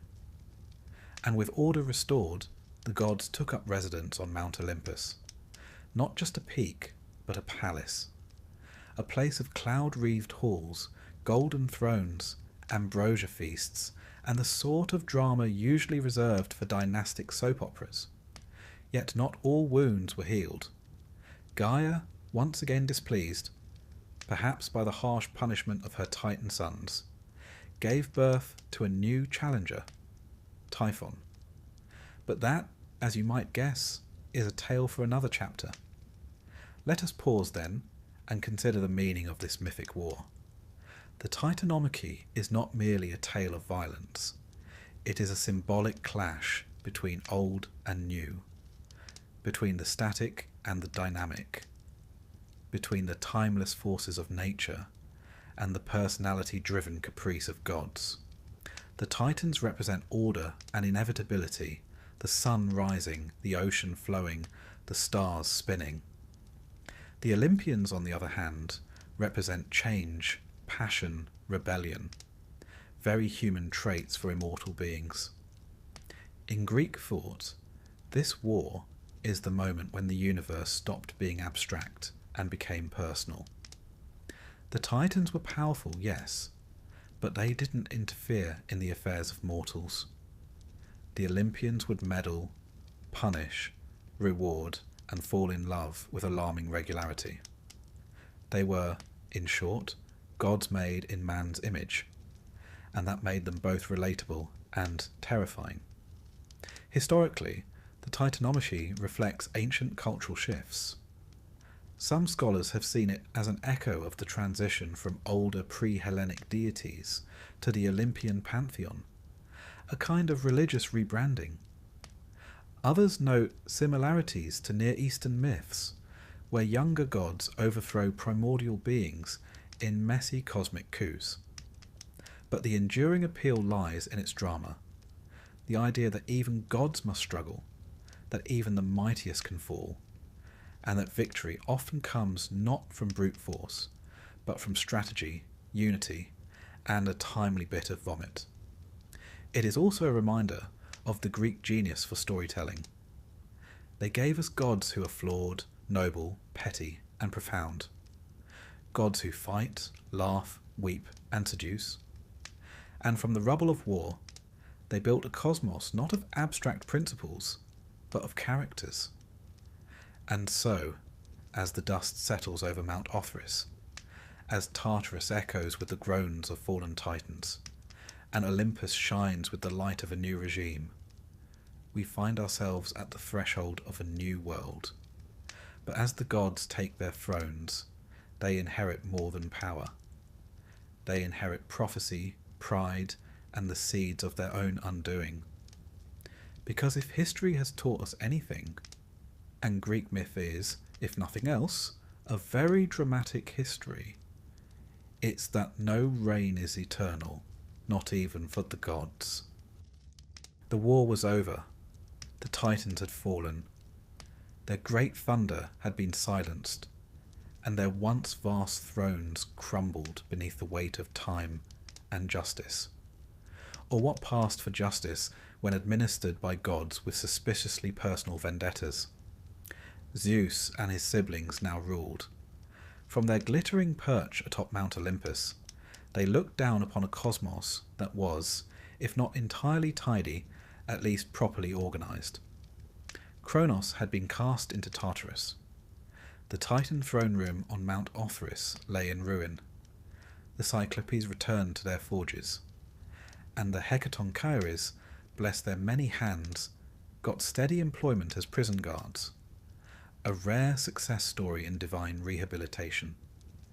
But if you think peace followed triumph, you've clearly never read a Greek myth. Zeus, now king of the gods, was not content merely to wear the crown and hold thunderbolts like a celestial javelin team captain.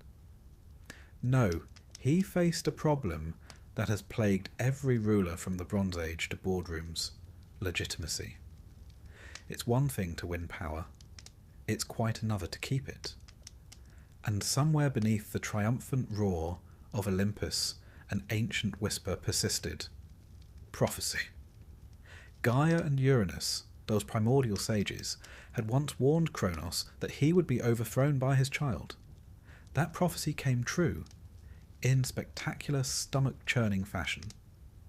But as fate, irony, and perhaps genetics would have it, Kronos' successor, Zeus, found himself the target of an eerily similar prediction, that he, too, would one day be overthrown by his own child.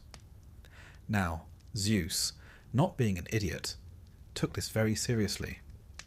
He had just staged an entire cosmic war to dethrone his father. The last thing he wanted was to go the way of Uranus and Kronos, dethroned, dismembered, or digested. So he did what many insecure tyrants have done before, and since. He tried to preempt fate. This is where the myth takes an interesting turn.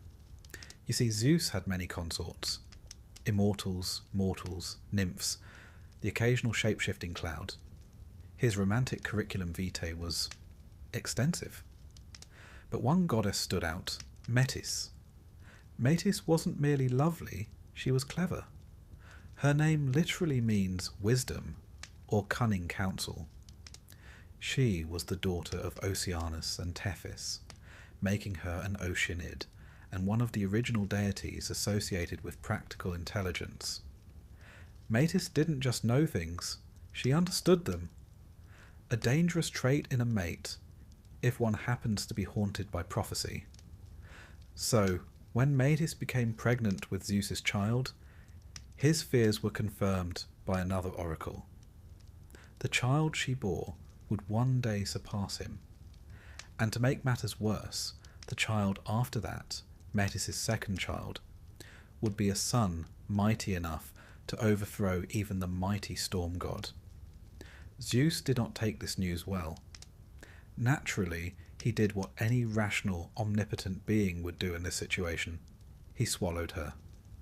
Yes, after tricking her with flattery and, we assume, some impressive dinner conversation, Zeus opened wide and consumed his pregnant lover whole. This, in the realm of mythology, is not considered the end of a relationship. If anything, it was the beginning of one of the strangest births in divine history. Now, this act of divine ingestion was not without precedent.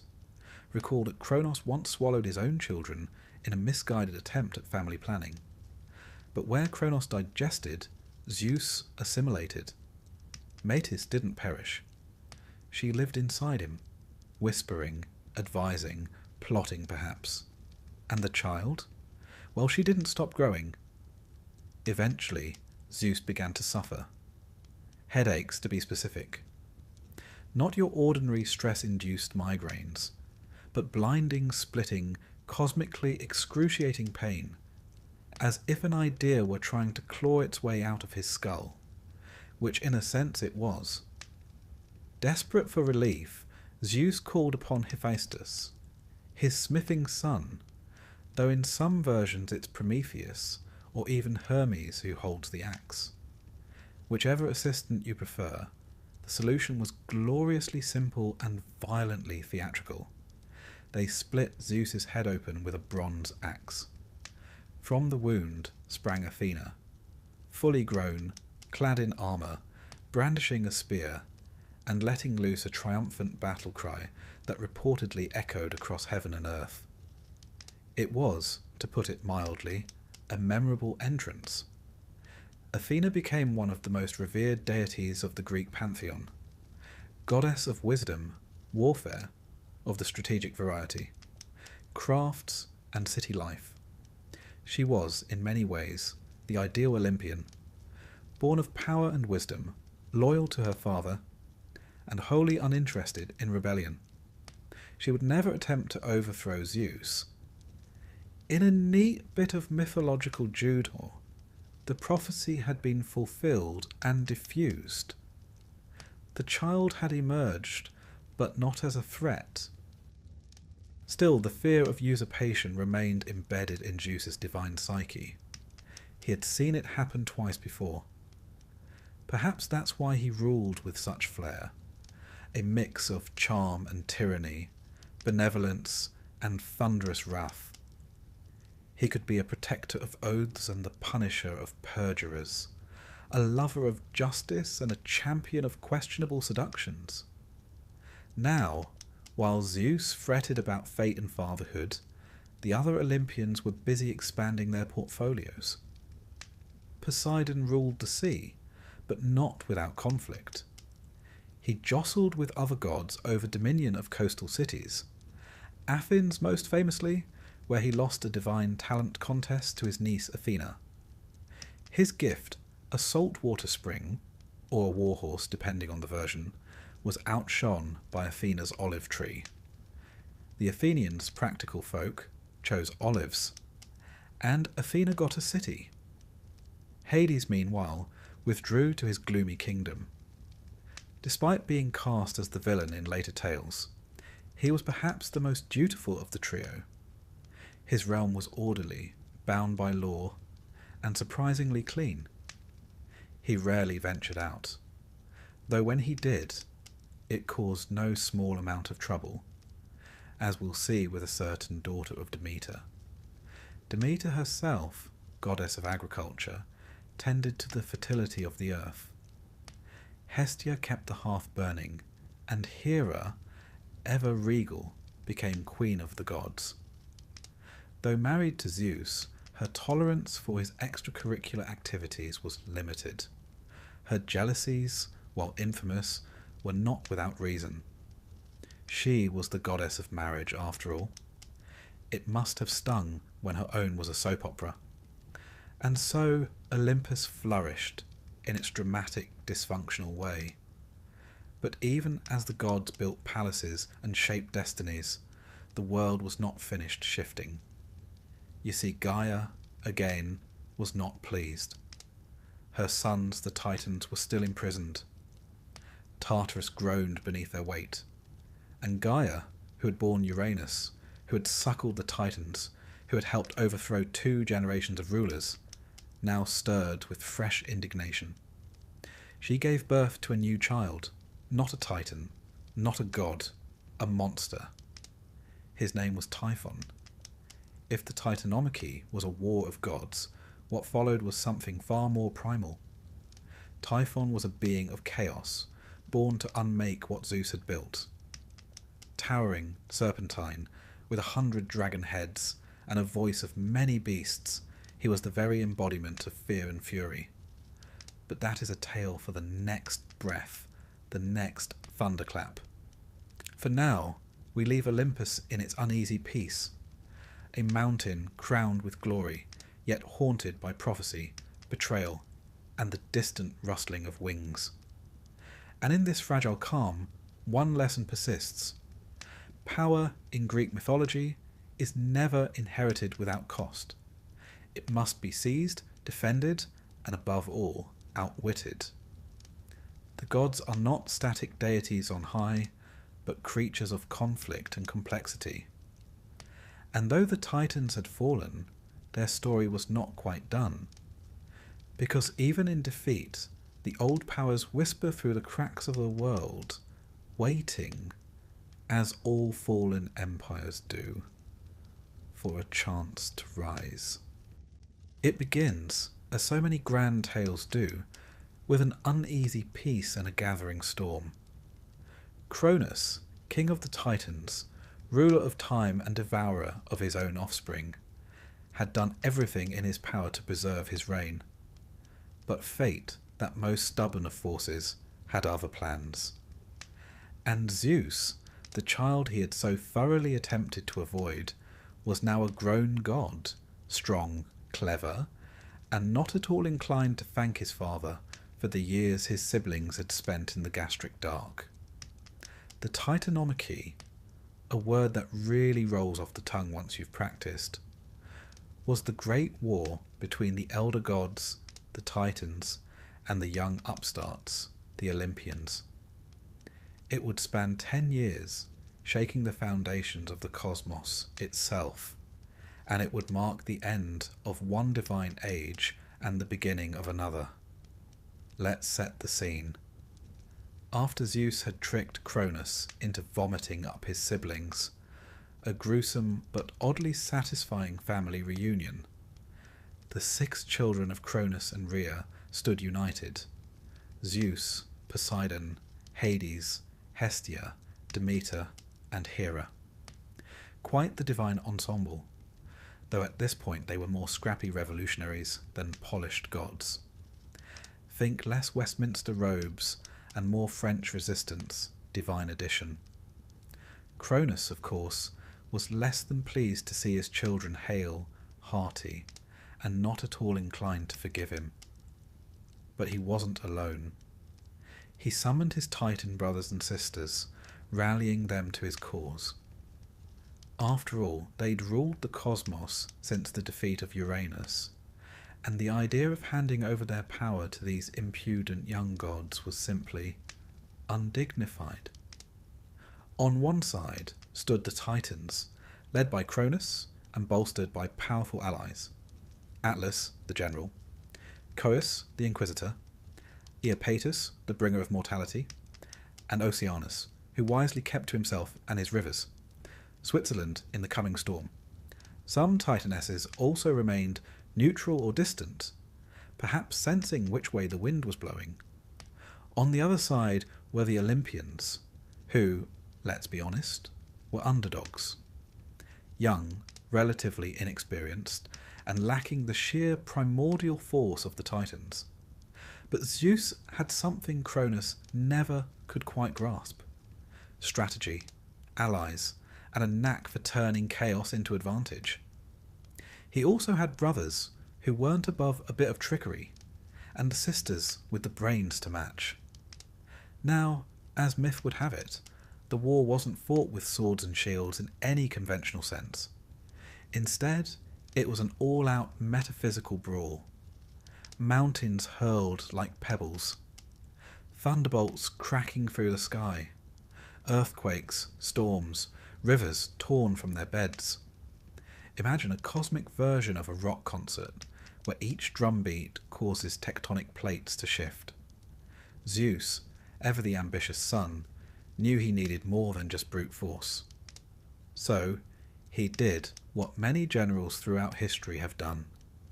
He broke into prison and recruited the roughest lot he could find. Deep in Tartarus, his grandfather Uranus had imprisoned the Cyclopes and Hecatoncheires, monstrous children of Gaia and Uranus, cast away for being rather aesthetically unpleasing. Now, the Cyclopes, those one-eyed smiths, weren't merely brute muscle. They were artisans, master craftsmen.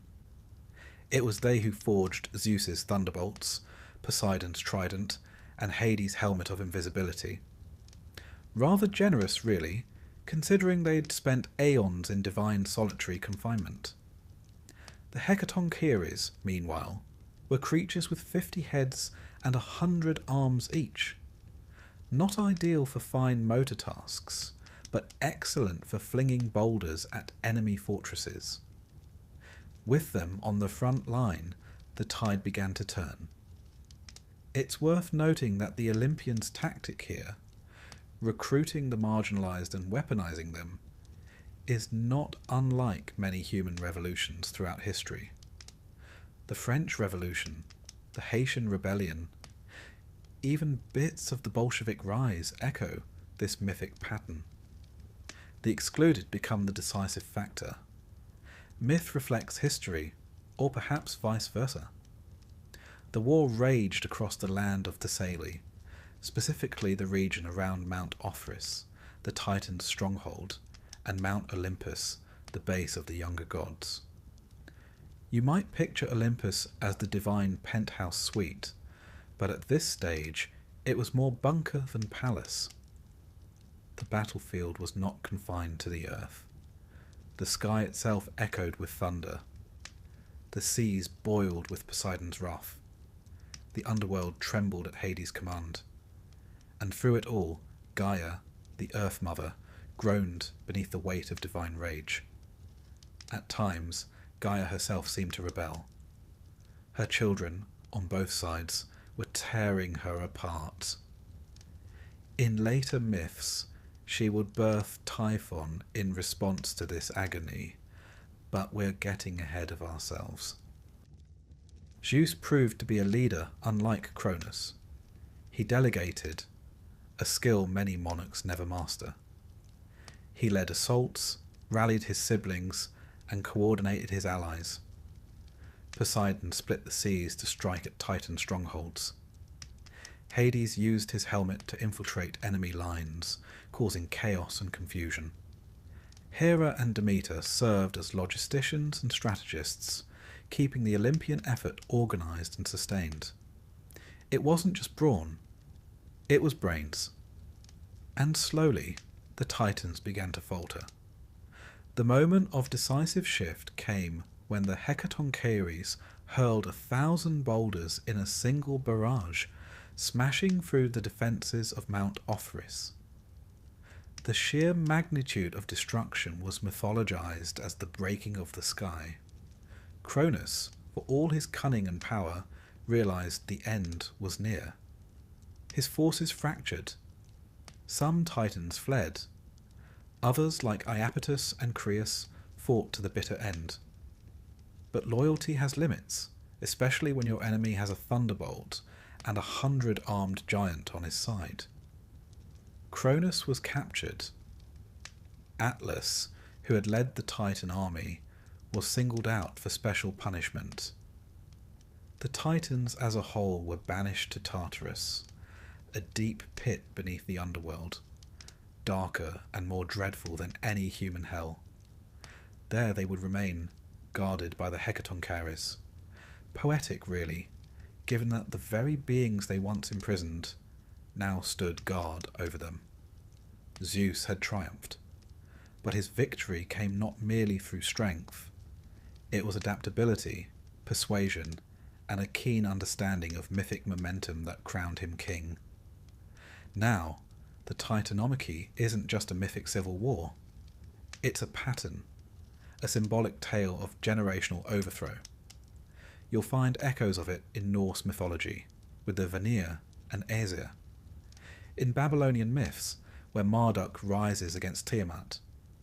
Even in Shakespeare's plays, we hear the same tension, old orders versus new ideas. In Hesiod's Theogony, this war is not only the climax of a cosmic soap opera, it is a meditation on the inevitability of change. The Titans represent the raw, untamed power of nature, primordial, ancient, and unconcerned with mortal affairs. The Olympians, by contrast, embody a more structured cosmos. They have temples, they have priests, they have rules, sometimes bent, often broken, but there nonetheless. Historically, some scholars suggest the Titanomachy may reflect real cultural shifts. Perhaps the arrival of new Indo-European religious systems supplanting older, pre-Hellenic earth goddess traditions. Others read it as pure allegory. Time devours its children, but wisdom, Zeus, prevails. Whichever lens one peers through, the story endures because it is so utterly human. Fathers and sons, rebellion and rule, fear of obsolescence and the audacity of youth. With the Titans defeated and imprisoned, the cosmos stood at a crossroads.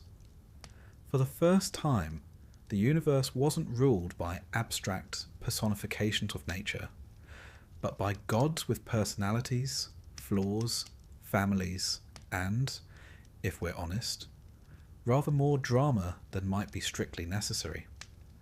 Zeus and his brothers divided the world between them.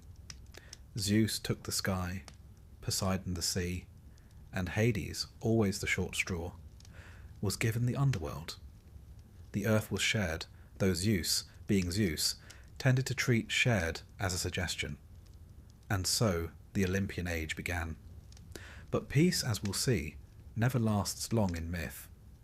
Not when gods are involved. Still, for now, the thunder quieted.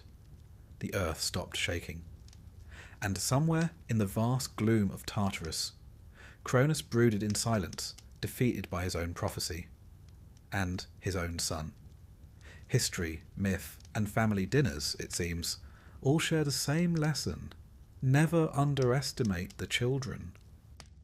With the Titans hurled into the shadowy depths of Tartarus, their mighty limbs bound in chains, forged by the Cyclopes and the Hecatonchires, watching over them like the world's most enthusiastic prison guards. The Olympians might have been forgiven for expecting a well-earned rest. After all, a 10-year divine war tends to take the spark out of anyone. But this, dear listener, is mythology. And if there's one lesson to take from it, it's that peace is never more than a brief pause before the next calamity. Zeus now ruled from Mount Olympus, a lofty perch indeed, and began to lay the groundwork for the cosmos as we've come to understand it. Ordered, hierarchical, slightly theatrical. With his brothers Poseidon and Hades, he divided the realms. Zeus claimed the sky, Poseidon the sea, and Hades, with the weary acceptance of a younger sibling denied first pick, took the underworld. The earth, that ever-suffering neutral ground, remained shared, though one suspects Zeus took the lion's share when no one was looking. But ruling a world is one thing. Maintaining order among gods, who possess not only egos the size of mountains, but also the capacity to level said mountains with a glance. That's quite another. The Olympians, you see, were a fractious bunch, full of rivalries, grudges, and deeply dramatic love lives.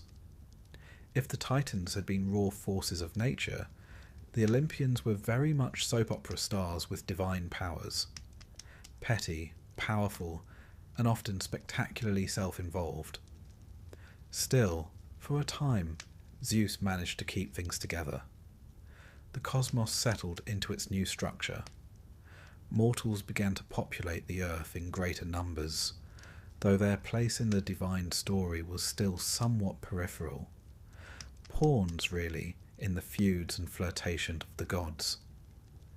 These early humans, barely more than upright shadows in Hesiod's vision, looked up to the gods with awe and fear, and occasionally served as collateral damage in divine disagreements.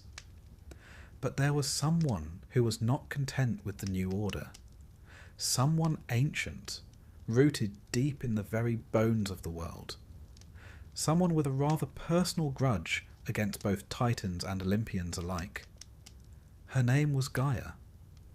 Gaia, the earth herself, mother of the Titans, grandmother of the Olympians, and the one who had once urged Cronus to rebel against Uranus, found herself watching the same cycle play out again. And this time, she was not impressed. Cronus had become just as tyrannical as Uranus. Zeus had overthrown him in much the same way, and now Zeus, for all his charm and thunderbolts, was following the same path, becoming the very thing he had fought to replace. One could almost hear her sigh through the rustling leaves. So Gaia, ever fertile in both body and vengeance, decided the new gods needed a reminder that even the mighty must bow before the truly ancient. and so she gave birth again, not to a brood of gods or nymphs or pleasant earth spirits, but to a monster. Not just any monster, mind you. This was Typhon. If the Titans were the mountains of the world, Typhon was the volcanic eruption, the earthquake, the hurricane. He was said to be taller than the tallest peak, with 100 serpentine heads that hissed and screamed in every known language, and a few best left untranslated. His eyes shot flames, his voice could shatter mountains, and from his waist down he was a mass of coiling vipers. In other words, he was not someone you'd invite to dinner, unless the meal involved panic and the collapse of civilization. Now, Typhon wasn't alone. Alongside him was Echidna, his mate, half woman, half snake, and together they would spawn some of the most terrifying creatures in Greek mythology. Cerberus, the three-headed hound, the Chimera with her lion-goat-serpent triad, the multi-headed Hydra of Lerna, and the cunning Sphinx. This delightful family portrait of monstrosities would terrorize mortals and heroes for generations to come. One might say they were the mythological version of the in-laws no one wanted. But before any of those nightmares arrived, Typhon himself marched straight toward Olympus, leaving scorched earth and terrified gods in his wake. The Olympians, for all their power, had never seen anything like him. Some fled. Others stood their ground briefly before realizing that thunderbolts were doing very little to a creature who could shrug off mountains. According to some versions, the gods actually transformed themselves into animals and ran for Egypt, giving rise perhaps to some of the animal-headed deities in Egyptian myth. Nothing like a bit of cross-cultural borrowing under divine duress. Zeus, however, was not so easily cowed. Or so he claimed later, conveniently glossing over the bit where he too may have briefly transformed into a ram. In the climactic clash, Zeus took to the skies with thunder and storm at his back. Typhon met him with fire and wind and 100 angry voices. The battle raged across the world. Mountains were ripped from their roots, rivers boiled away, and the sky itself cracked with the fury of their struggle. It was chaos not seen since the earliest days of creation, and for a moment it looked as though the new order might fall before it had truly begun. But at first things did not go well for the king of the gods. Typhon, in a feat of mythic audacity, managed to seize Zeus and tear out his sinews, yes, the literal strings that made Zeus function, and hide them away in a cave. Without his strength, Zeus was powerless. It was only thanks to the cunning of Hermes, who retrieved the sinews in a daring heist more worthy of a Bond film than a Bronze Age hymn, that Zeus was restored. And then came the reckoning.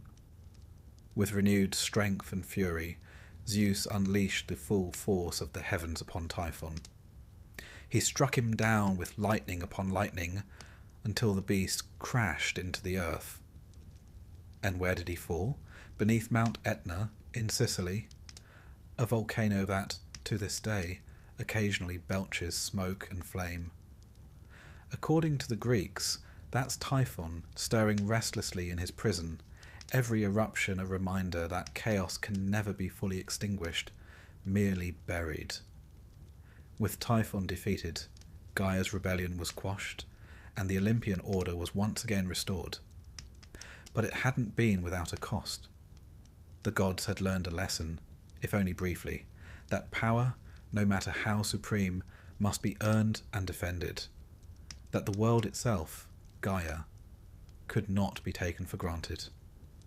And that the old forces, those born before law, and language and lightning would always be there, in the shadows, waiting. It is tempting to see Typhon as merely a monster, the big bad. But like many figures in Greek mythology, he is more than he appears. He represents chaos, yes, but also resistance. He is the voice of the earth itself, roaring back at its rulers. He is the fear that no matter how much you build, it can all come undone. That beneath civilization the wild always waits. Historically, the tale of Typhon may reflect older myths of primeval chaos monsters, like Tiamat in Babylon, or Leviathan in the Hebrew tradition. Many ancient cultures had stories in which a storm god battled a sea or serpent monster, symbolic of the battle between order and chaos, culture and nature. Zeus versus Typhon is the Greek version of that universal motif. It also likely mirrors historical anxieties. Volcanoes like Etna and Vesuvius were unpredictable, terrifying forces, and giving them a face, a name, a story was a way for ancient people to understand the incomprehensible. Myth, after all, was never just about entertainment. It was how people made sense of the world, in all its beauty and brutality. There is something beautifully human in these stories. We all fear the collapse of the world we know. We all fear that the monsters we think we've buried might rise again. And we all hope that in our darkest moments, someone perhaps wearing a winged hat and carrying a lyre might sneak in, restore what we've lost, and give us the strength to fight once more. With Typhon defeated and the Olympians reigning unchallenged, the world entered what might be called a golden age. Though, as we'll see, gold tarnishes rather quickly in the hands of immortals. For now, however, Zeus ruled unopposed. His brothers kept their realms. The earth was relatively calm. The gods, ever capricious, turned their attention to the affairs of mortals. And deep beneath the surface, in caves and craters and coiled roots, the remnants of the old world waited, silent, but never entirely gone. Because in myth, as in life, nothing stays buried forever. With Typhon imprisoned beneath Mount Etna and the Olympians perched triumphantly on their celestial thrones, one might think the cosmos had finally found its rhythm, a sort of divine jazz ensemble, if you will, with Zeus conducting from the heavens, Poseidon thundering below the waves, and Hades humming ominously in the underworld. Peace, however, is not the natural state of the gods. It is merely a pause between scandals. In this post-Typhon era, the world entered what Greek poets like to call the Golden Age, a time when mortals lived free of toil, pain, or taxes, which is probably why it's considered mythical. Food grew without planting. The weather was eternally pleasant, and the gods, for the most part, kept to their divine affairs. But, as we should have come to expect by now, the seeds of future disaster were already germinating, and this time those seeds bore the name Prometheus. Ah yes, Prometheus, the clever titan, the firebringer, the eternal meddler in divine affairs.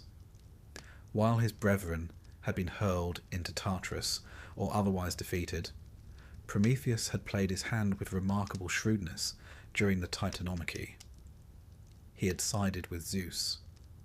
Well, technically, he'd sided with whomever he thought would win, which turned out to be Zeus. And for a while, that earned him a seat at Olympus's proverbial table. Prometheus, whose name fittingly means forethought, was not your typical titan. Where others were brute strength or natural force, Prometheus was intellect, fire, invention, craft, cunning. If the Olympians were showmen, Prometheus was the backstage crew, making sure the lights didn't fall from the rafters. Now, according to Hesiod and other ancient sources, Prometheus grew fond of mortals, perhaps too fond. In some tellings, he even created them, fashioning humans out of clay and Athena breathing life into them. Whether sculptor or saviour, Prometheus saw humanity as a project worth investing in. A bold choice, considering what we've become. But Zeus had a different vision. To him, humans were pawns, amusing at best, expendable at worst. He was determined to keep them dependent, obedient, and above all, ignorant of divine secrets. Chief among these was fire, that crackling, golden essence of civilization. Fire meant cooking, forging, building. In other words, progress. And progress, Zeus feared, might one day lead to disobedience. So, naturally, Prometheus stole it. Not subtly, mind you. He snuck into Olympus, lit a fennel stalk from the sacred flame, and carried it down to humankind like a rebellious torchbearer at the most subversive Olympic ceremony in history. With that single act, humanity leapt from ignorance into innovation. Fires lit the night, metal took shape under hammers, and roasted meat replaced the eternal chewing of raw roots. Civilization, in short, began to flicker to life. And Zeus? Zeus was livid. He could forgive many things, rebellion, arrogance, even the occasional indiscretion with a mortal, but not defiance.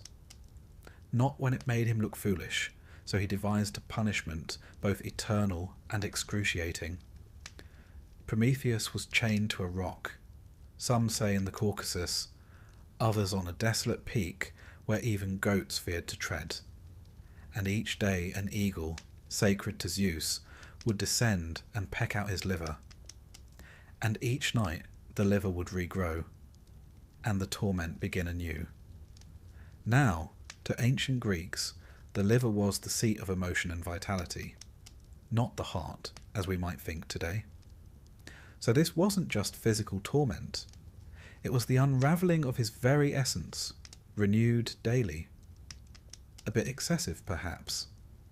But then again, moderation was never Zeus's strong suit. Yet Prometheus wasn't the only one to suffer for his philanthropy.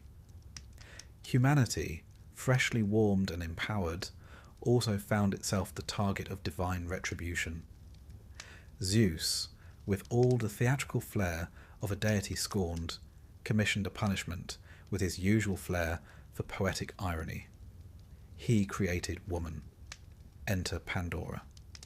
Now, before we all leap to modern outrage, it's worth noting that the Greeks, particularly Hesiod, had a very mixed view of Pandora. She was beautiful, beguiling, and crafted by the hands of all the gods, hence her name, all gifted. She was given charm by Aphrodite, music by Apollo, curiosity by Hermes, and patience. Well, not so much. She arrived bearing a jar, not a box, despite what centuries of mistranslation have led us to believe. A great sealed jar, brimming with evils yet unseen by mankind. Pain, famine, jealousy, disease, taxes, a gain, and all the subtle miseries of human life. And, of course, curiosity, that irrepressible itch to know what should remain unknown. Predictably, Pandora opened it. Out flew suffering in all its forms, scattering across the earth like spilled ink over a blank scroll. By the time she slammed the lid shut, only one thing remained inside. Hope. A strange thing, really, to trap hope among the evils. Was it a comfort left behind, or the cruelest illusion of all? The Greeks weren't entirely sure, and perhaps that ambiguity was the point. Thus, humanity, now armed with fire, but cursed with mortality and misery, began its long and winding march through history. Prometheus watching from his rocky perch, must have wondered if it had all been worth it. The gods, meanwhile, resumed their celestial antics. Still, Prometheus's story didn't end in chains. In time, a new hero would rise, Heracles, and it would be he who, passing through the mountains during one of his 12 labours, spotted the bound Titan, and, moved by something resembling pity, slew the eagle and shattered his bonds. Zeus, by then more mellow, or distracted, allowed it. Perhaps he even admired the audacity of a mortal defying him, though he'd never say so aloud. Prometheus's tale is often read as a mythological blueprint for the human condition. Intelligence versus authority, progress versus punishment, and the eternal price of defiance. The fire he stole represents not just literal flame, but metaphorical enlightenment, science, art, reason, imagination. He is the first rebel, the first scientist, the first martyr for the cause of humanity. And perhaps the Greeks saw in Prometheus something of themselves, a people whose philosophers questioned the heavens, whose engineers bent nature to their will, and whose playwrights dared to probe the flaws of gods. In Prometheus, they found a figure both heroic and tragic, a reminder that progress always comes at a cost, and that defiance, though noble, rarely goes unpunished. Historically, some scholars have argued that Prometheus may be older than even the Olympians themselves. Elements of his tale echo Mesopotamian and Indo-European myths: the fire thief, the culture bringer, the god who aids mortals against the will of his peers. His punishment bears striking similarity to other chained rebels like the Norse Loki, or even the biblical Satan, whose overreach is met with cosmic incarceration. But unlike those darker figures, Prometheus is rarely seen as evil. He is a complex hero, proud, clever, stubborn, and self-sacrificing. He challenges the gods not for his own gain, but to uplift others. And in that, he becomes a symbol of something profoundly human: the refusal to accept imposed limits, the belief that knowledge should be shared, not hoarded, that even the thunderbolt of Zeus can be defied, if only for a moment. It's little wonder, then, that later thinkers, from the Romantic poets to modern philosophers, embraced Prometheus as a symbol of rebellion and creativity. Percy Shelley cast him as a noble sufferer, while Karl Marx saw in him the prototype of the revolutionary.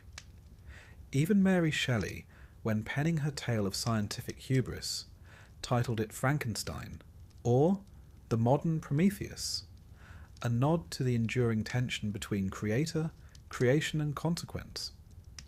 And so, in this interlude between divine wars and heroic sagas, we glimpse a quieter but no less potent drama: the birth of civilization. Not through divine favour, but through theft. Not by permission, but by rebellion. And the understanding that with every leap forward comes a lash of the whip behind.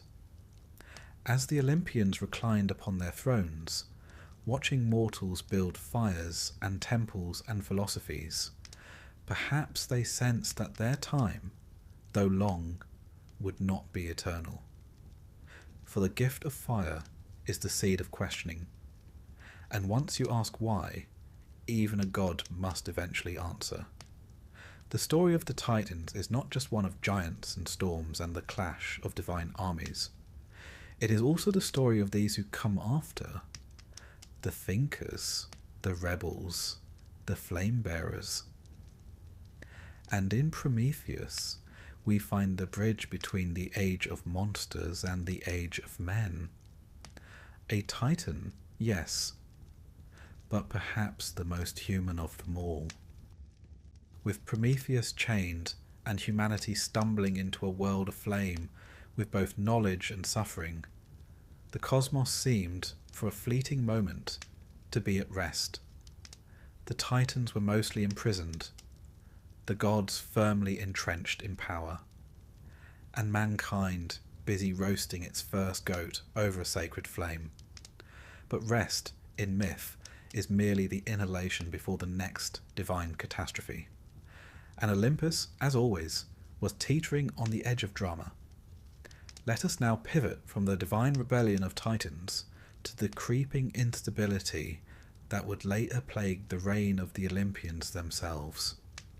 The Titans may have been overthrown, but their legacy, like a good curse, was not so easily dismissed. Their children, those liminal beings born of the old order but destined to live under the new, found themselves in a particularly awkward position. Neither wholly defeated nor entirely embraced, they haunted the edges of myth like shadows at a feast. Take, for example, the Hecatoncheires. These were the 100-handed, 50-headed siblings of the Titans, Briareus, Cottus, and Gyges, monstrous by modern standards, though to the ancient Greeks they were simply robust. Imprisoned in Tartarus by Uranus, and later freed by Zeus to help win the Titanomachy, they were handsomely rewarded by being sent straight back into the shadows, assigned to guard the gates of Tartarus. Imagine winning a war and being rewarded with eternal security duty at the universe's most miserable prison. One does wonder if they ever considered a union. Then there were the Cyclopes, thunderbolt forgers, one-eyed craftsmen of divine artillery. Also liberated during the Great War, they gifted Zeus his famous lightning, Poseidon his trident, and Hades his invisibility helm. A helmet that, funnily enough, saw very little use after the war. It seems Hades preferred brooding in full view.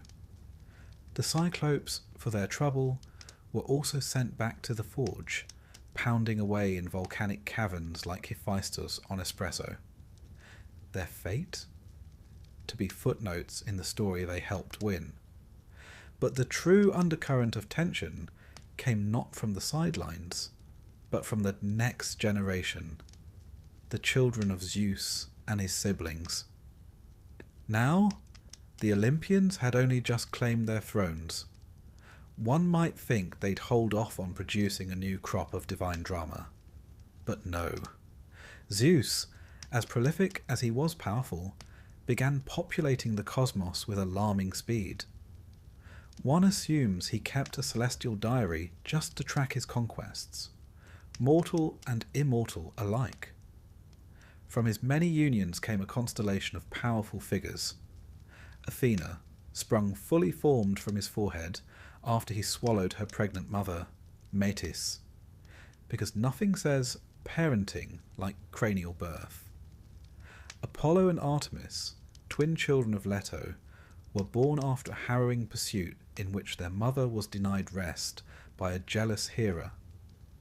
And then there was Dionysus, born of a mortal woman, torn from her ashes and sewn into Zeus's thigh, a rather creative alternative to childcare leave. Each of these offspring bore immense power, and with that power came something the Olympians dreaded above all: unpredictability. Athena, wise and warlike, challenged male authority without ever marrying. Apollo, radiant god of music and plague, brought both beauty and terror. Dionysus, with his wine and ecstasy, blurred every line imaginable: gender, sanity, mortality. These were not minor deities. They were forces of nature with bloodlines that tied back to both Olympus and the Titans. And let us not forget Hecate, a fascinating figure, often passed over in popular retellings. A Titaness by birth, yet honoured by Zeus, she was granted dominion over magic, crossroads, and ghosts. She moved through the world like smoke, appearing at night with her torches, straddling the boundary between old and new. Some say she remained loyal to neither side, and perhaps that's why she endured. She played the long game, but all this divine breeding had consequences. You see, when gods mingle with mortals, their children tend to be problematic. Not in the refuse to do their chores sense, but in the accidentally start wars, kill monsters, and spark genocides sense. The age of heroes was beginning to shimmer faintly on the horizon, and with it the last flicker of Titan influence.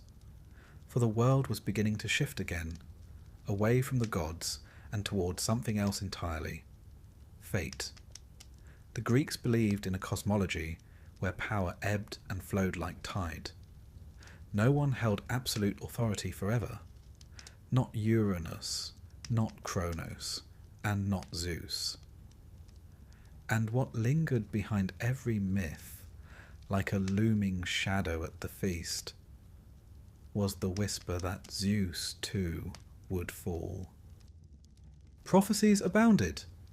Just as Kronos had overthrown Uranus, and Zeus had overthrown Kronos, so too would Zeus be overthrown by his own son. A divine game of patricidal dominoes. Naturally, Zeus grew paranoid. He swallowed Metis, the goddess of cunning, to prevent her from bearing a son. He punished dissenters with lightning. He tightened his grip, which, historically speaking, is the first sign of impending collapse. Yet the collapse didn't come. At least, not all at once. Instead, we began to see the cracks in the Olympian regime, not through war, but through mythological contradictions. Mortals began to question. Philosophers rose. The gods, once terrifying and remote, became flawed, comic, even ridiculous. Dionysus, for instance, challenged Apollo in Delphi. Mortals questioned the will of the oracle. Heroes like Heracles, born of both divine and mortal blood, committed acts of both supreme valour and terrifying violence. They did not obey the gods, they negotiated with them, sometimes even tricked them. Heracles, remember, was the one who freed Prometheus, an act that subtly undermined Zeus's authority without triggering full-blown rebellion.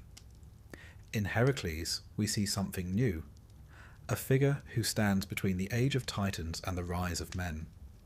He is not a Titan, nor a god in the traditional sense, but something in between, a bridge. And he is not alone. Perseus, Bellerophon, Theseus. They all emerge in this liminal space, echoing the chaotic energy of the old world, but redirecting it toward mortal ends. And it is here that myth and history begin to blur. The Greeks, as their civilization matured, began to mythologize their own past. Cities claimed descent from gods. Families traced lineages to heroes. The Titans, once vast cosmic entities, became symbols, metaphors for disorder, for chaos, for the ancient powers that had to be tamed before the polis, the city-state, could rise. And the gods themselves were domesticated. They gained temples, rituals, and priests. They were still powerful, yes, but bound by decorum, by narrative, by the very mortals who once trembled before them. This, perhaps, is the final insult to the Titans. Not their defeat, but their absorption. Kronos was not only imprisoned, he was reimagined. In some Hellenistic sects, he became a god of peace, even of agriculture. The devourer became the father of time, Kronos, a different spelling, but similar enough to fuse over the centuries. And Gaia, once a primordial mother, was reduced to little more than symbolic soil beneath our feet. Even the war, the mighty Titanomachy, became a cautionary tale, retold by poets to remind listeners of the price of rebellion, and by politicians to justify their own divine authority. Myth, you see, is never static. It evolves, it adapts, it serves whoever speaks it loudest. And yet, the Titans endure.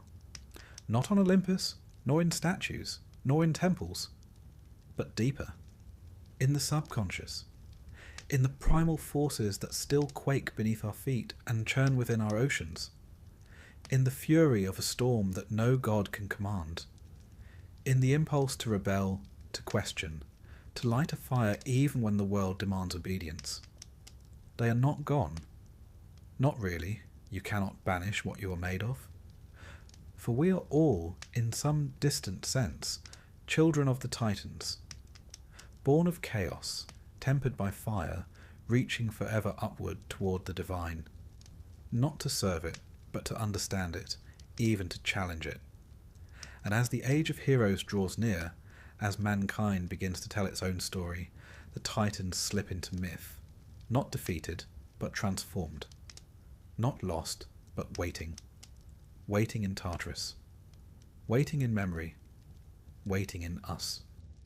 As the dust of divine rebellion settled and Olympus gleamed in its post-war splendour, a quiet shift began to take place, not among the gods, but in the realm below. The age of Titans was over, yes. The age of the Olympians had begun in earnest. But now the torch was passing, not upwards, as it had from Gaia to Uranus, from Uranus to Kronos, from Kronos to Zeus, but downwards to the strange, fallible, fascinating creatures known as mortals. Welcome, then, to the heroic age, the age in which Titan blood still flickered in veins, Olympian caprice ruled from above, and humankind found itself cast into the starring role of the cosmic drama. It was a time of monsters and riddles, of hubris and honour, and of very large men attempting very impossible things. It's worth noting that the Greeks didn't view the heroic age as metaphor. To them, it was a golden era sandwiched neatly between myth and memory. It preceded the fog of history, but followed the chaotic primeval stew of the gods. These weren't mere bedtime stories. These were origin tales, political, familial, even moral, and the heroes within them were closer to living fossils than to fictional characters. And the first great hero, in many ways the archetype of them all, was Heracles, or Hercules, if you prefer your heroes Roman and slightly more muscular. Born of Zeus and the mortal Alcmaeon, Heracles was the walking proof that gods could not resist mortal women, nor could mortals resist getting swept up in divine entanglements. Poor Alcmaeon, by the way, was tricked into lying with Zeus after he disguised himself as her husband. Zeus, it must be said, would have made an outstanding actor, but a deeply troubling partner. Heracles entered the world not as a symbol of glory, but as a threat. Hera, Zeus's wife, was incandescent with jealousy, and she set about making the boy's life hell. As an infant, Heracles famously strangled 2 serpents in his cradle, sent by Hera to kill him. Most babies grapple with teething. Heracles wrestled with serpents. The tone was set. His life would be defined by suffering. Not necessarily because of his own actions, though the man was hardly a beacon of wisdom. No, Heracles suffered because of Hera, and because of the curse that haunted all demigods.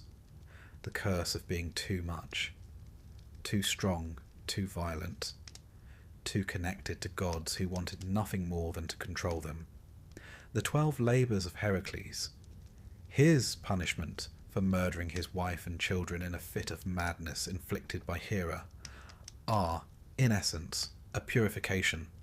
He is sent to defeat beasts, capture monsters, and even go to the underworld itself. Each trial peels away the chaos of his Titan ancestry and the burden of divine expectation. He is, in a very Greek way, being civilized through suffering. But what's curious is how many of the creatures Heracles confronts are directly tied to the Titans. The Nemean lion, born of Orthrus, who was the offspring of Echidna and Typhon. And Typhon, you'll recall, was the last monstrous son of Gaia, born to challenge Zeus himself. The Hydra? Another spawn of Echidna and Typhon.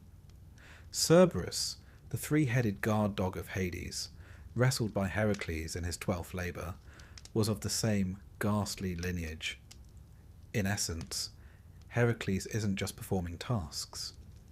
He's cleaning up the remnants of the Titan Age, one beast at a time. But Heracles wasn't alone in this. The heroic age is a veritable parade of mighty mortals straining under the weight of legacy. Take Perseus, who beheaded Medusa, one of the three Gorgons, herself a twisted echo of ancient chthonic power, likely once worshipped before the Olympian pantheon shoved her into monstrous irrelevance. Or Theseus, who navigated the labyrinth to kill the Minotaur, a beast born of divine punishment and mortal pride, with echoes of older Minoan bull worship baked into its horns. Then there was Jason, leader of the Argonauts, whose quest for the Golden Fleece was more political than heroic. His tale reads like a very dangerous trade mission, tangled in family drama, betrayal, and a helpful sorceress named Medea, who, spoiler alert, doesn't take rejection well. All of these figures, larger than life and doomed to fall, share a common trait. They're liminal. They belong neither fully to the gods nor to mankind. They exist in a transitional space, much like the Titans did before them. And while the Titans represented primal chaos and power unbound, these heroes represent something newer, individual will in the face of divine indifference. The gods in these stories are often petty, distracted, or even absent. Zeus, by this point, is less a thunder-wielding monarch and more of a spectral administrator. Hera is a grudge incarnate. Athena is wise, yes, but curiously inconsistent in her favour. And so the mortals begin to shine, not because they are perfect, but because they dare. Hubris, the Greeks warned, was the great sin, but it is also, paradoxically, the engine of the heroic age. To be a hero is to reach beyond your station, to say, I will slay this beast, or I will build this city, or I will sail past the edge of the world. It is to challenge limits. And in every one of these myths, that challenge is tied, consciously or not, to the defeat of the Titan spirit. And yet, the Titans aren't gone. Not really. They echo in the backdrops, in the monsters, in the forgotten gods and the strange lands the heroes visit. Tartarus is still there, beneath everything, a dark counterpoint to Olympus. Atlas still holds up the sky, punished not merely for his rebellion, but for his very endurance. Prometheus remains chained, gnawed upon by vultures, until Heracles, that walking demolition project, finally releases him. Even Kronos, who has been banished to the outer realms of myth, occasionally re-emerges in variant tales. In some Orphic traditions, he becomes a more neutral figure, associated with time. Kronos, a separate but often conflated being. And in others, he is restored in the golden age of peace that returns after Zeus's rule. A sort of celestial retirement plan. This is where myth and philosophy begin to merge. As the centuries pass and Greece moves into the classical age, thinkers like Hesiod, Plato, and later the Stoics begin reinterpreting the myths not as literal truths, but as allegories. The Titans become psychological forces. Kronos becomes time. Gaia becomes nature. Prometheus becomes the mind, clever, tragic, and rebellious. The heroic age, then, is a mirror held up to the human soul. A time in which mortal figures struggle not against monsters alone, but against destiny, family, and the gods themselves. It is the final echo of the Titanomachy, not in heaven, but on earth. And it is ending. For as the myths evolve, they lose their immediate power. The age of oracles gives way to the age of philosophers. The hero, once a demigod, becomes a king, then a politician, then merely a man with ambition. The divine loses its teeth. The world is slowly becoming recognizable. Not entirely, of course. There's still magic, still gods meddling in the affairs of men. But the wildness is fading. And that, in some ways, is the final tragedy of the Titans. They were not just beings. They were forces of rupture. Necessary, terrifying, sublime. Their war with the Olympians was not merely a struggle for power. It was the cosmos straining to contain contradiction, chaos and order, nature and reason, instinct and law. The heroes, knowingly or not, carried that contradiction forward. They tried to tame it, to conquer it, to live with it. Some succeeded. Most did not. But all of them, Heracles, Perseus, Theseus, Jason, and the rest, lived in the shadow of something much older, much wilder, and far less forgiving. And now that age is closing. The last of the great heroes will vanish into legend. The gods will become poetic symbols. The Titans, already forgotten by most, will be relegated to esoteric footnotes and ancient hymns. But before we bid them farewell, we must understand. Their story is not merely one of defeat. It is one of transformation, of how raw power becomes memory, of how myth becomes metaphor, and how, even buried in Tartarus, the Titans still shape the world above. Even now, when we speak of rebellion, of endurance, of reaching beyond what we are told is possible, we are speaking the language of Titans. And so we come to the end, or rather, to the beginning of the end.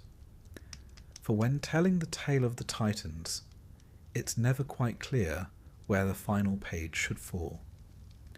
They began before time as we know it, roared through the cosmos like fire in dry grass, and ended, as all empires must, buried under the weight of their own grandeur, and Zeus's lightning bolts. But endings, especially in mythology, are rarely full stops.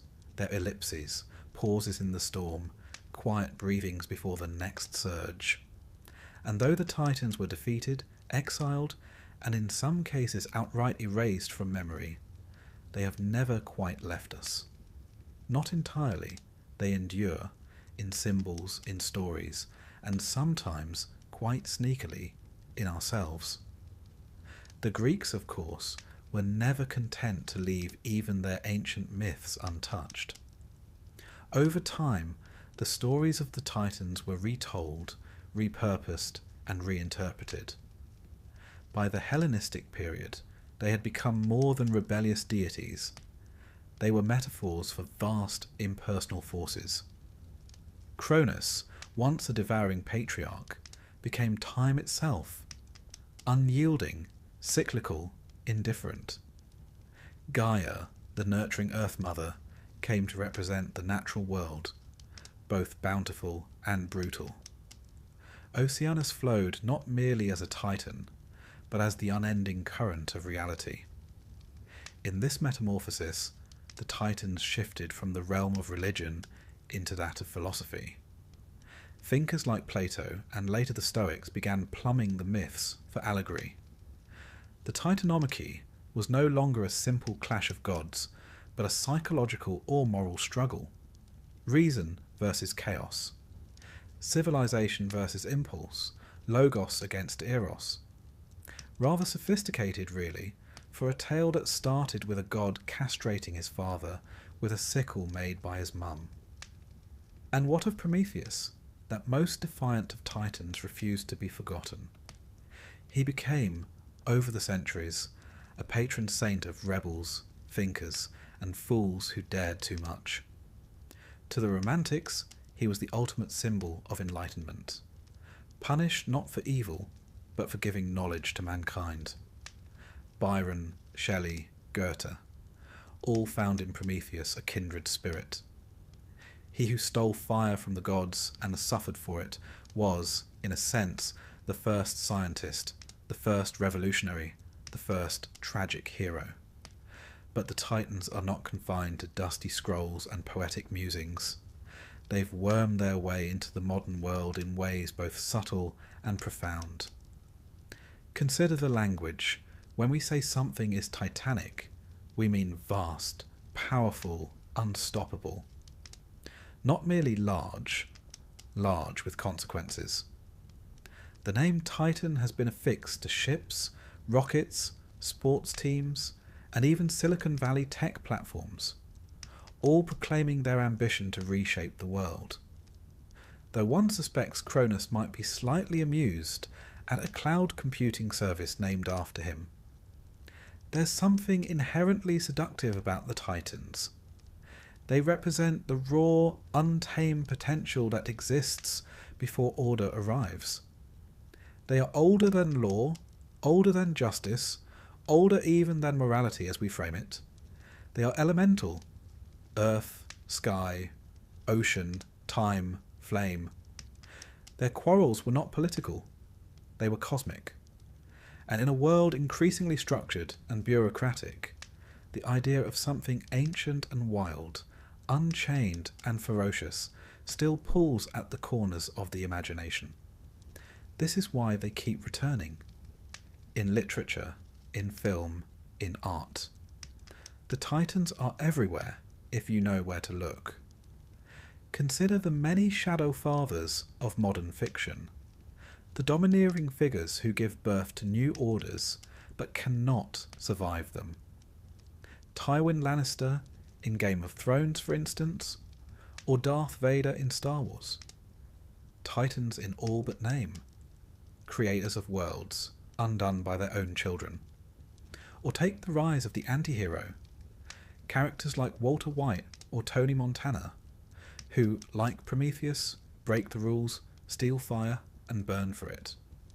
We don't always root for them, but we watch, spellbound, as they try to bend the world into their image, just as the Titans once did. Even the superhero genre, our modern mythology par excellence, owes a debt to the Titans. The X-Men? Born of genetic mutation, feared by gods and mortals alike. Superman? Raised among mortals, but burdened with divine strength. These characters straddle the same liminal space the Titans once did. Too powerful to be human. Too flawed to be gods. And in the background, still, the Titanomachy echoes. Every story of a younger generation overthrowing the old. Every tale of rebellion against cosmic authority. Every myth where the apprentice surpasses the master. It's all the same ancient rhythm, replayed with modern instruments. The Greeks understood this cyclical nature of power better than most. Their myths are laced with repetition. Uranus is overthrown by Cronus, who is overthrown by Zeus, who, if the Orphics are to be believed, may one day be overthrown in turn.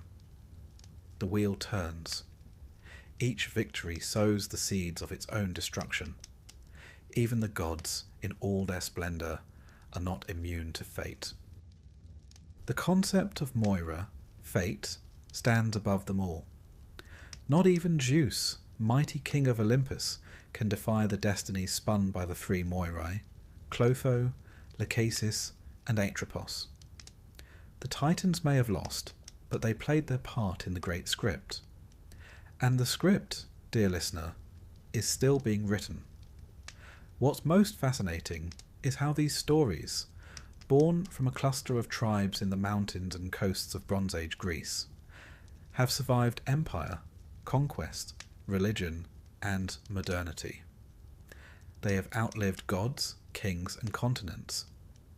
And they endure not because they are true in the literal sense, but because they are true in the human sense. We are all, in our own ways, Titan-blooded.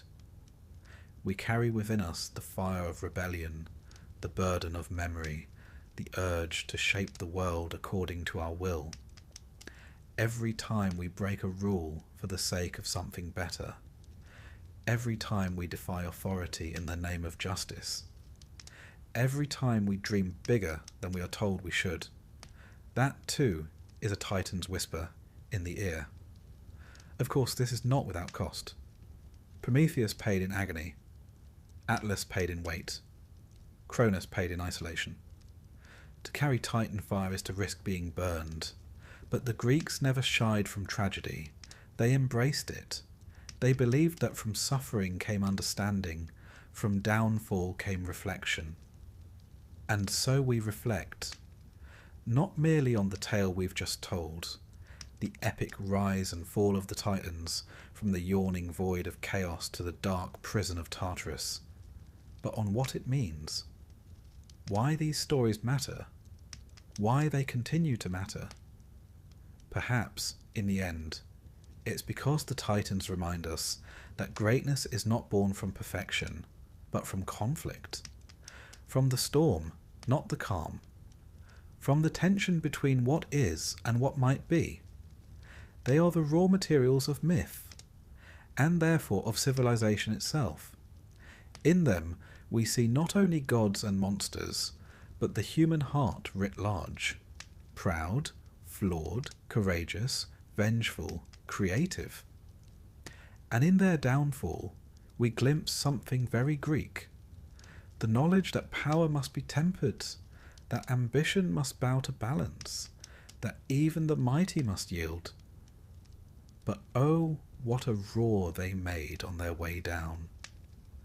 And though Olympus gleams in the sunlight, though the temples to Zeus still stand in crumbling glory, though statues of Athena gaze sternly over modern cities, the Titans lie deeper still, beneath the marble, beneath the stories, beneath the psyche, waiting, not for revenge perhaps. That ship has sailed, but for remembrance. Because in remembering the Titans, we remember ourselves, not as we are, but as we once dared to be. Vast, terrible, brilliant, and yes, Titan.